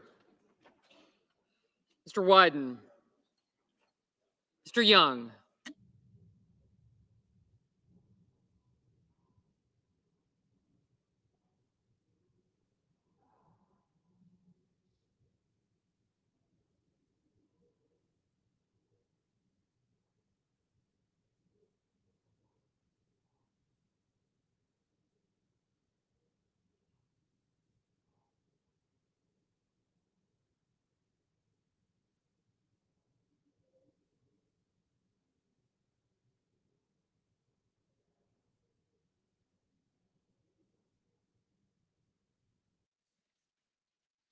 Senators voting in the affirmative: Bozeman, Britt, Collins, Cornyn, Crapo, Durbin, Ernst, Graham, King, Lummis, Marshall, McCormick, Mullen, Ricketts, Schatz, Schumer, Sheehy, Thune, and Tillis.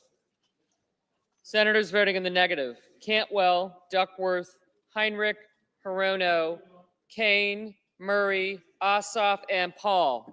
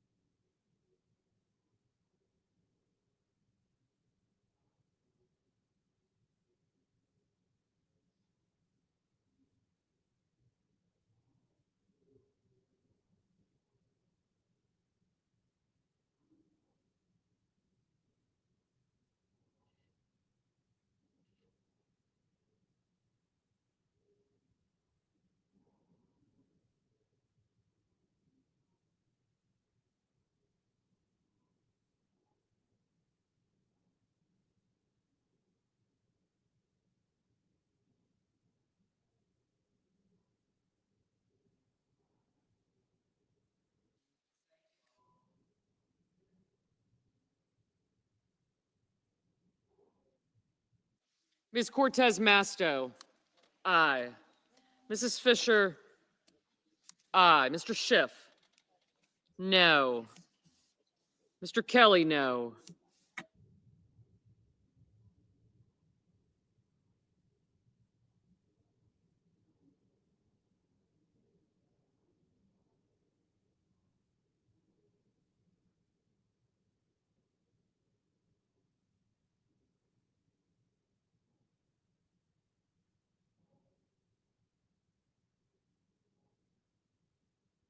Mr. Cotton, aye.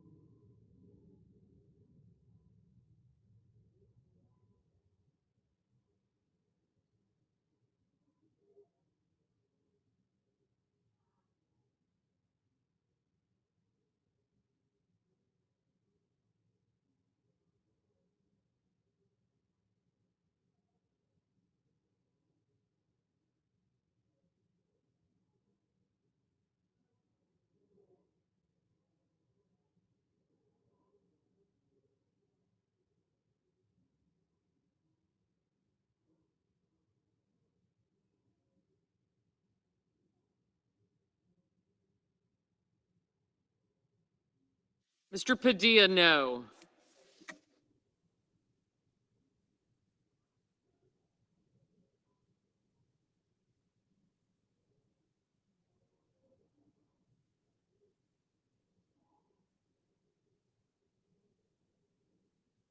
Mrs. Blackburn, aye.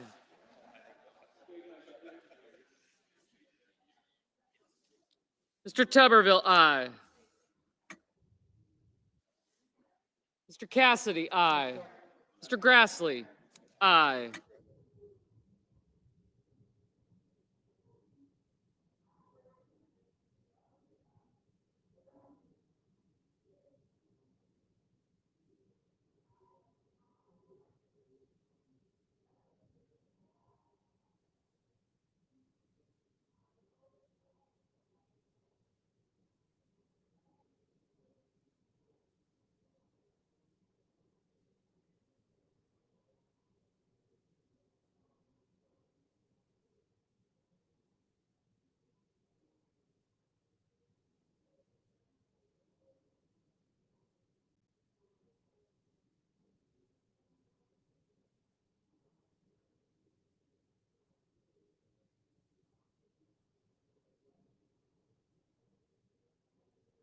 Mr. Gallego, no.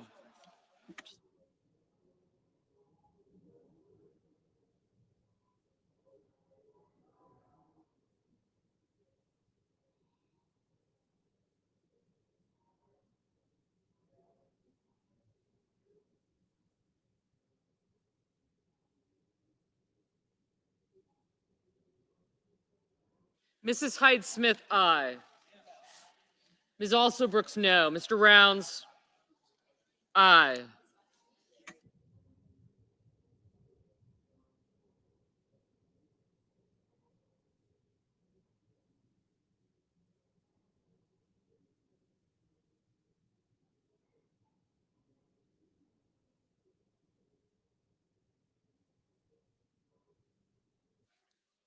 Mr. Budd, aye.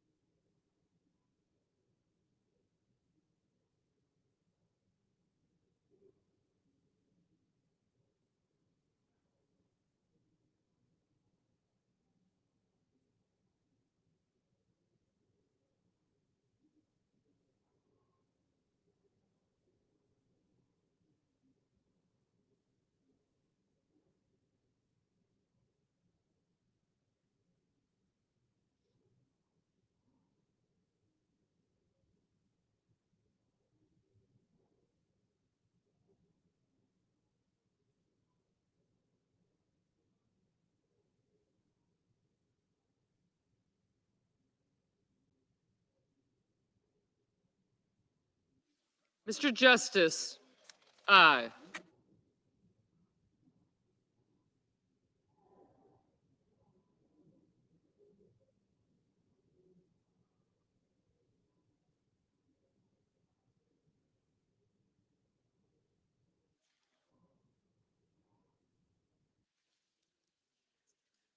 Mr. Scott of Florida, aye.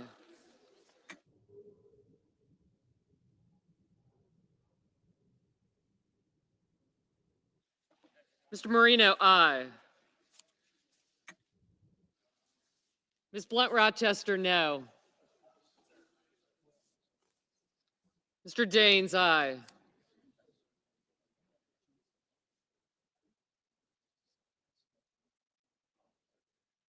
Mr. Hawley, aye.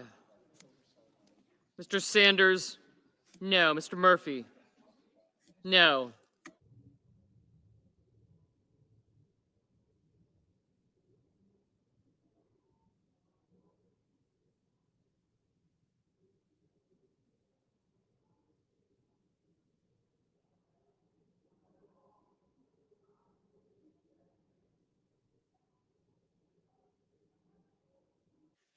Mr. Kramer, aye.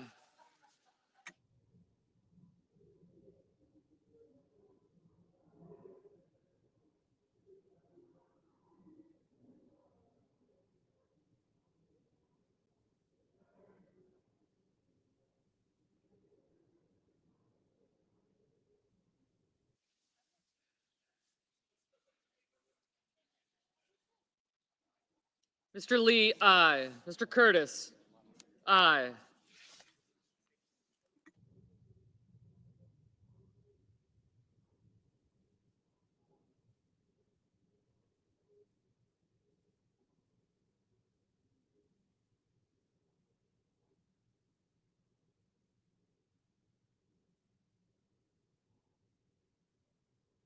Mr. Kim, no.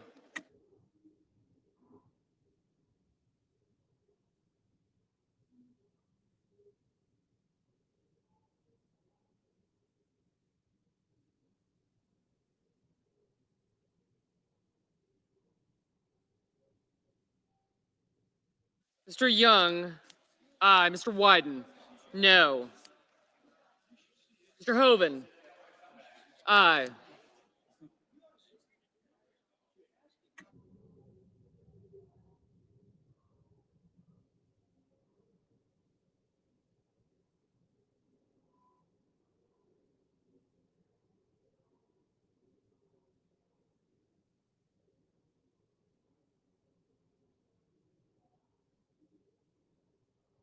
Mr. Husted, aye.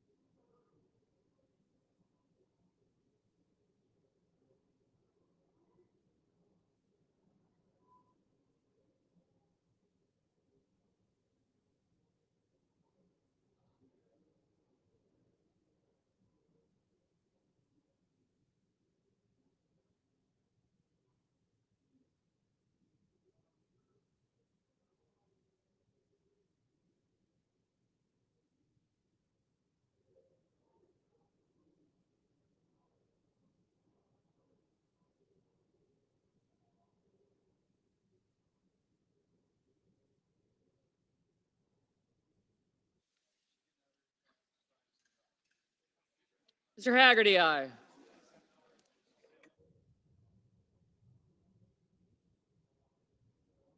Mr. Risch, aye. Thank you.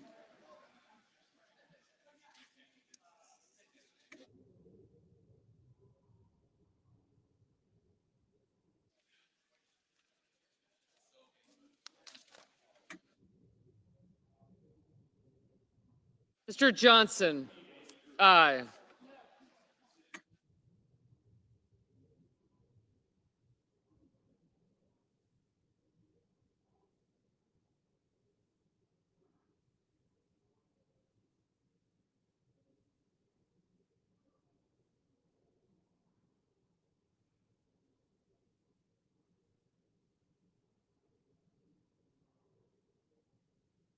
Mrs. Capito, aye.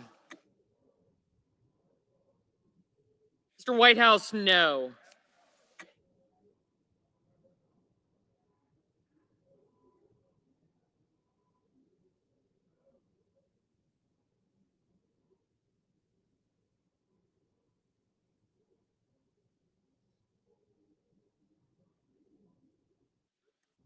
Ms. Hassan, aye.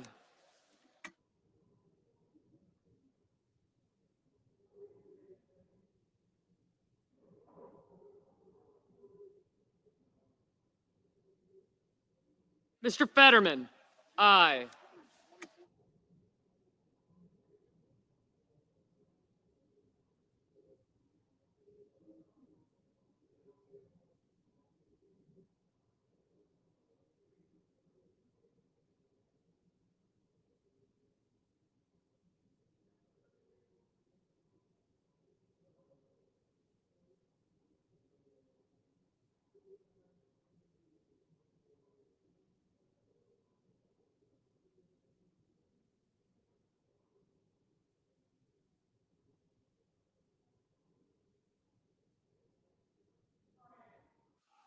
Mr. Moran, aye.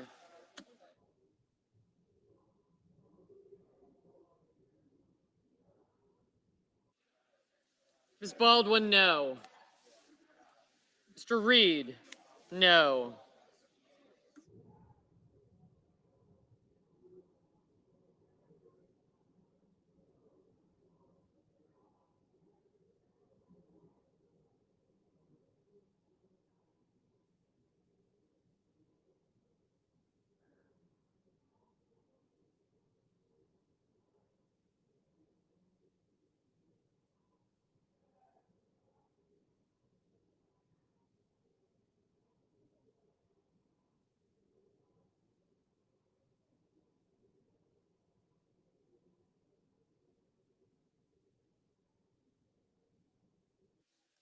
Mr. Hickenlooper, no.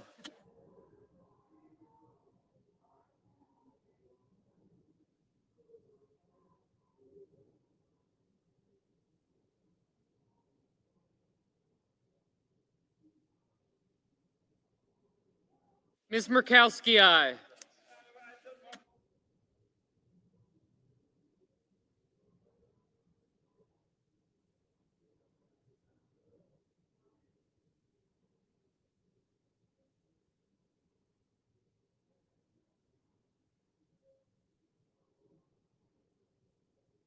Ms. Smith, no. Mr. Warner, no.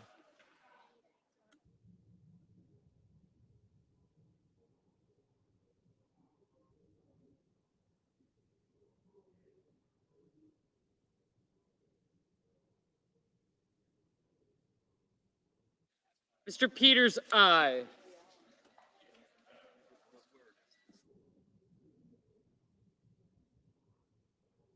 Mr. Langford, aye. Mr. Lujan, no. Mr. Welch, no.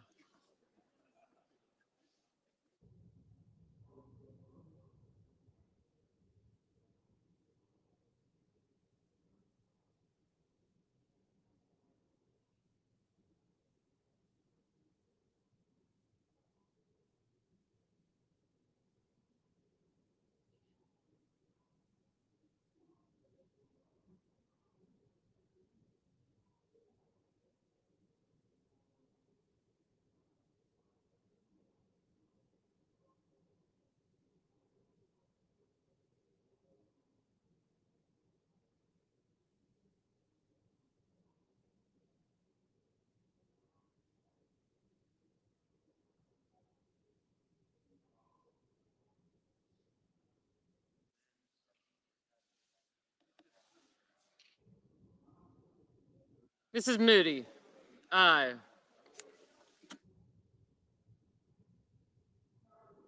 Mr. Markey, no.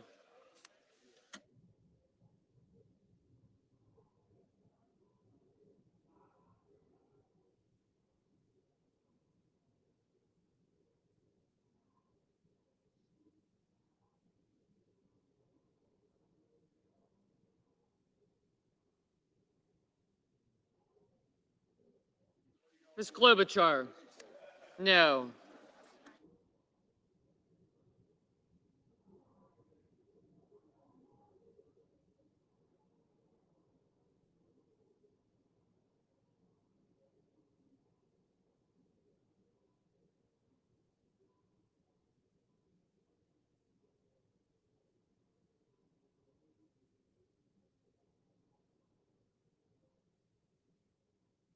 Mr. Barrasso, aye.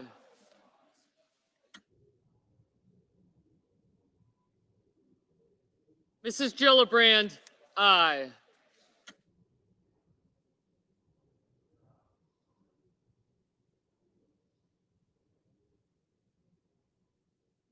Mr. Booker, no.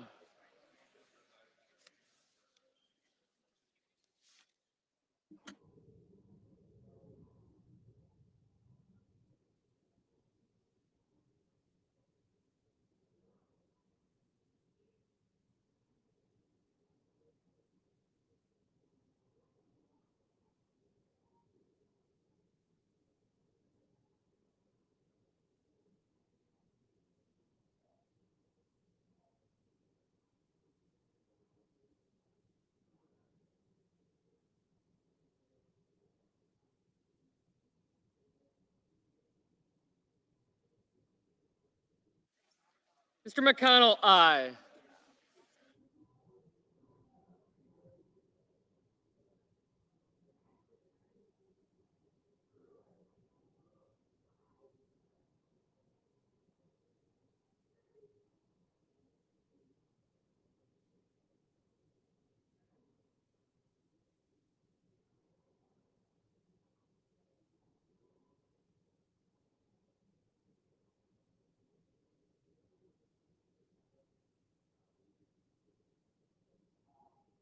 Mr. Wicker, aye.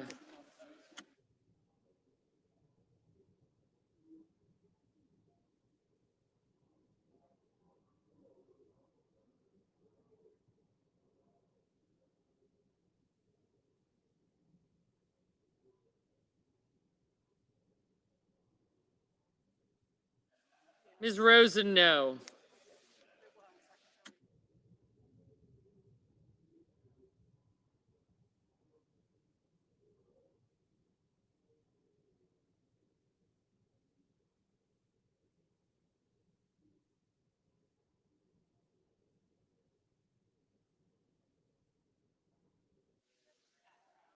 Mrs. Shaheen, aye.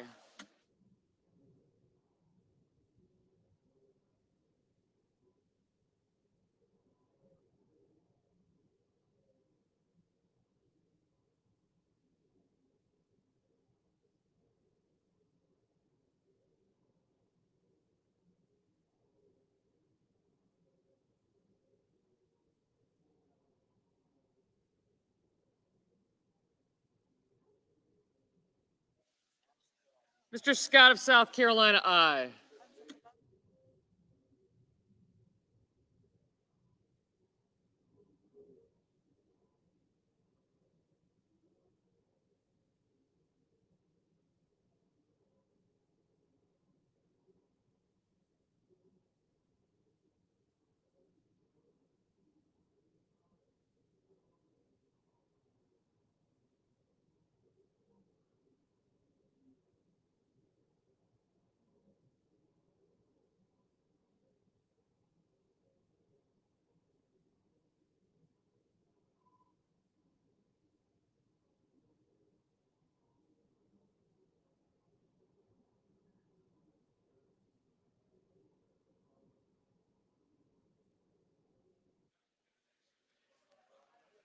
Mr. Banks, aye.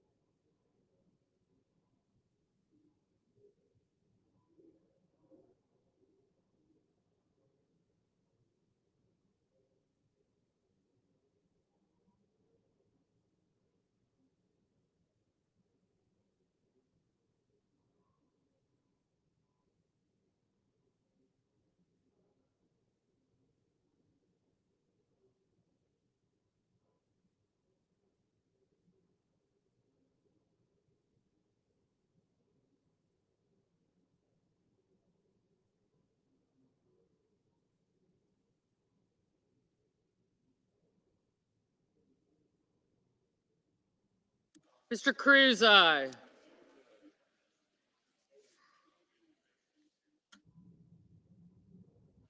Mr. Young,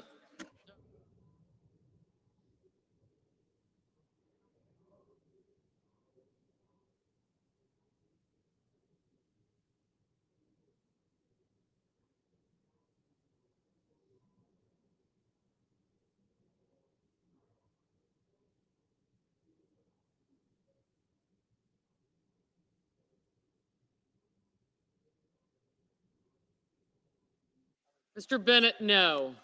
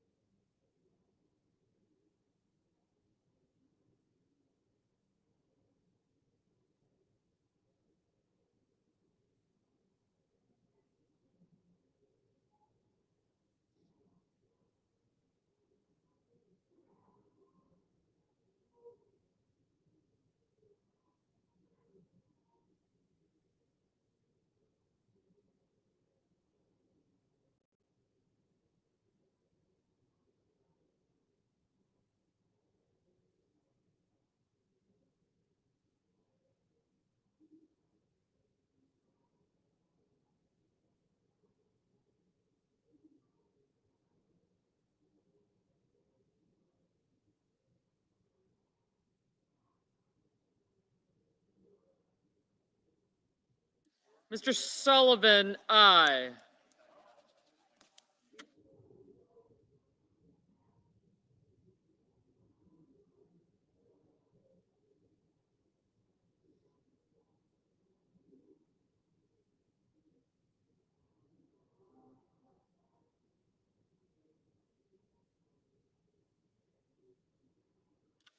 Ms. Slotkin, no.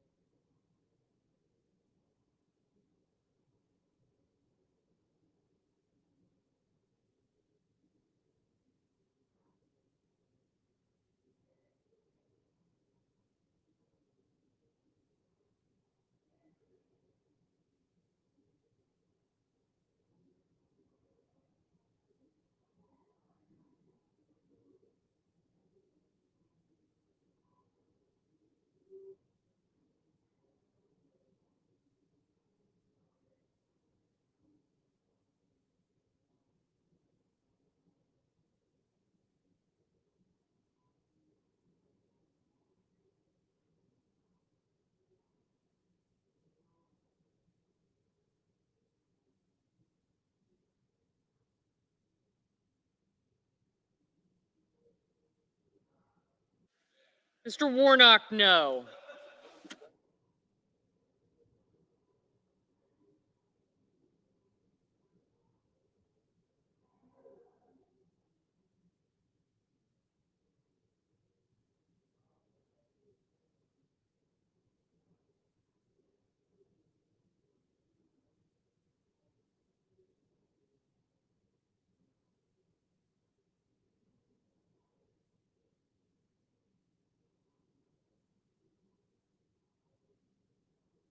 Mr. Schmidt, aye.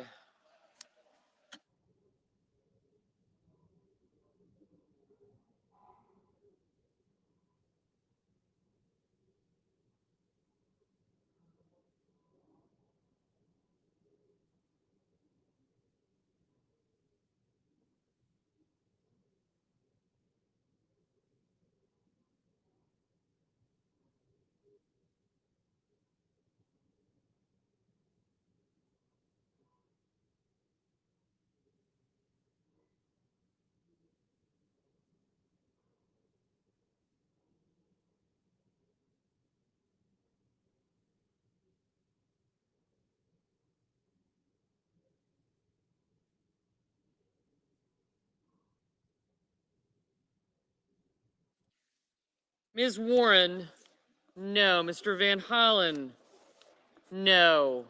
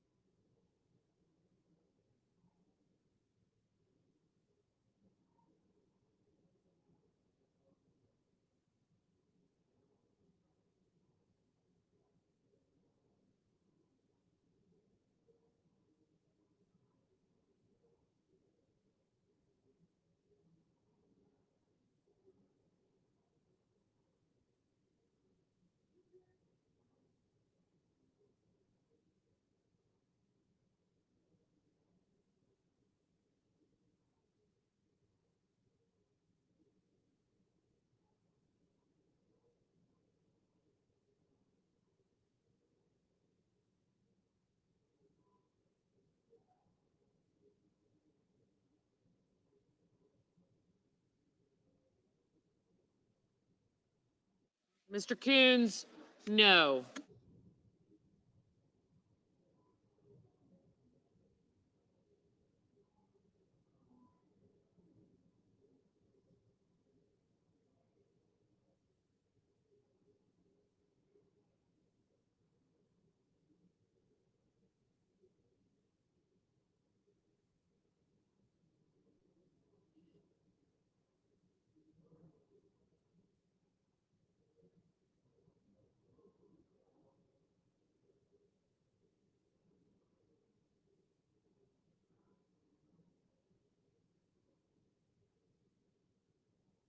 Mr. Merkley, no.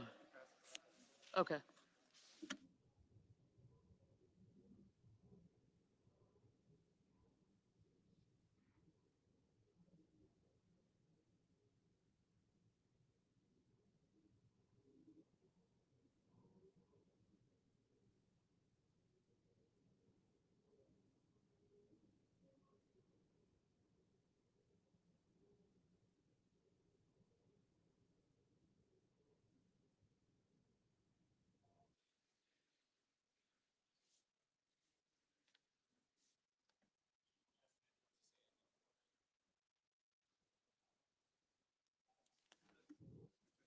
Mr. Blumenthal, no.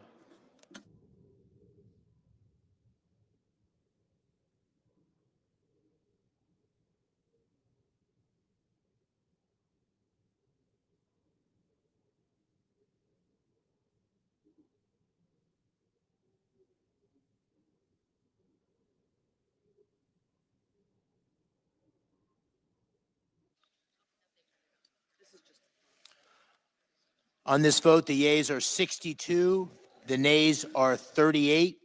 3/5 of the senators duly chosen and sworn have voted in the affirmative. The motion is agreed to. Mr. President, we've already locked in 10-minute votes. Majority Leader. We've already locked in 10-minute votes for the balance of the number of votes, but if people stay here in their seats, we can execute that a lot more quickly.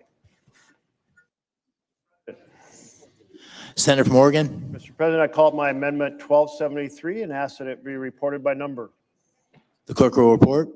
Senator from Oregon, Mr. Merkley proposes an amendment number 1273. There will now be 2 minutes of debate equally divided. Colleagues, let me keep this very simple. We provided a lot of funding in the Inflation Reduction Act so that those who have very sophisticated finances and very powerful advisors that try to avoid ever paying their taxes don't get away with it, because it's a fundamental fairness all across America. Ordinary working people have the money taken out of their paychecks every week. Just because people have enormous paychecks and fancy consultants shouldn't be that they get licensed to cheat. And all of that money went to make sure that those upper income folks knew that somebody might be taking a look at their finances. If this amendment fails, it will increase the deficit by $46 billion. So I hope all of you who are fiscally responsible and care about fundamental fairness to workers across America will vote for this amendment. Senator from Idaho. Mr. President, this isn't about saving $46 billion. It's about spending $46 billion. It's about saving $20 billion. The Democrats' partisan supersized IRS funding is something we've been battling over for a couple of years now. It's a textbook example of the type of out-of-control spending that President Trump and Republicans have rightly opposed. Rather than working together to help the IRS solve its massive taxpayer service and IT shortcomings, the misnamed Inflation Reduction Act went to fund untargeted and heavily handed enforcement improvement. As I mentioned at the time, the last thing hardworking Americans need is an IRS funding bloat that disproportionately hurts them. I urge my colleagues to vote against this amendment to provide the IRS nearly 2 times its entire annual budget in unaccountable enforcement dollars.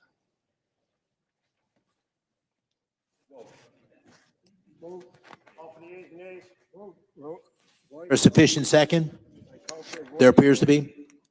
Clerk will call the roll. Ms. Also Brooks. Ms. Baldwin. Mr. Banks. Mr. Barrasso. Mr. Bennett.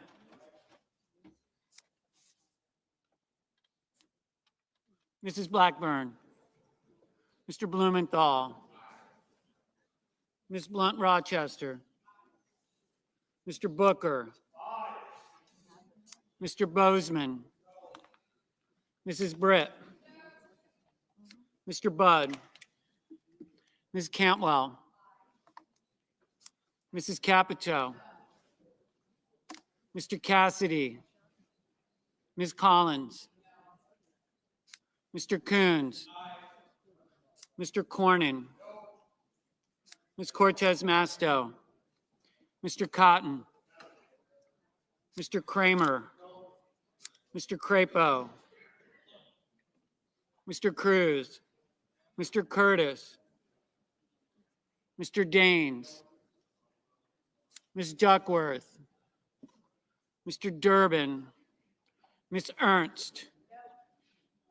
Mr. Fetterman. Mrs. Fisher. Mr. Gallego. Mrs. Gillibrand. Mr. Graham. Mr. Grassley. Mr. Haggerty. Ms. Hassan. Mr. Hawley. Mr. Heinrich. Mr. Hickenlooper. Ms. Hirono. Mr. Hoven. Mr. Husted. Mrs. Hyde-Smith. Mr. Johnson. Mr. Justice. Mr. Kane. Mr. Kelly.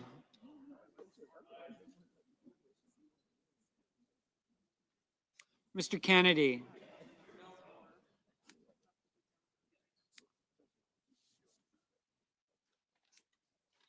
Mr. Kim.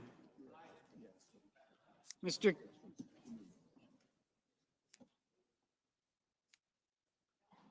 King. Ms. Klobuchar. Mr. Langford. Mr. Lee.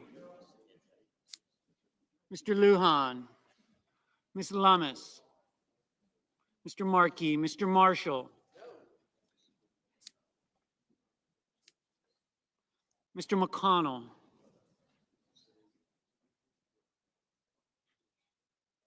Mr. McCormick. No.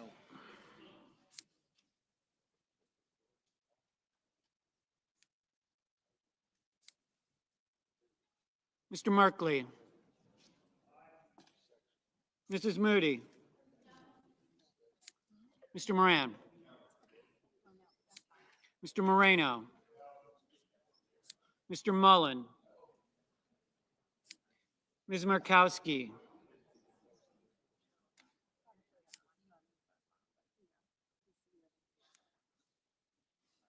Mr. Murphy. Mrs. Murray.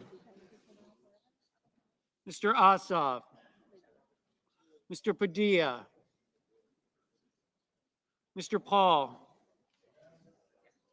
Mr. Peters. Mr. Reed.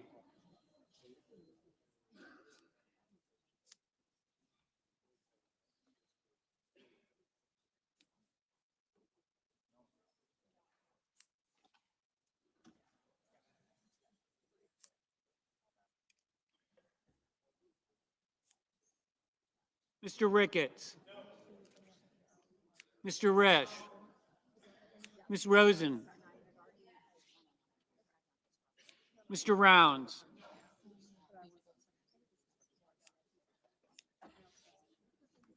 Mr. Sanders. Mr. Schatz.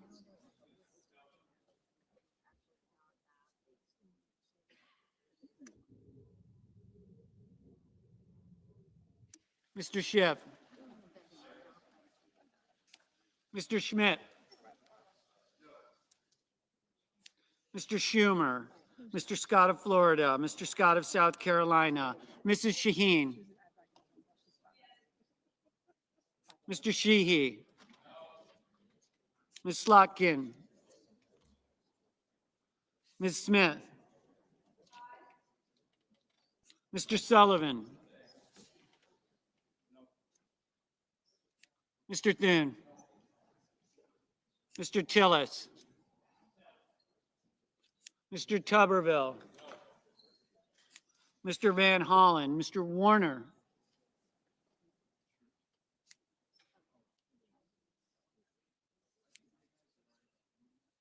Mr. Warnock. Ms. Warren. Mr. Welch. Mr. Whitehouse. Mr. Wicker. Mr. Wyden. Mr. Young.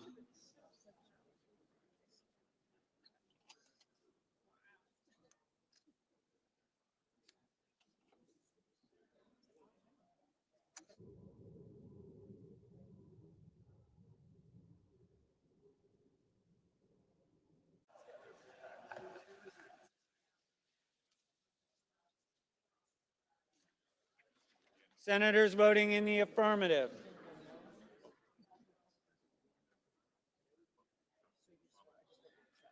Senators voting in the affirmative.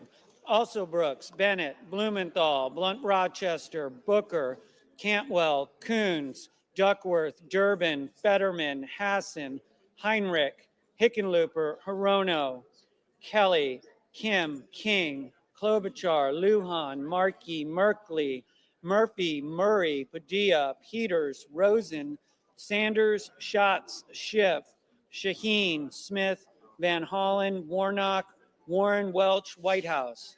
Senators voting in the negative. Banks, Barrasso, Blackburn, Bozeman, Britt, Budd, Capito, Cassidy, Collins, Cornyn, Cotton, Kramer, Crapo, Cruz, Curtis, Daines, Ernst, Fisher, Graham, Grassley, Haggerty, Hawley, Husted, Hyde-Smith, Johnson, Justice, Kennedy, Langford, Lee, Marshall, McConnell, McCormick, Moody, Moran, Moreno, Mullen, Murkowski, Hall, Ricketts, Risch, Rounds, Schmidt, Scott of Florida, Scott of South Carolina, Sheehy, Sullivan, Thune, Tillis, Tuberville, Wicker, Young. Ms. Lummis. Ms. Lummis, no. Mr. Reed, aye. Mr. Wyden, aye. Mr. Warner? Aye. Mr. Gallego? Aye. Mr. Kane? Aye. Ms. Cortez Masto? Aye.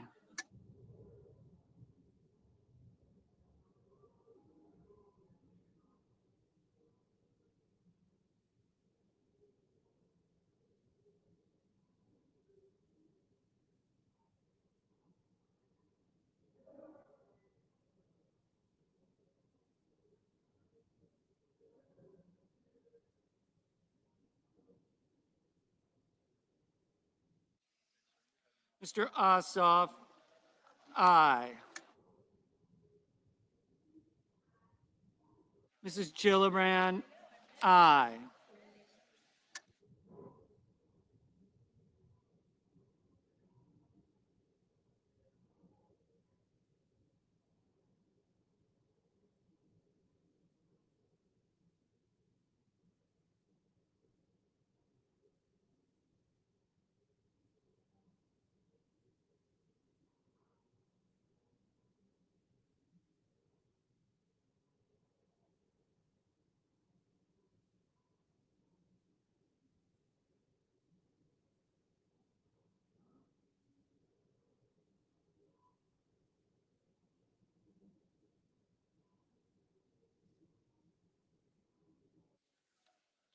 Ms. Slotkin?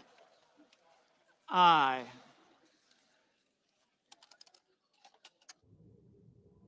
Mr. Schumer? Aye.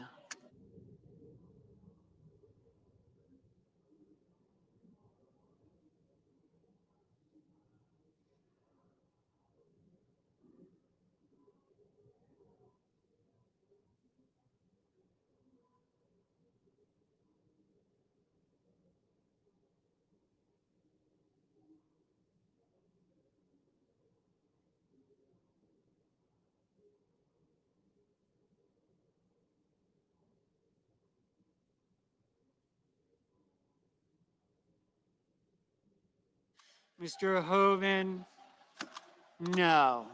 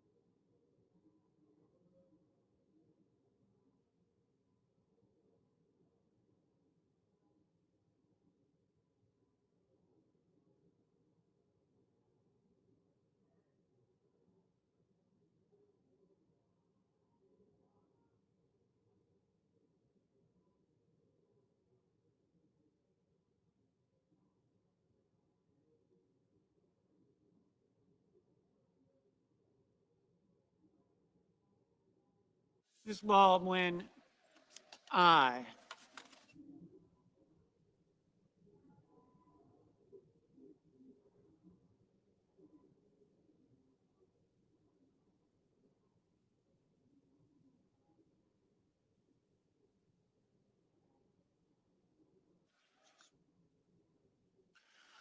On this vote, the yeas are 47, the nays are 53. Under the previous order requiring 60 votes for the adoption of this amendment, the amendment is not agreed to. Order.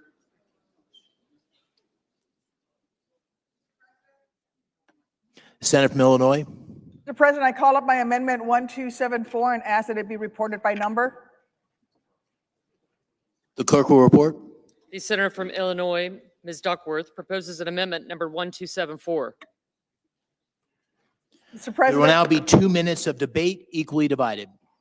Mr. President, what Trump and Musk have done to our veterans in just 8 weeks since Trump has been back in office amounts to a total betrayal.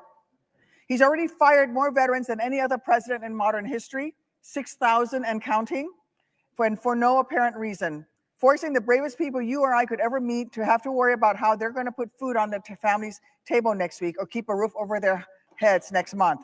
These are folks who did 1, 2, 6, 7 tours, then came home and chose to continue serving their nation by joining federal service. These are heroes who deserve our utmost gratitude. Instead, Trump and Musk are giving them the middle finger. Cadet Bonespurs may like to wrap himself in the flag with one hand, but with the other, he's signing off on the orders that sell out our veterans to line billionaires' pockets, and our warriors deserve better. That is one reason why I'm urging my colleagues to vote yes on my Protect Veterans Jobs Act, a simple amendment that would reinstate every veteran who's been fired because of Trump and Musk betrayal. If Republicans actually care about our veterans like they claim to on Fox News, The senator's time has then they will expired. vote yes on this bill and help give our veterans their jobs back. Otherwise, they're making it clear that they would rather bow down at the The altar of senator's Donald time has Trump expired. than stand up for our heroes.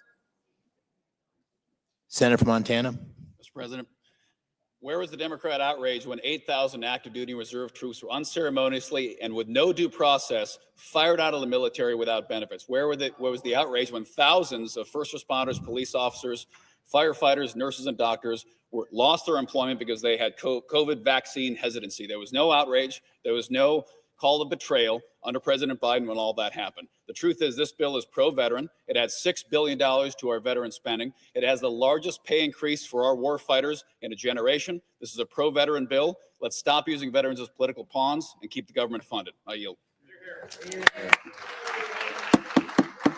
Order. The question is on the amendment. Is there a second? There is. The clerk will call the roll. Ms. Also Brooks. No Ms. Baldwin. Just vote.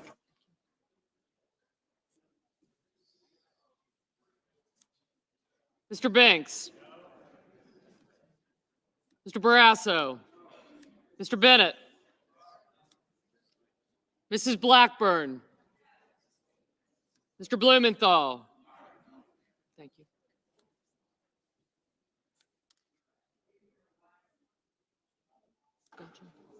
Ms. Blunt Rochester. Mr. Booker.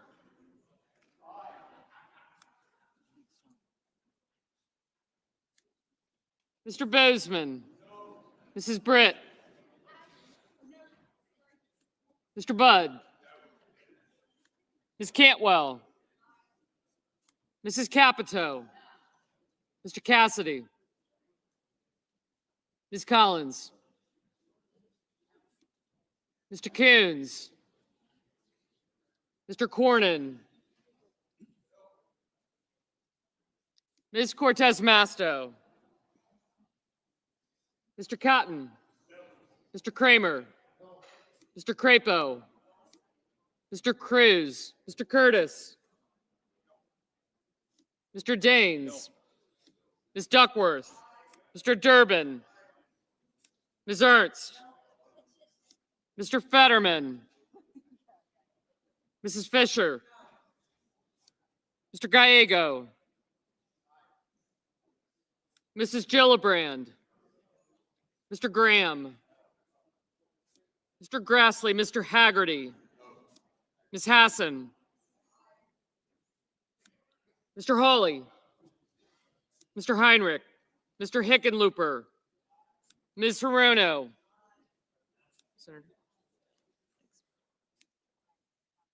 Mr. Hoven. Mr. Husted. Mrs. Hyde Smith.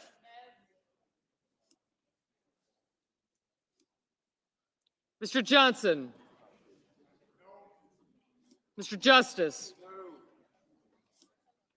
Mr. Kane. Mr. Kelly. Mr. Kennedy. Mr. Kim. Mr. King. Ms. Klobuchar. Mr. Langford. Mr. Lee. Mr. Lujan. Ms. Lummis. Mr. Markey. Mr. Marshall. Mr. McConnell. Mr. McCormick. Mr. Merkley. Mrs. Moody. Mr. Moran. Mr. Marino. Mr. Mullen. Ms. Murkowski. Mr. Murphy. Mrs. Murray.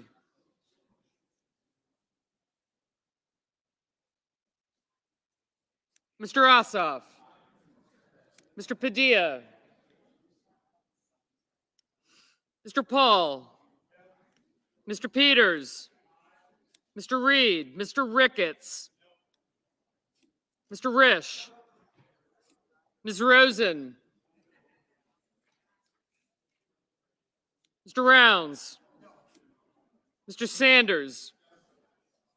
Mr. Schatz. Mr. Schiff. Thanks. Mr. Schmidt. Mr. Schumer. Mr. Scott of Florida. Mr. Scott of South Carolina. Mrs. Shaheen.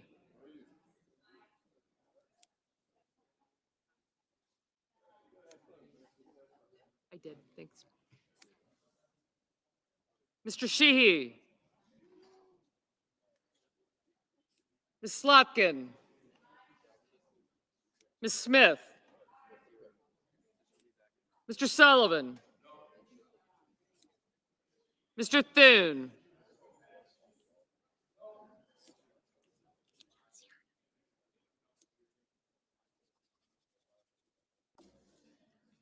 Mr. Tillis.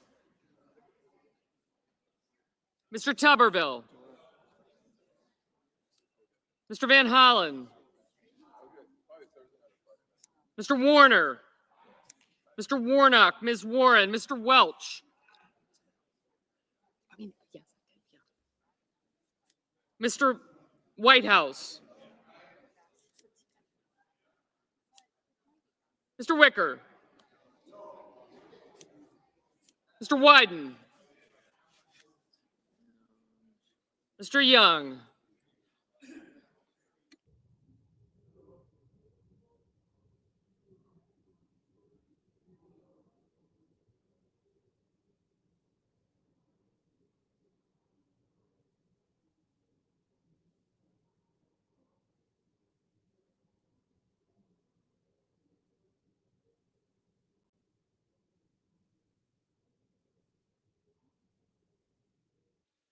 Senators voting in the affirmative: Also Brooks, Baldwin, Bennett, Blumenthal, Blunt Rochester, Booker, Cantwell, Duckworth, Durbin, Fetterman, Gallego, Hassan, Heinrich, Hickenlooper, Hirono, Kane, Kelly, Kim, King, Klobuchar, Lujan, Markey, Merkley, Murphy, Murray, Ossoff, Padilla, Peters, Reed, Rosen, Sanders, Schatz, Schiff, Schumer, Shaheen, Slotkin, Smith, Van Hollen, Warner, Warnock, Warren, Welch, and Whitehouse. Mr. Schatz, aye. Senators voting in the negative: Banks, Barrasso, Blackburn, Bozeman, Britt, Budd, Capito, Cassidy, Collins, Cornyn, Cotton, Kramer, Crapo, Cruz, Curtis, Daines, Ernst, Fisher, Graham, Grassley, Haggerty, Hawley, Hoven, Husted, Hyde-Smith, Johnson, Justice, Kennedy, Lankford, Lee, Lummis, Marshall, McConnell, McCormick, Moody, Moran, Marino, Mullen, Murkowski, Paul, Ricketts, Risch, Rounds, Schmidt, Scott of Florida, Scott of South Carolina, Sheehy, Sullivan, Thune, Tillis, Tuberville, Wicker, and Young.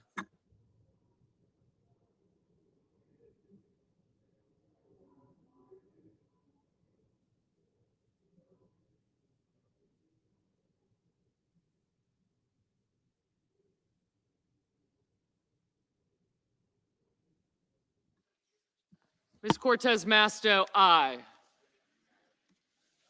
Mr. Wyden, aye.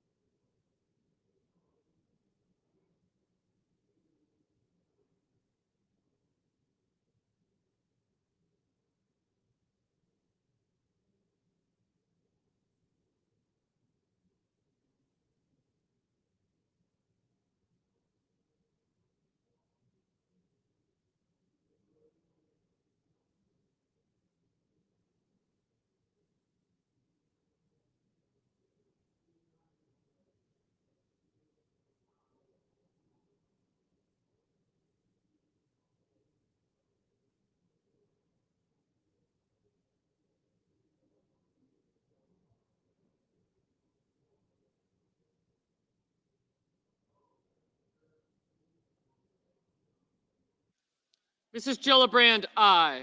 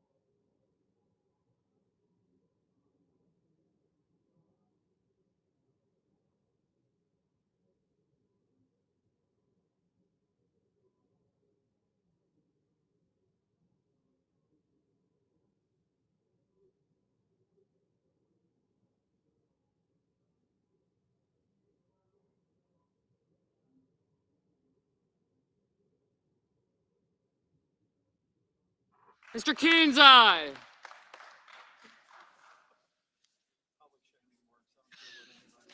It does.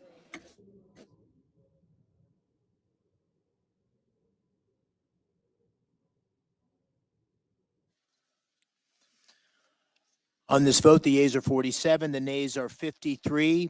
Under the previous order requiring 60 votes for the adoption of this amendment, the amendment is not agreed to. Senator from Maryland. Mr. President, together with my Maryland and Virginia Senate colleagues, I call up my amendment 1272 and ask that it be reported by number. The clerk will report. Senator from Maryland, Mr. Van Hollen, for himself and others, proposes an amendment number 1272. Mr. President, this amendment shuts down the illegal Musk Doge operation, which has nothing to do with government efficiency and everything. Could I have order, please, Mr. President? Order. Thank you, Mr. President. This amendment shuts down the illegal Elon Musk operation, which has nothing to do with government efficiency and everything to do with rigging the government for people like Elon Musk and powerful special interests. That's why they started by firing all the independent inspector generals in the US government, which just opens the door to more corruption. And they have lied and lied to the American people. They illegally fired over 200,000 patriotic federal employees, including 6,000 veterans, and added insult to injury by lying that they were fired for poor performance. That was untrue, and this is why judges are ordering the Trump administration to return them to their jobs. They gained access illegally to highly sensitive personal information on Americans. And just today we learned— The senator's time has expired. I asked unanimous consent for 10 seconds. Thank you, Mr. President. And finally— No objection. They also have essentially tried to clear the way for tax cuts for very wealthy Americans. And I will end with this. They've also lied about their savings. Senator, I say your time's time to expired. delete Doge. Please adopt the amendment. Thank you, my colleagues. Mr. President. Senator from Iowa. Mr. President, since January, Doge has saved $115 billion. That amounts to— Order. Please. That amounts to $714 per taxpayer. Some of Doge's findings— Order. Some of Doge's findings include the Small Business Administration gave out more than $300 million in loans to thousands of children 11 years and younger.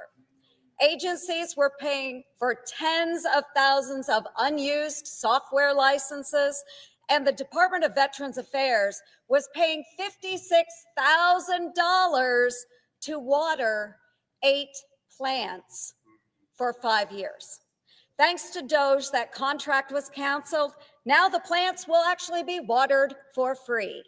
While Doge keeps delivering more savings every day, Democrats are more upset by the effort to stop wasteful spending than by the misuse of tax dollars. As I always say, if you can't find waste in Washington, you The are senator's not time has looking. expired. I urge my colleagues to vote no on this amendment. We can't afford more Washington business as usual that gave us $36 trillion of debt. Senator's time has expired. The question is on the amendment. Time has expired. Senator, your time's expired. The question is on the amendment. Is there a sufficient second? There is. Clerk will call the roll. Ms. Also Brooks. Ms. Baldwin. Mr. Banks. Mr. Barrasso. Mr. Bennett.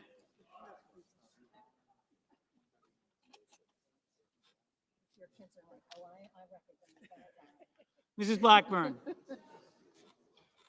Mr. Blumenthal. Ms. Blunt Rochester. Mr. Booker.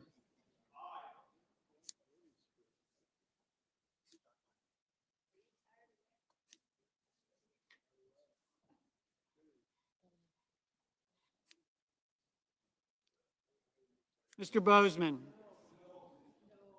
Mrs. Britt. Mr. Budd. Ms. Cantwell. Mrs. Capito. Mr. Cassidy, Ms. Collins,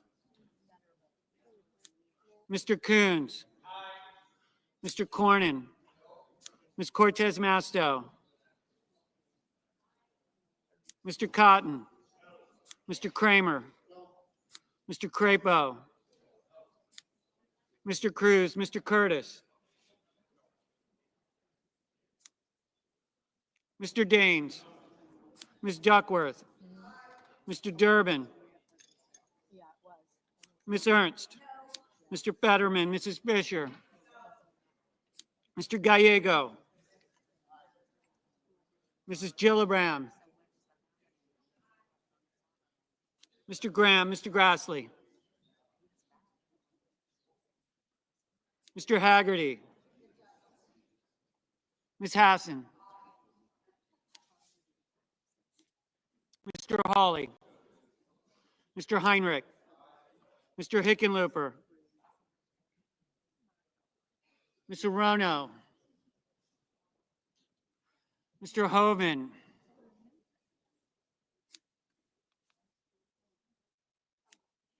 Mr. Husted, Mrs. Hyde-Smith, Mr. Johnson, Mr. Justice, Mr. Kane, Mr. Kelly, Mr. Kennedy, Mr. Kim, Mr. King,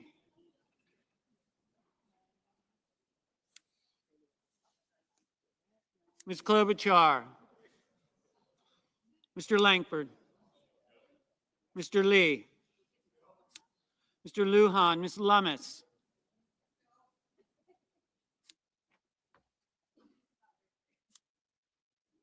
Mr. Markey, Mr. Marshall, Mr. McConnell, Mr. McCormick,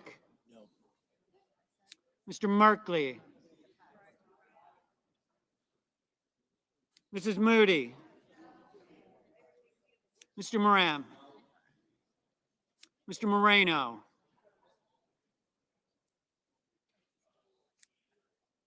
Mr. Mullen, Ms. Markowski, Mr. Murphy, Mrs. Murray, Mr. Ossoff, Mr. Padilla, Mr. Paul, Mr. Peters, Mr. Reed, Mr. Ricketts, Mr. Risch, Ms. Rosen, Mr. Rounds, Mr. Sanders, Mr. Schatz, Mr. Schiff, Mr. Schmidt, Mr. Schumer, Mr. Scott of Florida, Mr. Scott of South Carolina, Mrs. Shaheen, Mr. Sheehy,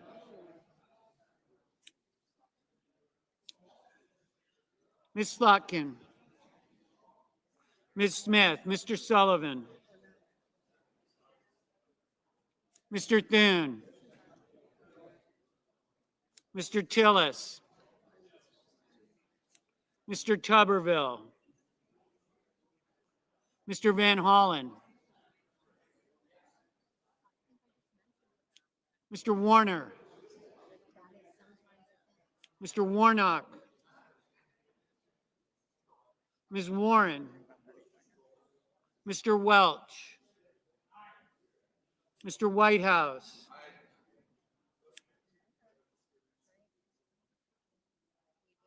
Mr. Wicker, Mr. Wyden, Mr. Young,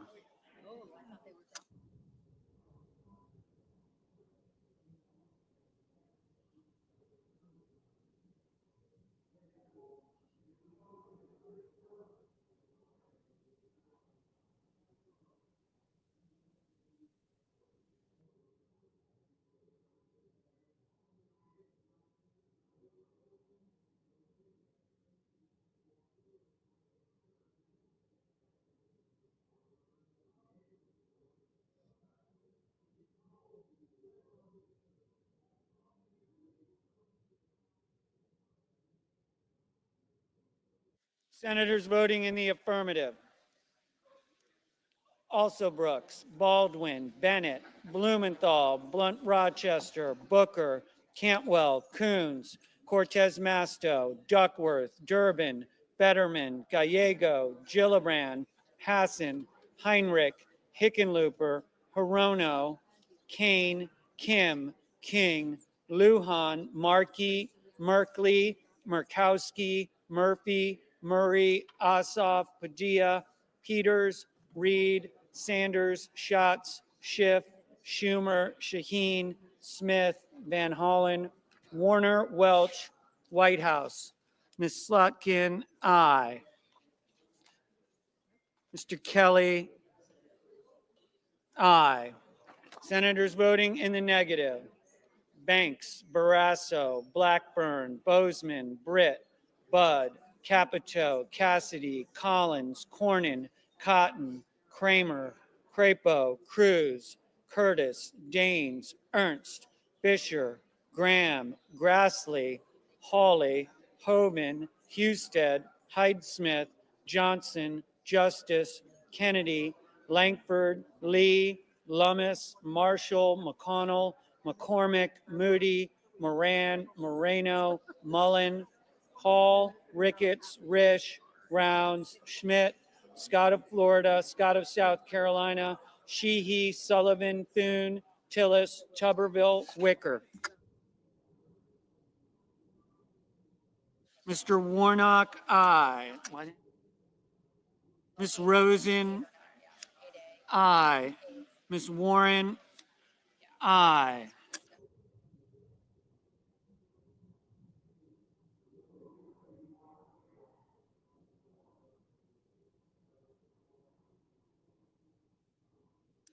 Mr. Young, no.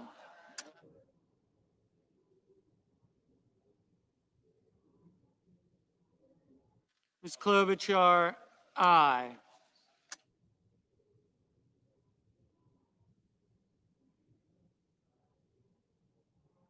Mr. Wyden, aye.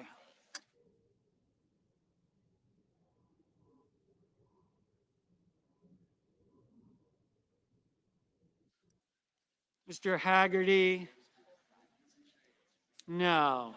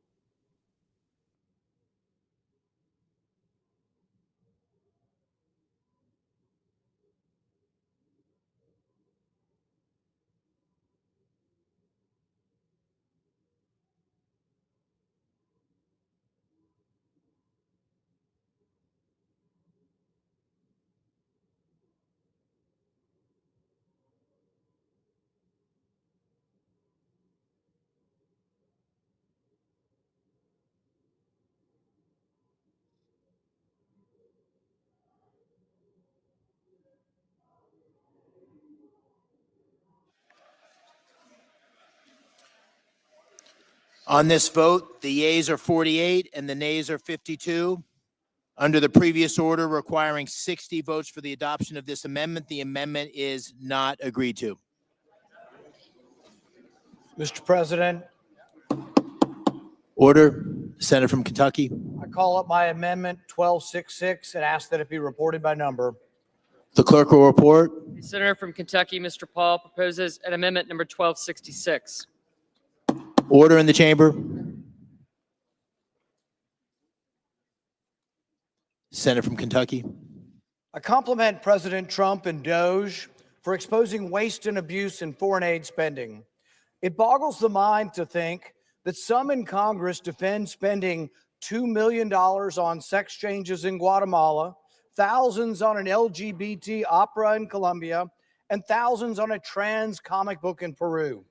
This is the low-hanging fruit. If Congress can't vote to cut this egregious, crazy, left-wing lunacy, will Congress ever have the courage to tackle entitlements?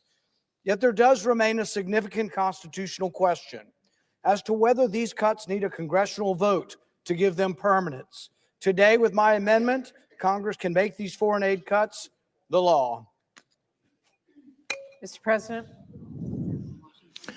The senator from Washington. the senator's amendment would indiscriminately cut $16 billion from state and USAID, including life-saving assistance. Secretary Rubio said he wants to maintain for the purchase of food from American farmers, programs to counter the PRC influence, and efforts to ensure American businesses are more competitive overseas.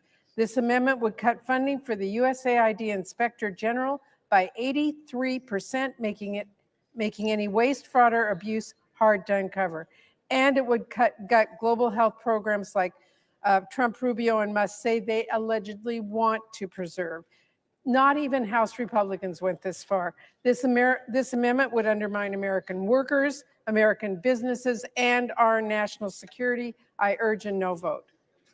I ask for the yeas and nays. Is there a sufficient second? There is. Clerk will call the roll. Ms. Also Brooks. Ms. Baldwin. Mr. Banks. Mr. Barrasso. Mr. Bennett. Mrs. Blackburn. Mr. Blumenthal. Ms. Blunt Rochester. Mr. Booker. Mr. Bozeman. Mrs. Britt. Mr. Budd. Ms. Cantwell. Mrs. Capito. Mr. Cassidy. Ms. Collins. Mr. Coons. Mr. Cornyn. Ms. Cortez Masto. Mr. Cotton. Mr. Kramer. Mr. Crapo. Mr. Cruz.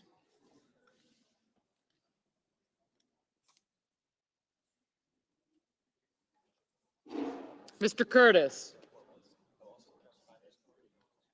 Mr. Daines, Ms. Duckworth. Mr. Durbin. Ms. Ernst. Mr. Fetterman.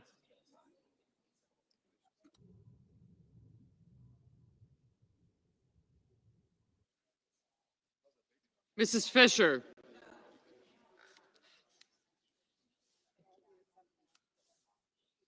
Mr. Gallego. Mrs. Gillibrand. Mr. Graham. Mr. Grassley. Mr. Haggerty. Ms. Hassan. Mr. Hawley. Mr. Heinrich. Who said no? Wicker? Oh, okay, it was. Gotcha. Thank you. Mr. Hickenlooper. Ms. Hirono. Mr. Hoven. Mr. Husted. Mrs. Hyde-Smith. Mr. Johnson. Mr. Justice. Mr. Kane.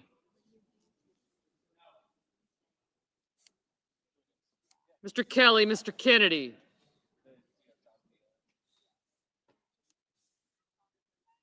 Mr. Kim. Mr. King. Ms. Klobuchar. Mr. Langford. Ms. Klobuchar, okay. I got you. Thank you.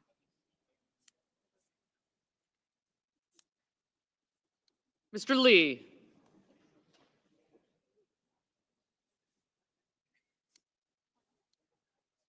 Mr. Lujan.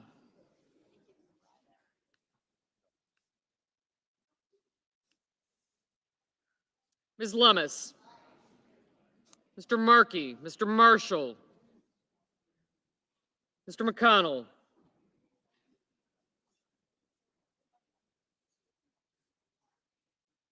Mr. McCormick.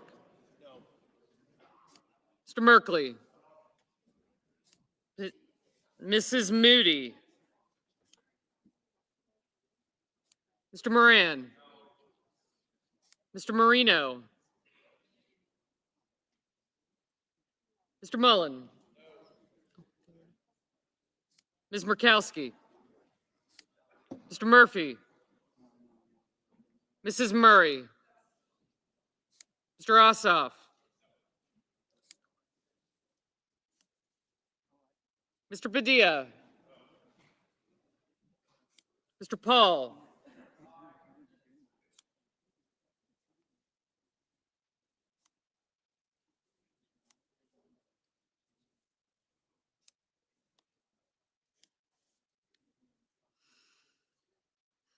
Mr. Peters, Mr. Reed, Mr. Ricketts. Mr. Risch.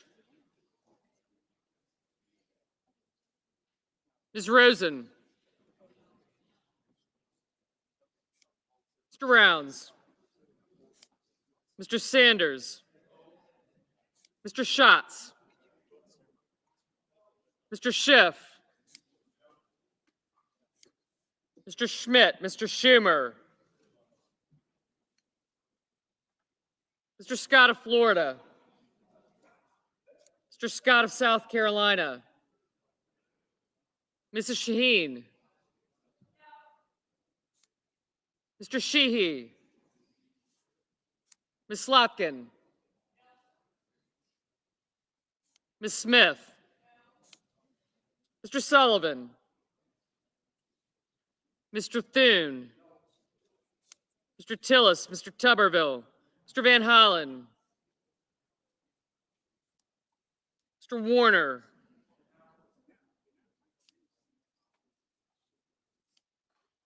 Mr. Warnock, Ms. Warren. Mr. Welch, Mr. Whitehouse, Mr. Wicker, Mr. Wyden, Mr. Young.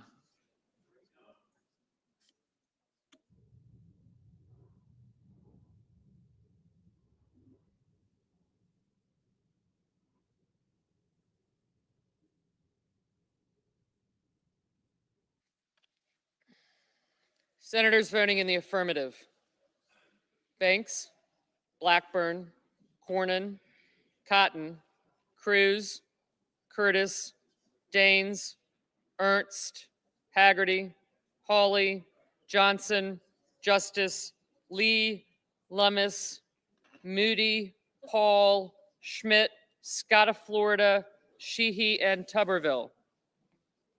Senators voting in the negative: also Brooks, Baldwin, Bennett, Blumenthal, Blunt Rochester, Booker, Bozeman, Cantwell, Capito, Cassidy, Collins, Coons, Cortez Masto, Kramer, Crapo, Duckworth, Durbin, Fetterman, Fisher, Gallego, Graham, Grassley, Hassan, Heinrich, Hickenlooper, Hirono, Hyde-Smith, Kane, Kelly, Kim, King, Klobuchar, Langford, Lujan, Markey, McConnell, McCormick, Merkley, Moran, Mullen, Murkowski, Murphy, Murray, Ossoff, Padilla, Peters, Reed, Ricketts, Rosen, Rounds, Sanders, Schatz,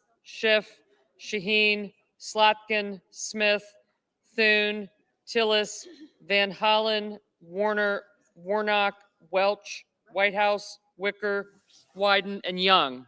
Mr. Hoven, no. Mr. Husted, aye. Mr. Scott of South Carolina, no. Mrs. Britt, aye. Mr. Schumer, no. Mr. Barrasso, no. Mr. Budd, no.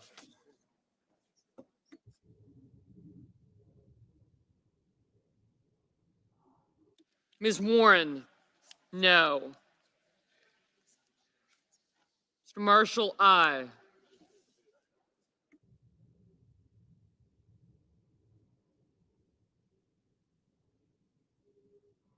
Mr. Risch, aye.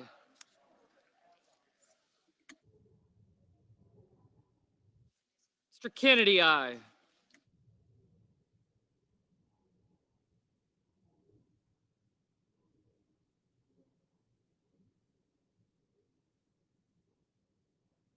Mr. Marino, aye. Mrs. Gillibrand, no.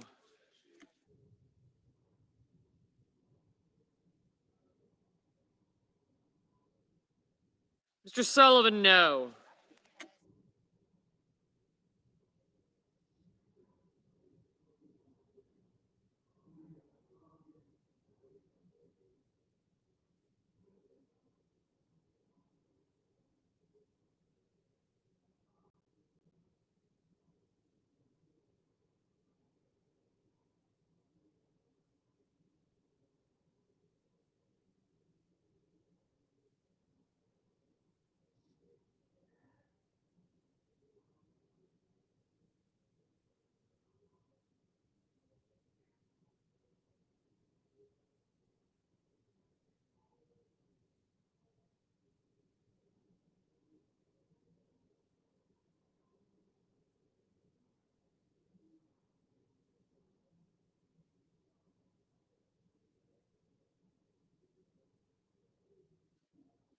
Mr. Budd, aye.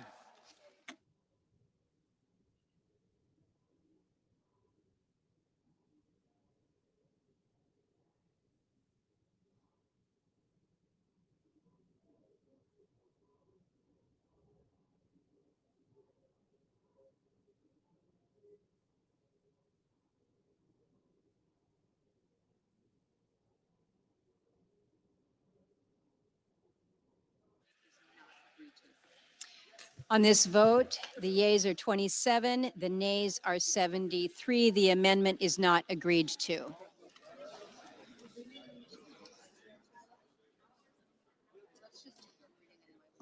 Okay. Under the previous order, the bill is considered read a third time. The question occurs on passage of the bill. Is there a sufficient second? There is a sufficient second.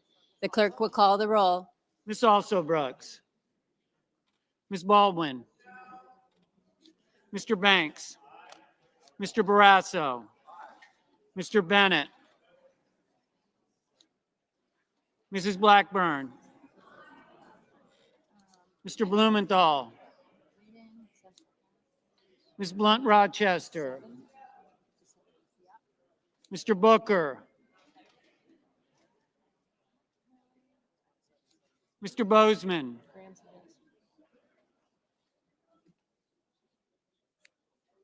Mrs. Britt. Mr. Budd.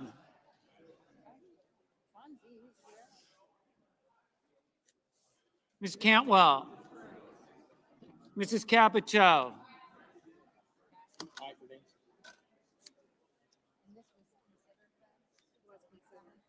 Mr. Cassidy.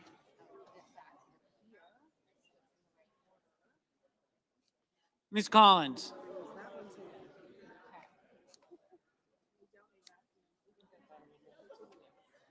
Mr. Coons.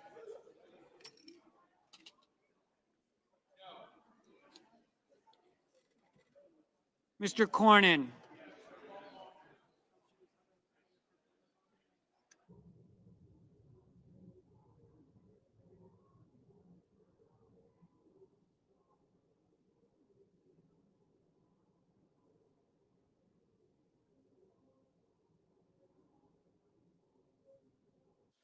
Ms. Cortez Masto.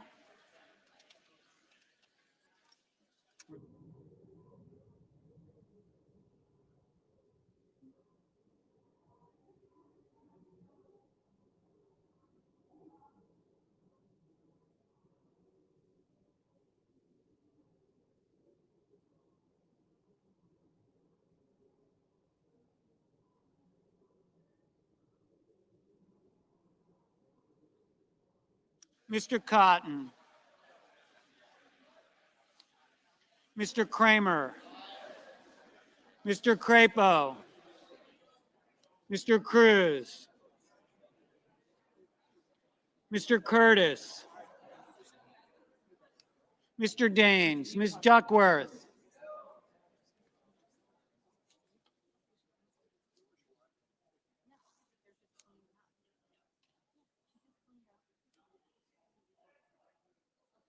Mr. Durbin,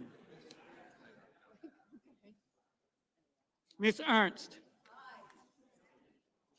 Mr. Fetterman, Mrs. Fisher, Mr. Gallego, Mrs. Gillibrand, Mr. Graham, Mr. Grassley,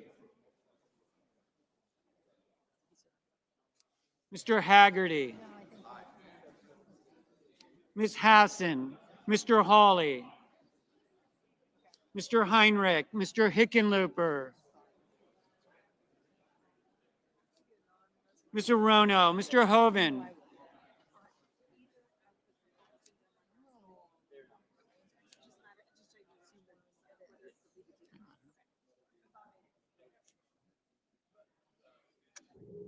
Mr. Husted, Mrs. Hyde-Smith, Mr. Johnson, Mr. Justice, Mr. Kane, Mr. Kelly,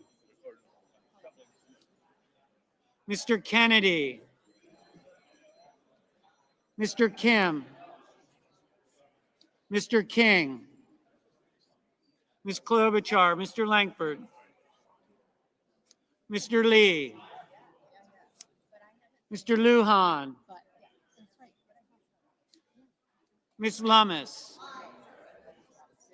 Mr. Markey, Mr. Marshall, Mr. McConnell, Mr. McCormick, Mr. Merkley,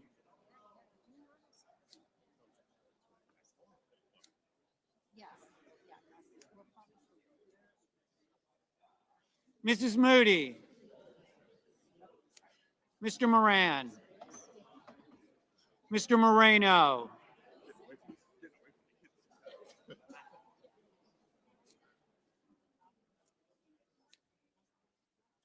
Mr. Mullen, Ms. Murkowski, Mr. Murphy, Mrs. Murray, Mr. Ossoff, Mr. Padilla, Mr. Paul,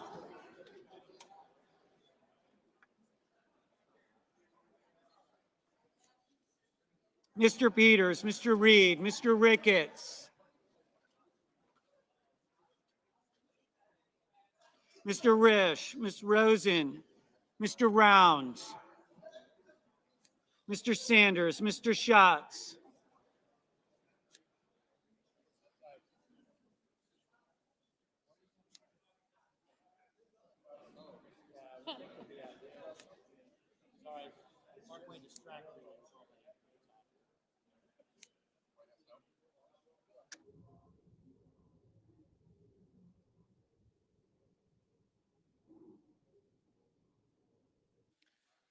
Mr. Sanders, Mr. Schatz, Mr. Schiff,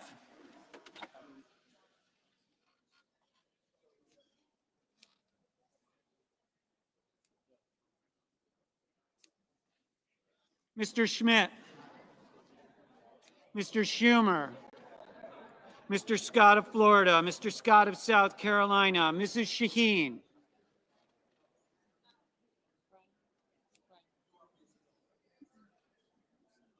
Mr. Sheehy, Ms. Slotkin, Ms. Smith, Mr. Sullivan, Mr. Thune, Mr. Tillis, Mr. Tuberville,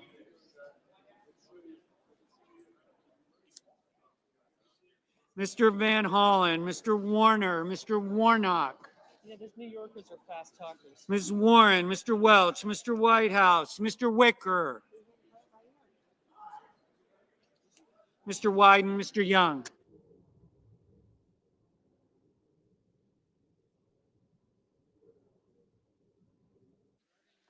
Senators voting in the affirmative: Banks, Barrasso, Blackburn, Britt, Budd, Capito, Cassidy, Collins, Cornyn, Cotton, Kramer, Crapo, Cruz, Curtis, Daines, Ernst, Fisher, Graham, Grassley, Haggerty, Hawley, Husted, Hyde-Smith, Justice, Kennedy, King, Langford, Lee, Lummis, Marshall, McConnell, McCormick, Moody, Moreno, Mullen, Murkowski, Ricketts, Risch, Rounds, Schmidt, Scott of Florida, Shaheen, Sheehy, Sullivan, Thune, Tillis, Wicker, Young. Senators voting in the negative: also Brooks, Baldwin, Bennett, Blumenthal, Blunt Rochester, Booker, Cantwell, Coons, Cortez Masto, Duckworth, Durbin, Fetterman, Gallego, Gillibrand, Hassan, Heinrich, Hickenlooper, Hirono, Kane, Kim, Klobuchar, Lujan, Markey, Merkley, Murphy, Murray, Ossoff, Padilla, Hall, Peters, Reed, Rosen, Sanders, Schatz, Schiff, Slotkin, Smith, Van Hollen, Warner, Warren, Welch, Whitehouse, Wyden. Mr. Scott of South Carolina, aye. Mr. Bozeman, aye. Mr. Moran, aye. Mr. Johnson, aye.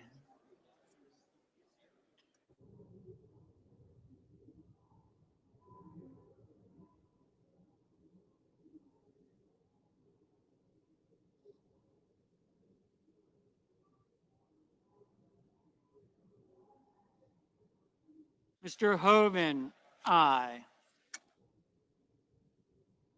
Mr. Tuberville, aye. Mr. Schumer, no.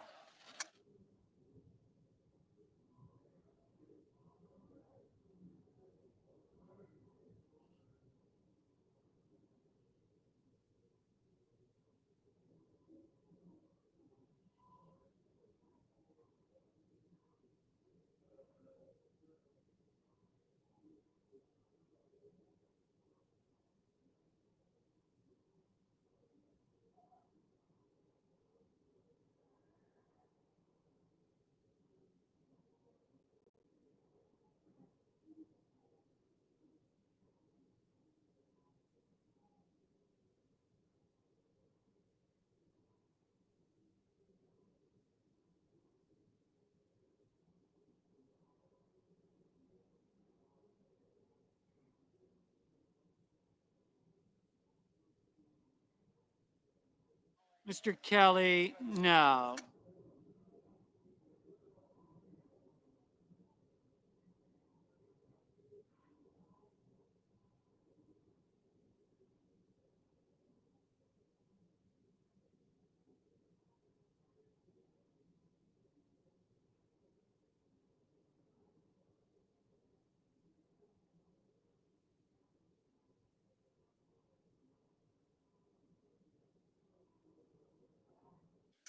Mr. Warnock, no.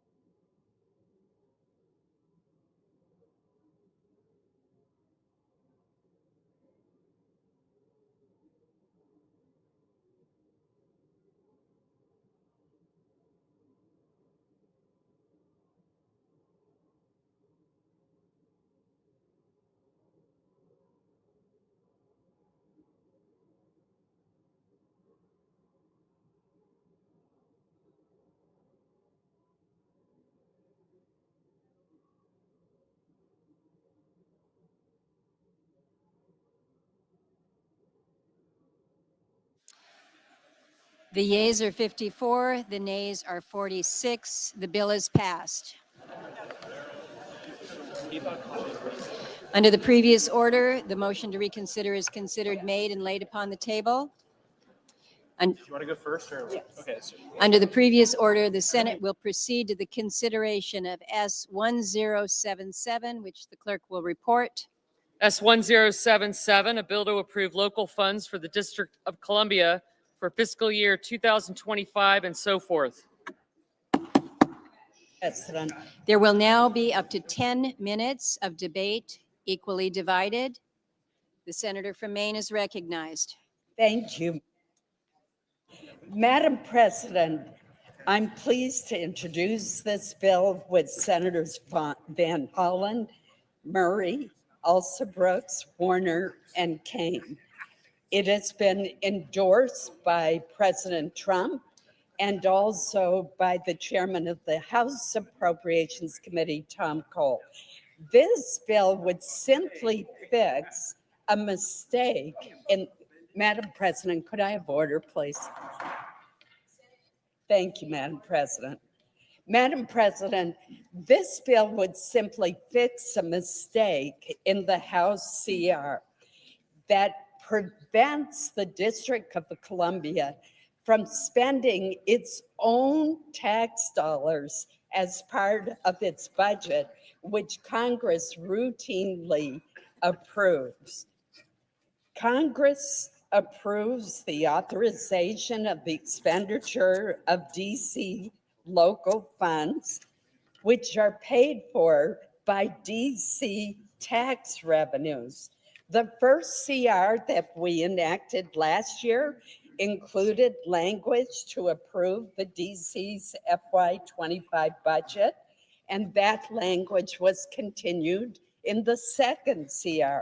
However, the House did not extend this anomaly in the year-long CR. As a result, unless this bill is passed, DC would have to operate under its fiscal year 24 budget for the remainder of 25, potentially requiring $1.1 billion in local spending cuts. Reducing DC's local funding expenditures will not result in a dollar of federal savings.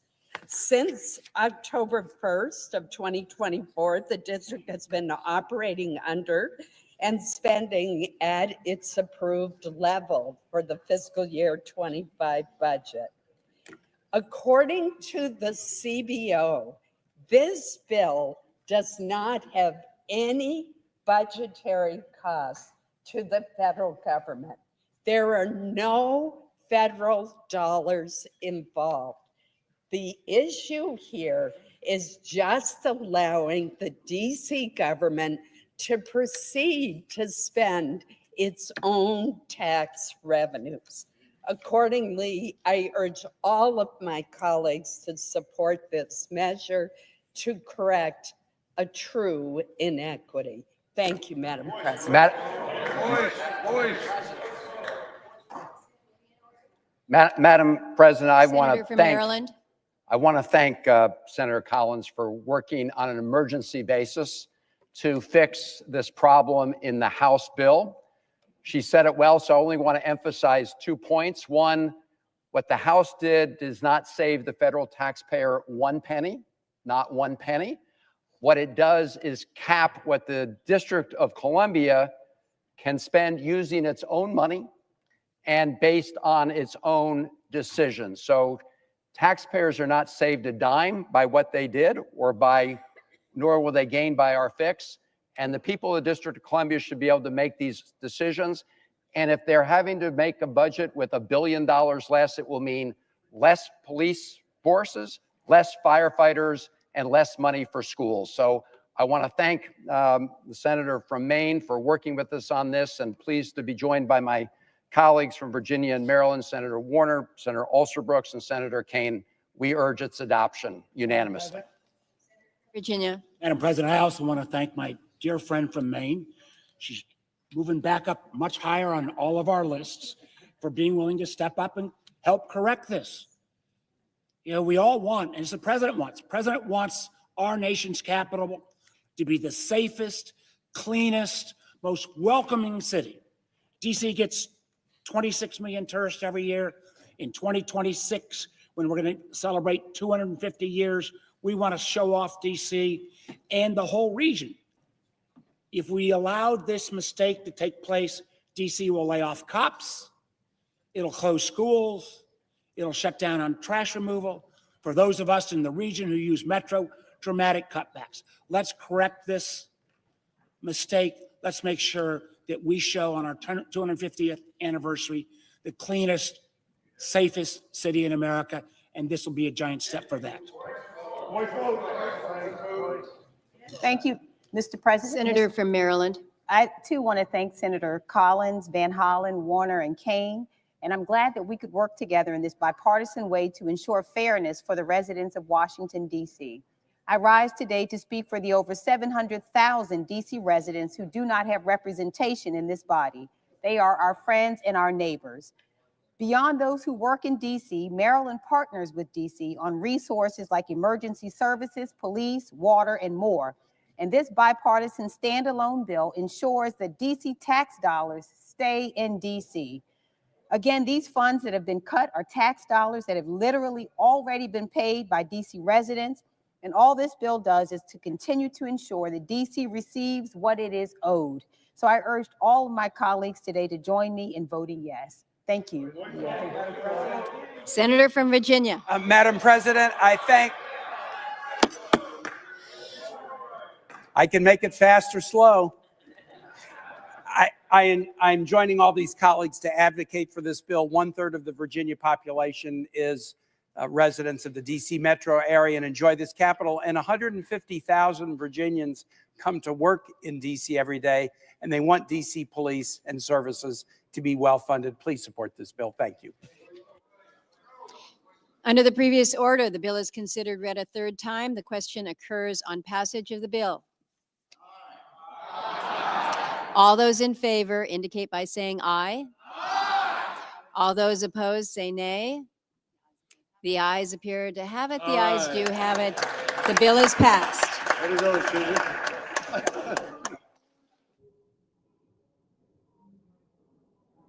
Under the previous order, the motion to reconsider is considered made and laid upon the table.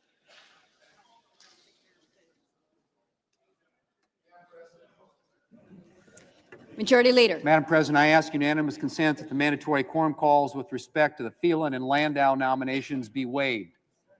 Without objection, so ordered. Under the previous order, the Senate will resume executive session. The clerk will report the motion to invoke cloture. Cloture motion, we the undersigned senators, in accordance with the provisions of Rule 22 of the Standing Rules of the Senate, do hereby move to bring to a close debate on the nomination of John Phelan of Florida to be Secretary of the Navy, signed by 17 senators. By unanimous consent, the mandatory quorum call has been waived. The question is it the sense of the Senate that debate on the nomination of John Phelan of Florida to be Secretary of the Navy shall be brought to a close? The yeas and nays are mandatory under the rule. The clerk will call the roll. Ms. Alsobrooks. Ms. Baldwin.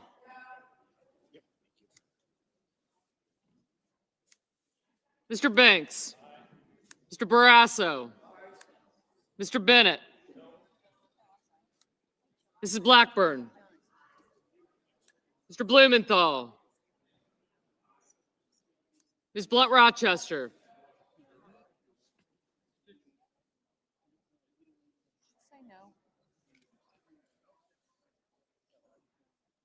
Hold on one second.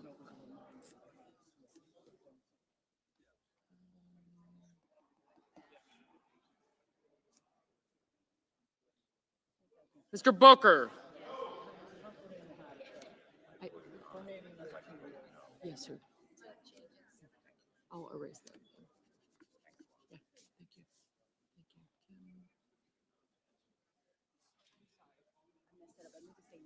I wondered. Okay, that's all right. Good, no problem. No problem.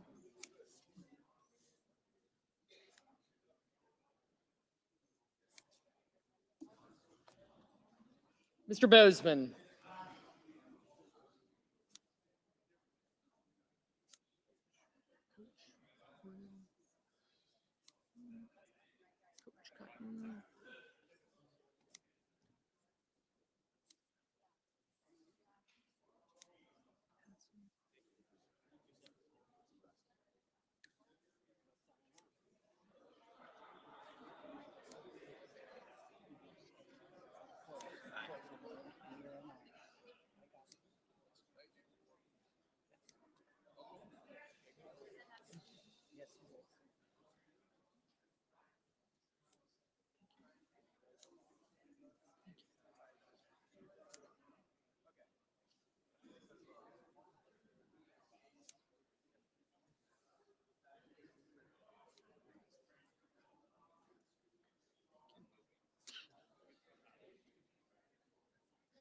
Wait, Senator.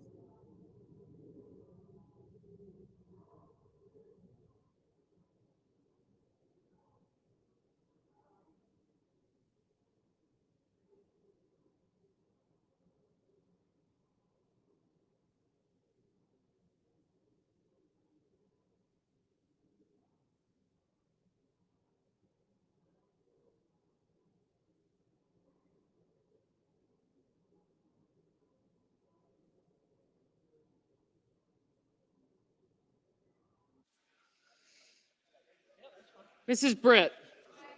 Mr. Budd. Ms. Cantwell. Same with your colleague, maybe. Van Hollen, Padilla. Okay. I got Van Hollen, Padilla. Mrs. Capito. Mr. Cassidy.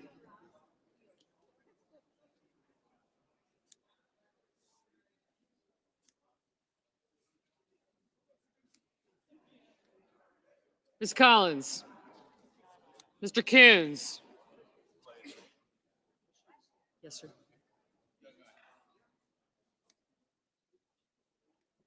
Mr. Cornyn, Ms. Cortez Masto, Mr. Cotton, Mr. Kramer.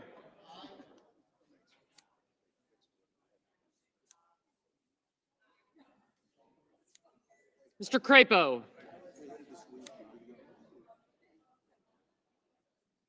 Mr. Cruz, Mr. Curtis, Mr. Daines, Ms. Duckworth, Mr. Durbin, Ms. Ernst.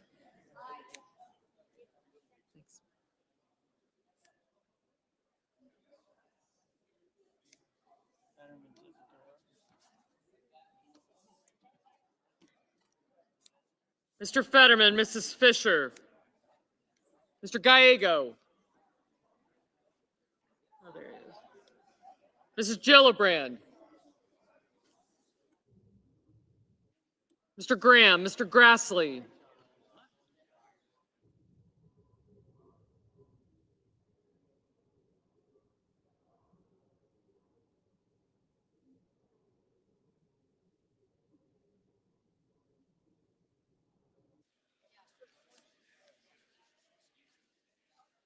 Mr. Haggerty. Ms. Hassan, Mr. Hawley, Mr. Heinrich, Mr. Hickenlooper, Ms. Hirono, Mr. Hoven, Mr. Husted, Mrs. Hyde-Smith, Mr. Johnson, Mr. Justice, Mr. Kane, Mr. Kelly, Mr. Kennedy, Mr. Kim, Mr. King, Ms. Klobuchar, Mr. Langford, Mr. Lee, Mr. Lujan, Ms. Lummis, Mr. Markey, Mr. Marshall, Mr. McConnell, Mr. McCormick, Mr. Merkley, Mrs. Moody, Mr. Moran,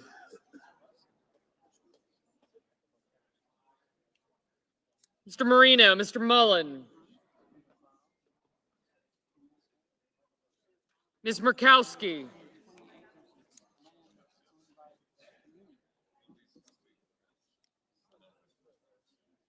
Mr. Murphy, Mrs. Murray, Mr. Ossoff, Mr. Padilla, Mr. Paul, Mr. Peters,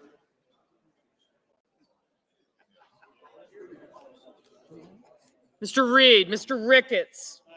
Oh, there you are, right in front of me. Mr. Risch, Ms. Rosen, Mr. Rounds. Mr. Sanders.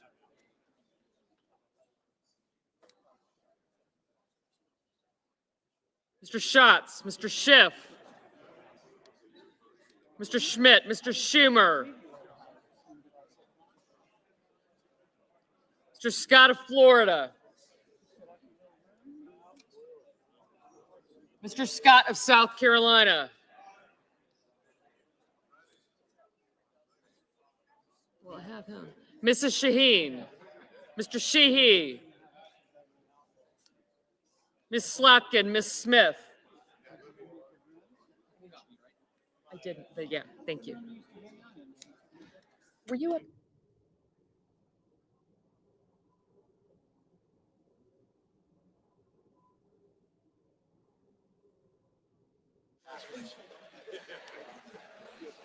Mr. Sullivan.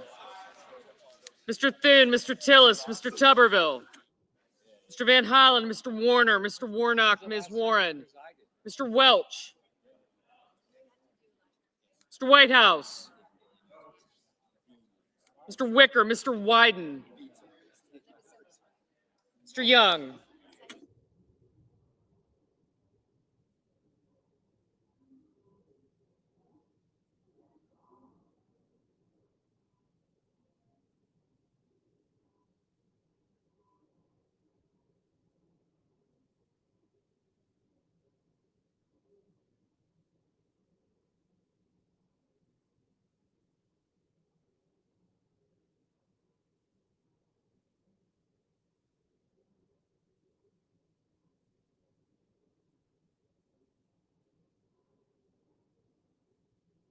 Senators voting in the affirmative. Banks, Barrasso, Blackburn, Bozeman, Britt, Budd, Capito, Collins, Coons, Cornyn, Cortez Masto, Cotton, Kramer, Crapo, Cruz, Curtis, Daines, Ernst, Fetterman, Fisher, Graham, Grassley, Hassan, Hawley, Hoven, Husted, Hyde-Smith, Johnson, Justice, Kane, Kelly, Kennedy, King, Langford, Lee, Lummis, Marshall, McConnell, McCormick, Moody, Moran, Marino, Mullen, Murkowski, Paul, Reed, Ricketts, Risch, Rosen, Rounds, Schmidt, Scott of Florida, Scott of South Carolina, Shaheen, Sheehy, Sullivan, Thune, Tillis, Tuberville, Warner, Wicker, and Young. Senators voting in the negative.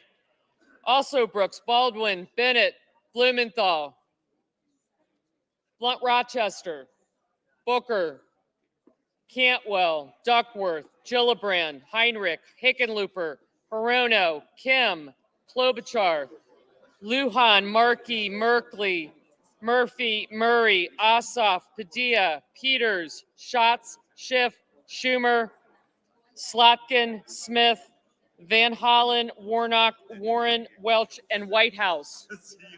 Mr. Wyden, no. Mr. Gallego, aye. Mr. Haggerty, aye.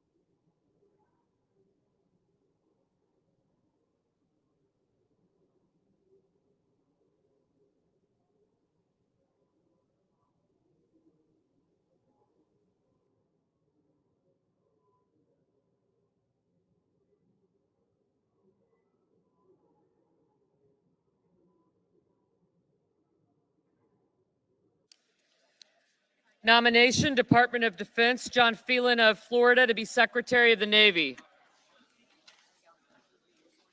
Under the previous order, the clerk will report the motion to invoke cloture. Cloture motion, we the undersigned senators, in accordance with the provisions of Rule 22 of the Standing Rules of the Senate, do hereby move to bring to a closed debate on the nomination of Christopher Landau of Maryland to be Deputy Secretary of State, signed by 17 senators. By unanimous consent, the mandatory quorum call has been waived. The question is it the sense of the Senate that the debate on the nomination of Christopher Landau of Maryland to be Deputy Secretary of State shall be brought to a close? The yeas and nays are mandatory under the rule. The clerk will call the roll. Ms. Also Brooks.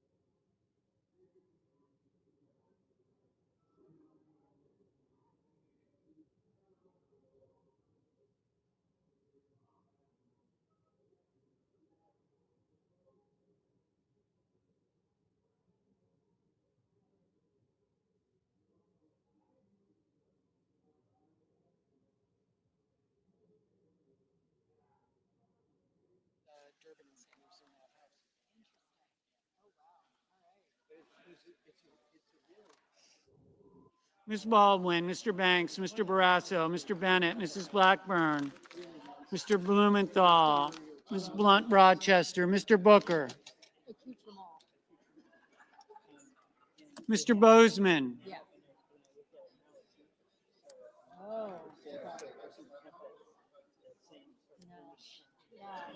Mrs. Britt, Mr. Budd, Ms. Cantwell, Mrs. Capito, Mr. Cassidy, Ms. Collins, Mr. Coons, Mr. Cornyn, Ms. Cortez Masto, Mr. Cotton, Mr. Kramer, Mr. Crapo, Mr. Cruz, Mr. Curtis, Mr. Daines, Ms. Duckworth, Mr. Durbin, Ms. Ernst, Mr. Fetterman, Mrs. Fisher,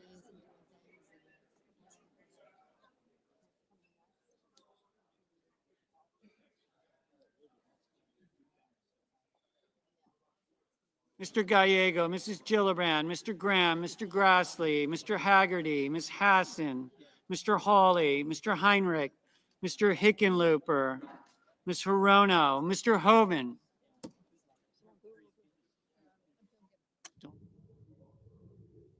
Mr. Husted, Mrs. Hyde Smith, Mr. Johnson, Mr. Justice, Mr. Kane, Mr. Kelly, Mr. Kennedy, Mr. Kim, Mr. King,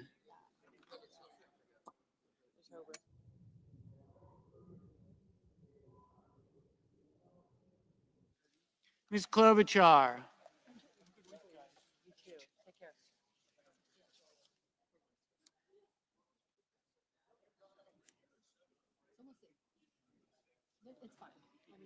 Mr. Langford, Mr. Lee, Mr. Lujan, Ms. Lummis, Mr. Markey, Mr. Marshall, Mr. McConnell, Mr. McCormick, Mr. Merkley, Mrs. Moody, Mr. Moran, Mr. Moreno, Mr. Mullen, Ms. Murkowski, Mr. Murphy,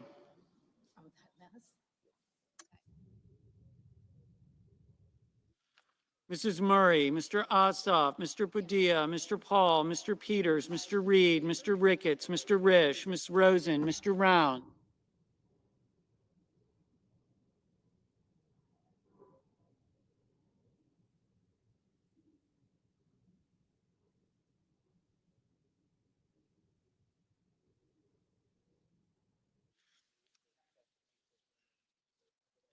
Mr. Rounds, Mr. Sanders, Mr. Schatz, Mr. Schiff, Mr. Schmidt, Mr. Schumer,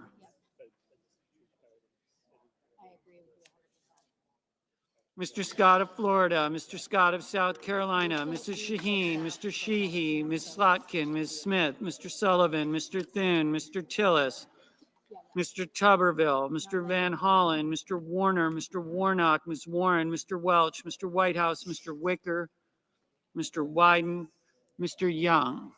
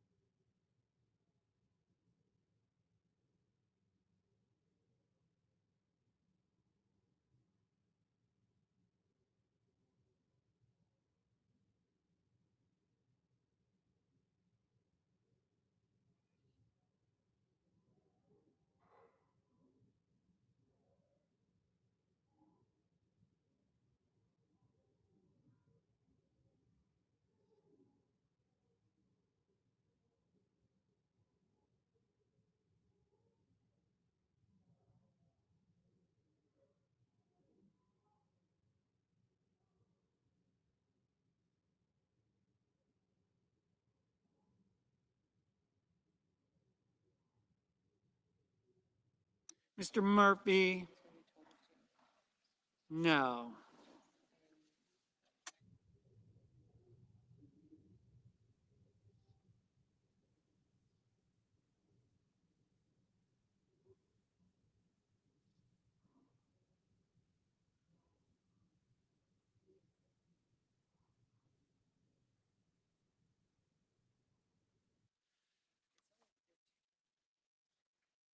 Senators voting in the affirmative: Banks, Barrasso, Bennett, Blackburn, Bozeman, Britt, Budd, Capito, Collins, Coons, Cornyn, Cortez Masto, Cotton, Kramer, Crapo, Cruz, Curtis, Daines, Ernst, Betterman, Fisher, Graham, Grassley, Haggerty, Hassan, Hawley, Hoven, Husted, Hyde-Smith, Johnson, Justice, Kane, Kennedy, King, Klobuchar, Langford, Lee, Lummis, Marshall, McConnell, McCormick, Moody, Moran, Moreno, Mullen, Murkowski, Paul, Ricketts, Risch, Rosen, Rounds, Schmidt, Scott of Florida, Scott of South Carolina, Shaheen, Sheehy, Sullivan, Thune,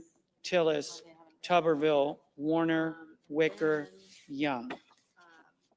Senators voting in the negative: Also Brooks, Baldwin, Blumenthal, Blunt Rochester, Cantwell, Duckworth, Gallego, Gillibrand, Heinrich, Hirono, Kelly, Kim, Lujan, Markey, Merkley, Murphy, Murray, Ossoff, Padilla, Peters, Reed, Schatz, Schiff, Schumer, Slotkin, Smith, Van Hollen, Warnock, Warren, Welch, Whitehouse, Wyden.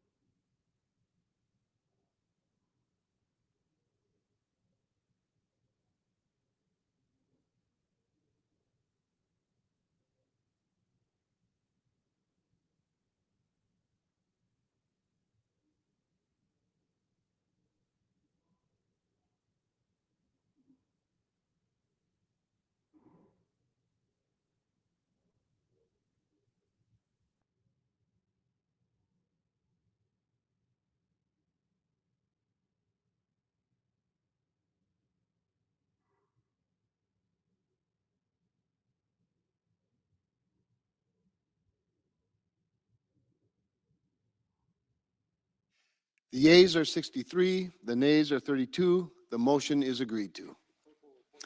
The clerk will report the nomination. Department of State, Christopher Landau of Maryland to be Deputy Secretary. Mr. President, Republican Whip. move to proceed to legislative session. The question is on the motion.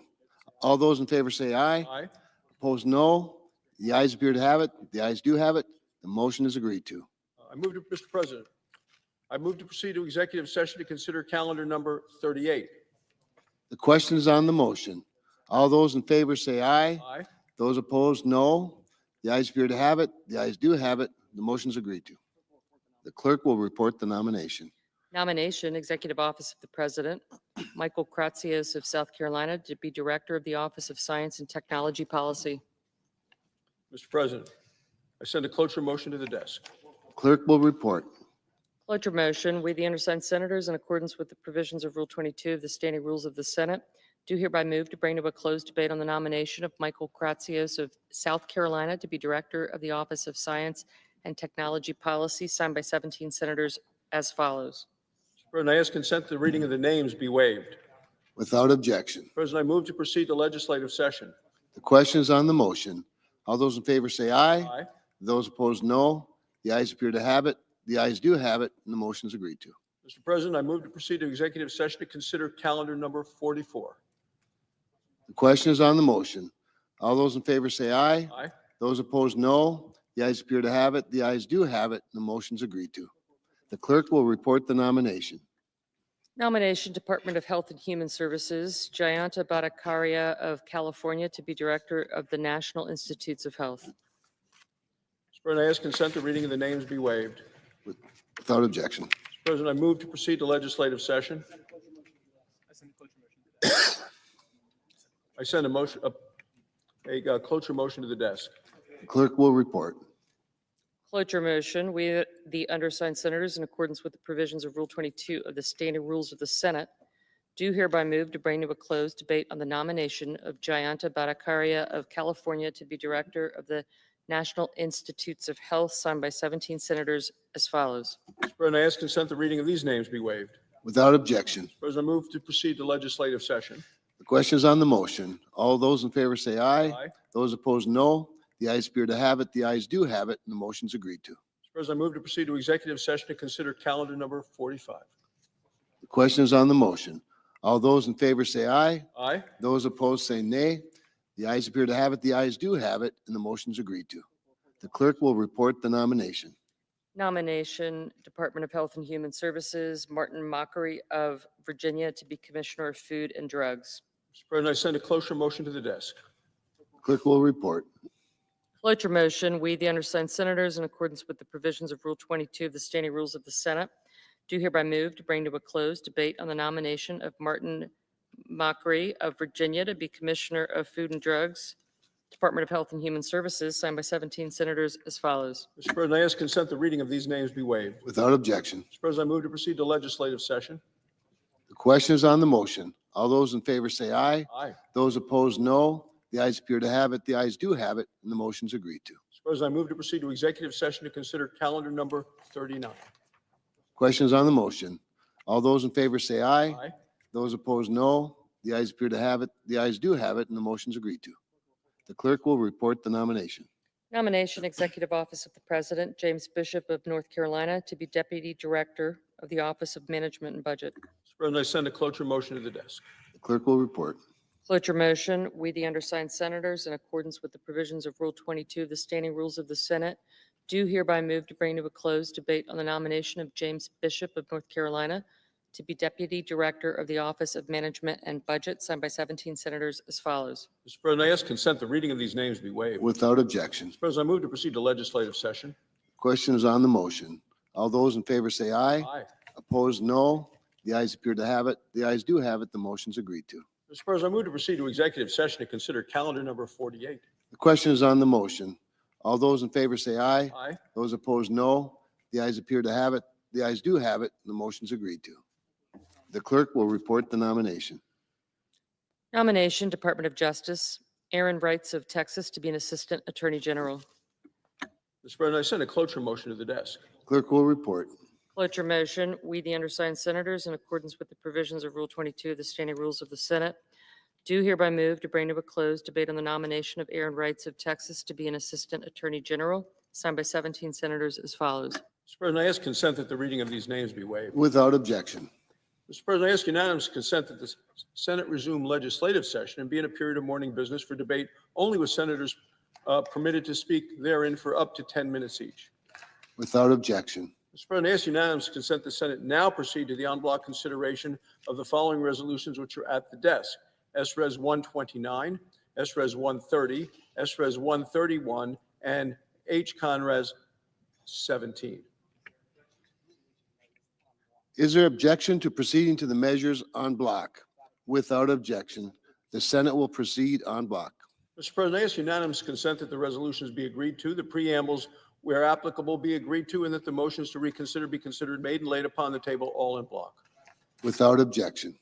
Mr. President, I ask unanimous consent that notwithstanding the upcoming adjournment of the Senate, the President of the Senate, the President pro tem, and the majority and minority leaders be authorized to make appointments to commissions, committees, boards, conferences, and interparliamentary conferences authorized by law by concurrent action of the two houses or by order of the United States Senate. Without objection. Mr. President, I ask unanimous consent that the committees be authorized to report out legislation on Tuesday, March 18th from 12 noon until 12:30 p.m. Without objection. Mr. President, I ask unanimous consent that when the Senate completes its business today, it adjourn and then convene for a pro forma session only with no business being conducted on the following dates and times: Tuesday, March 18th at 12:15 p.m. and Thursday, March 20th at 12 noon. Further, that when the Senate adjourns on Thursday, March 20th, it stand adjourned until 3 p.m. on Monday, March 24th. That following the prayer and the pledge, the morning hour be deemed expired, the journal of proceedings be approved to date, the time for the leaders be reserved for their use later in the day, morning business be closed, and the Senate proceed to executive sessions and resume consideration of calendar number 36, John Phelan, and then at 5:30 p.m., the Senate vote on confirmation of the Phelan nomination, followed by confirmation of calendar number 41, Christopher Landau. Further, that the cloture motions filed during today's session of the Senate ripen on Tuesday, March 25th. Finally, if any nominations are confirmed during Monday's session, then motions to reconsider be considered made and laid upon the table, and the President be immediately notified of the Senate's actions. Without objection. Mr. President, I have two requests for committees to meet during today's session of the Senate. They have the approval of the majority and the minority leaders. Duly noted. Mr. President, if there's no further business to come before the Senate, I ask that it stand adjourned until under the previous order. The Senate stands adjourned until Tuesday, March 18th at 12:15 p.m. Thank you.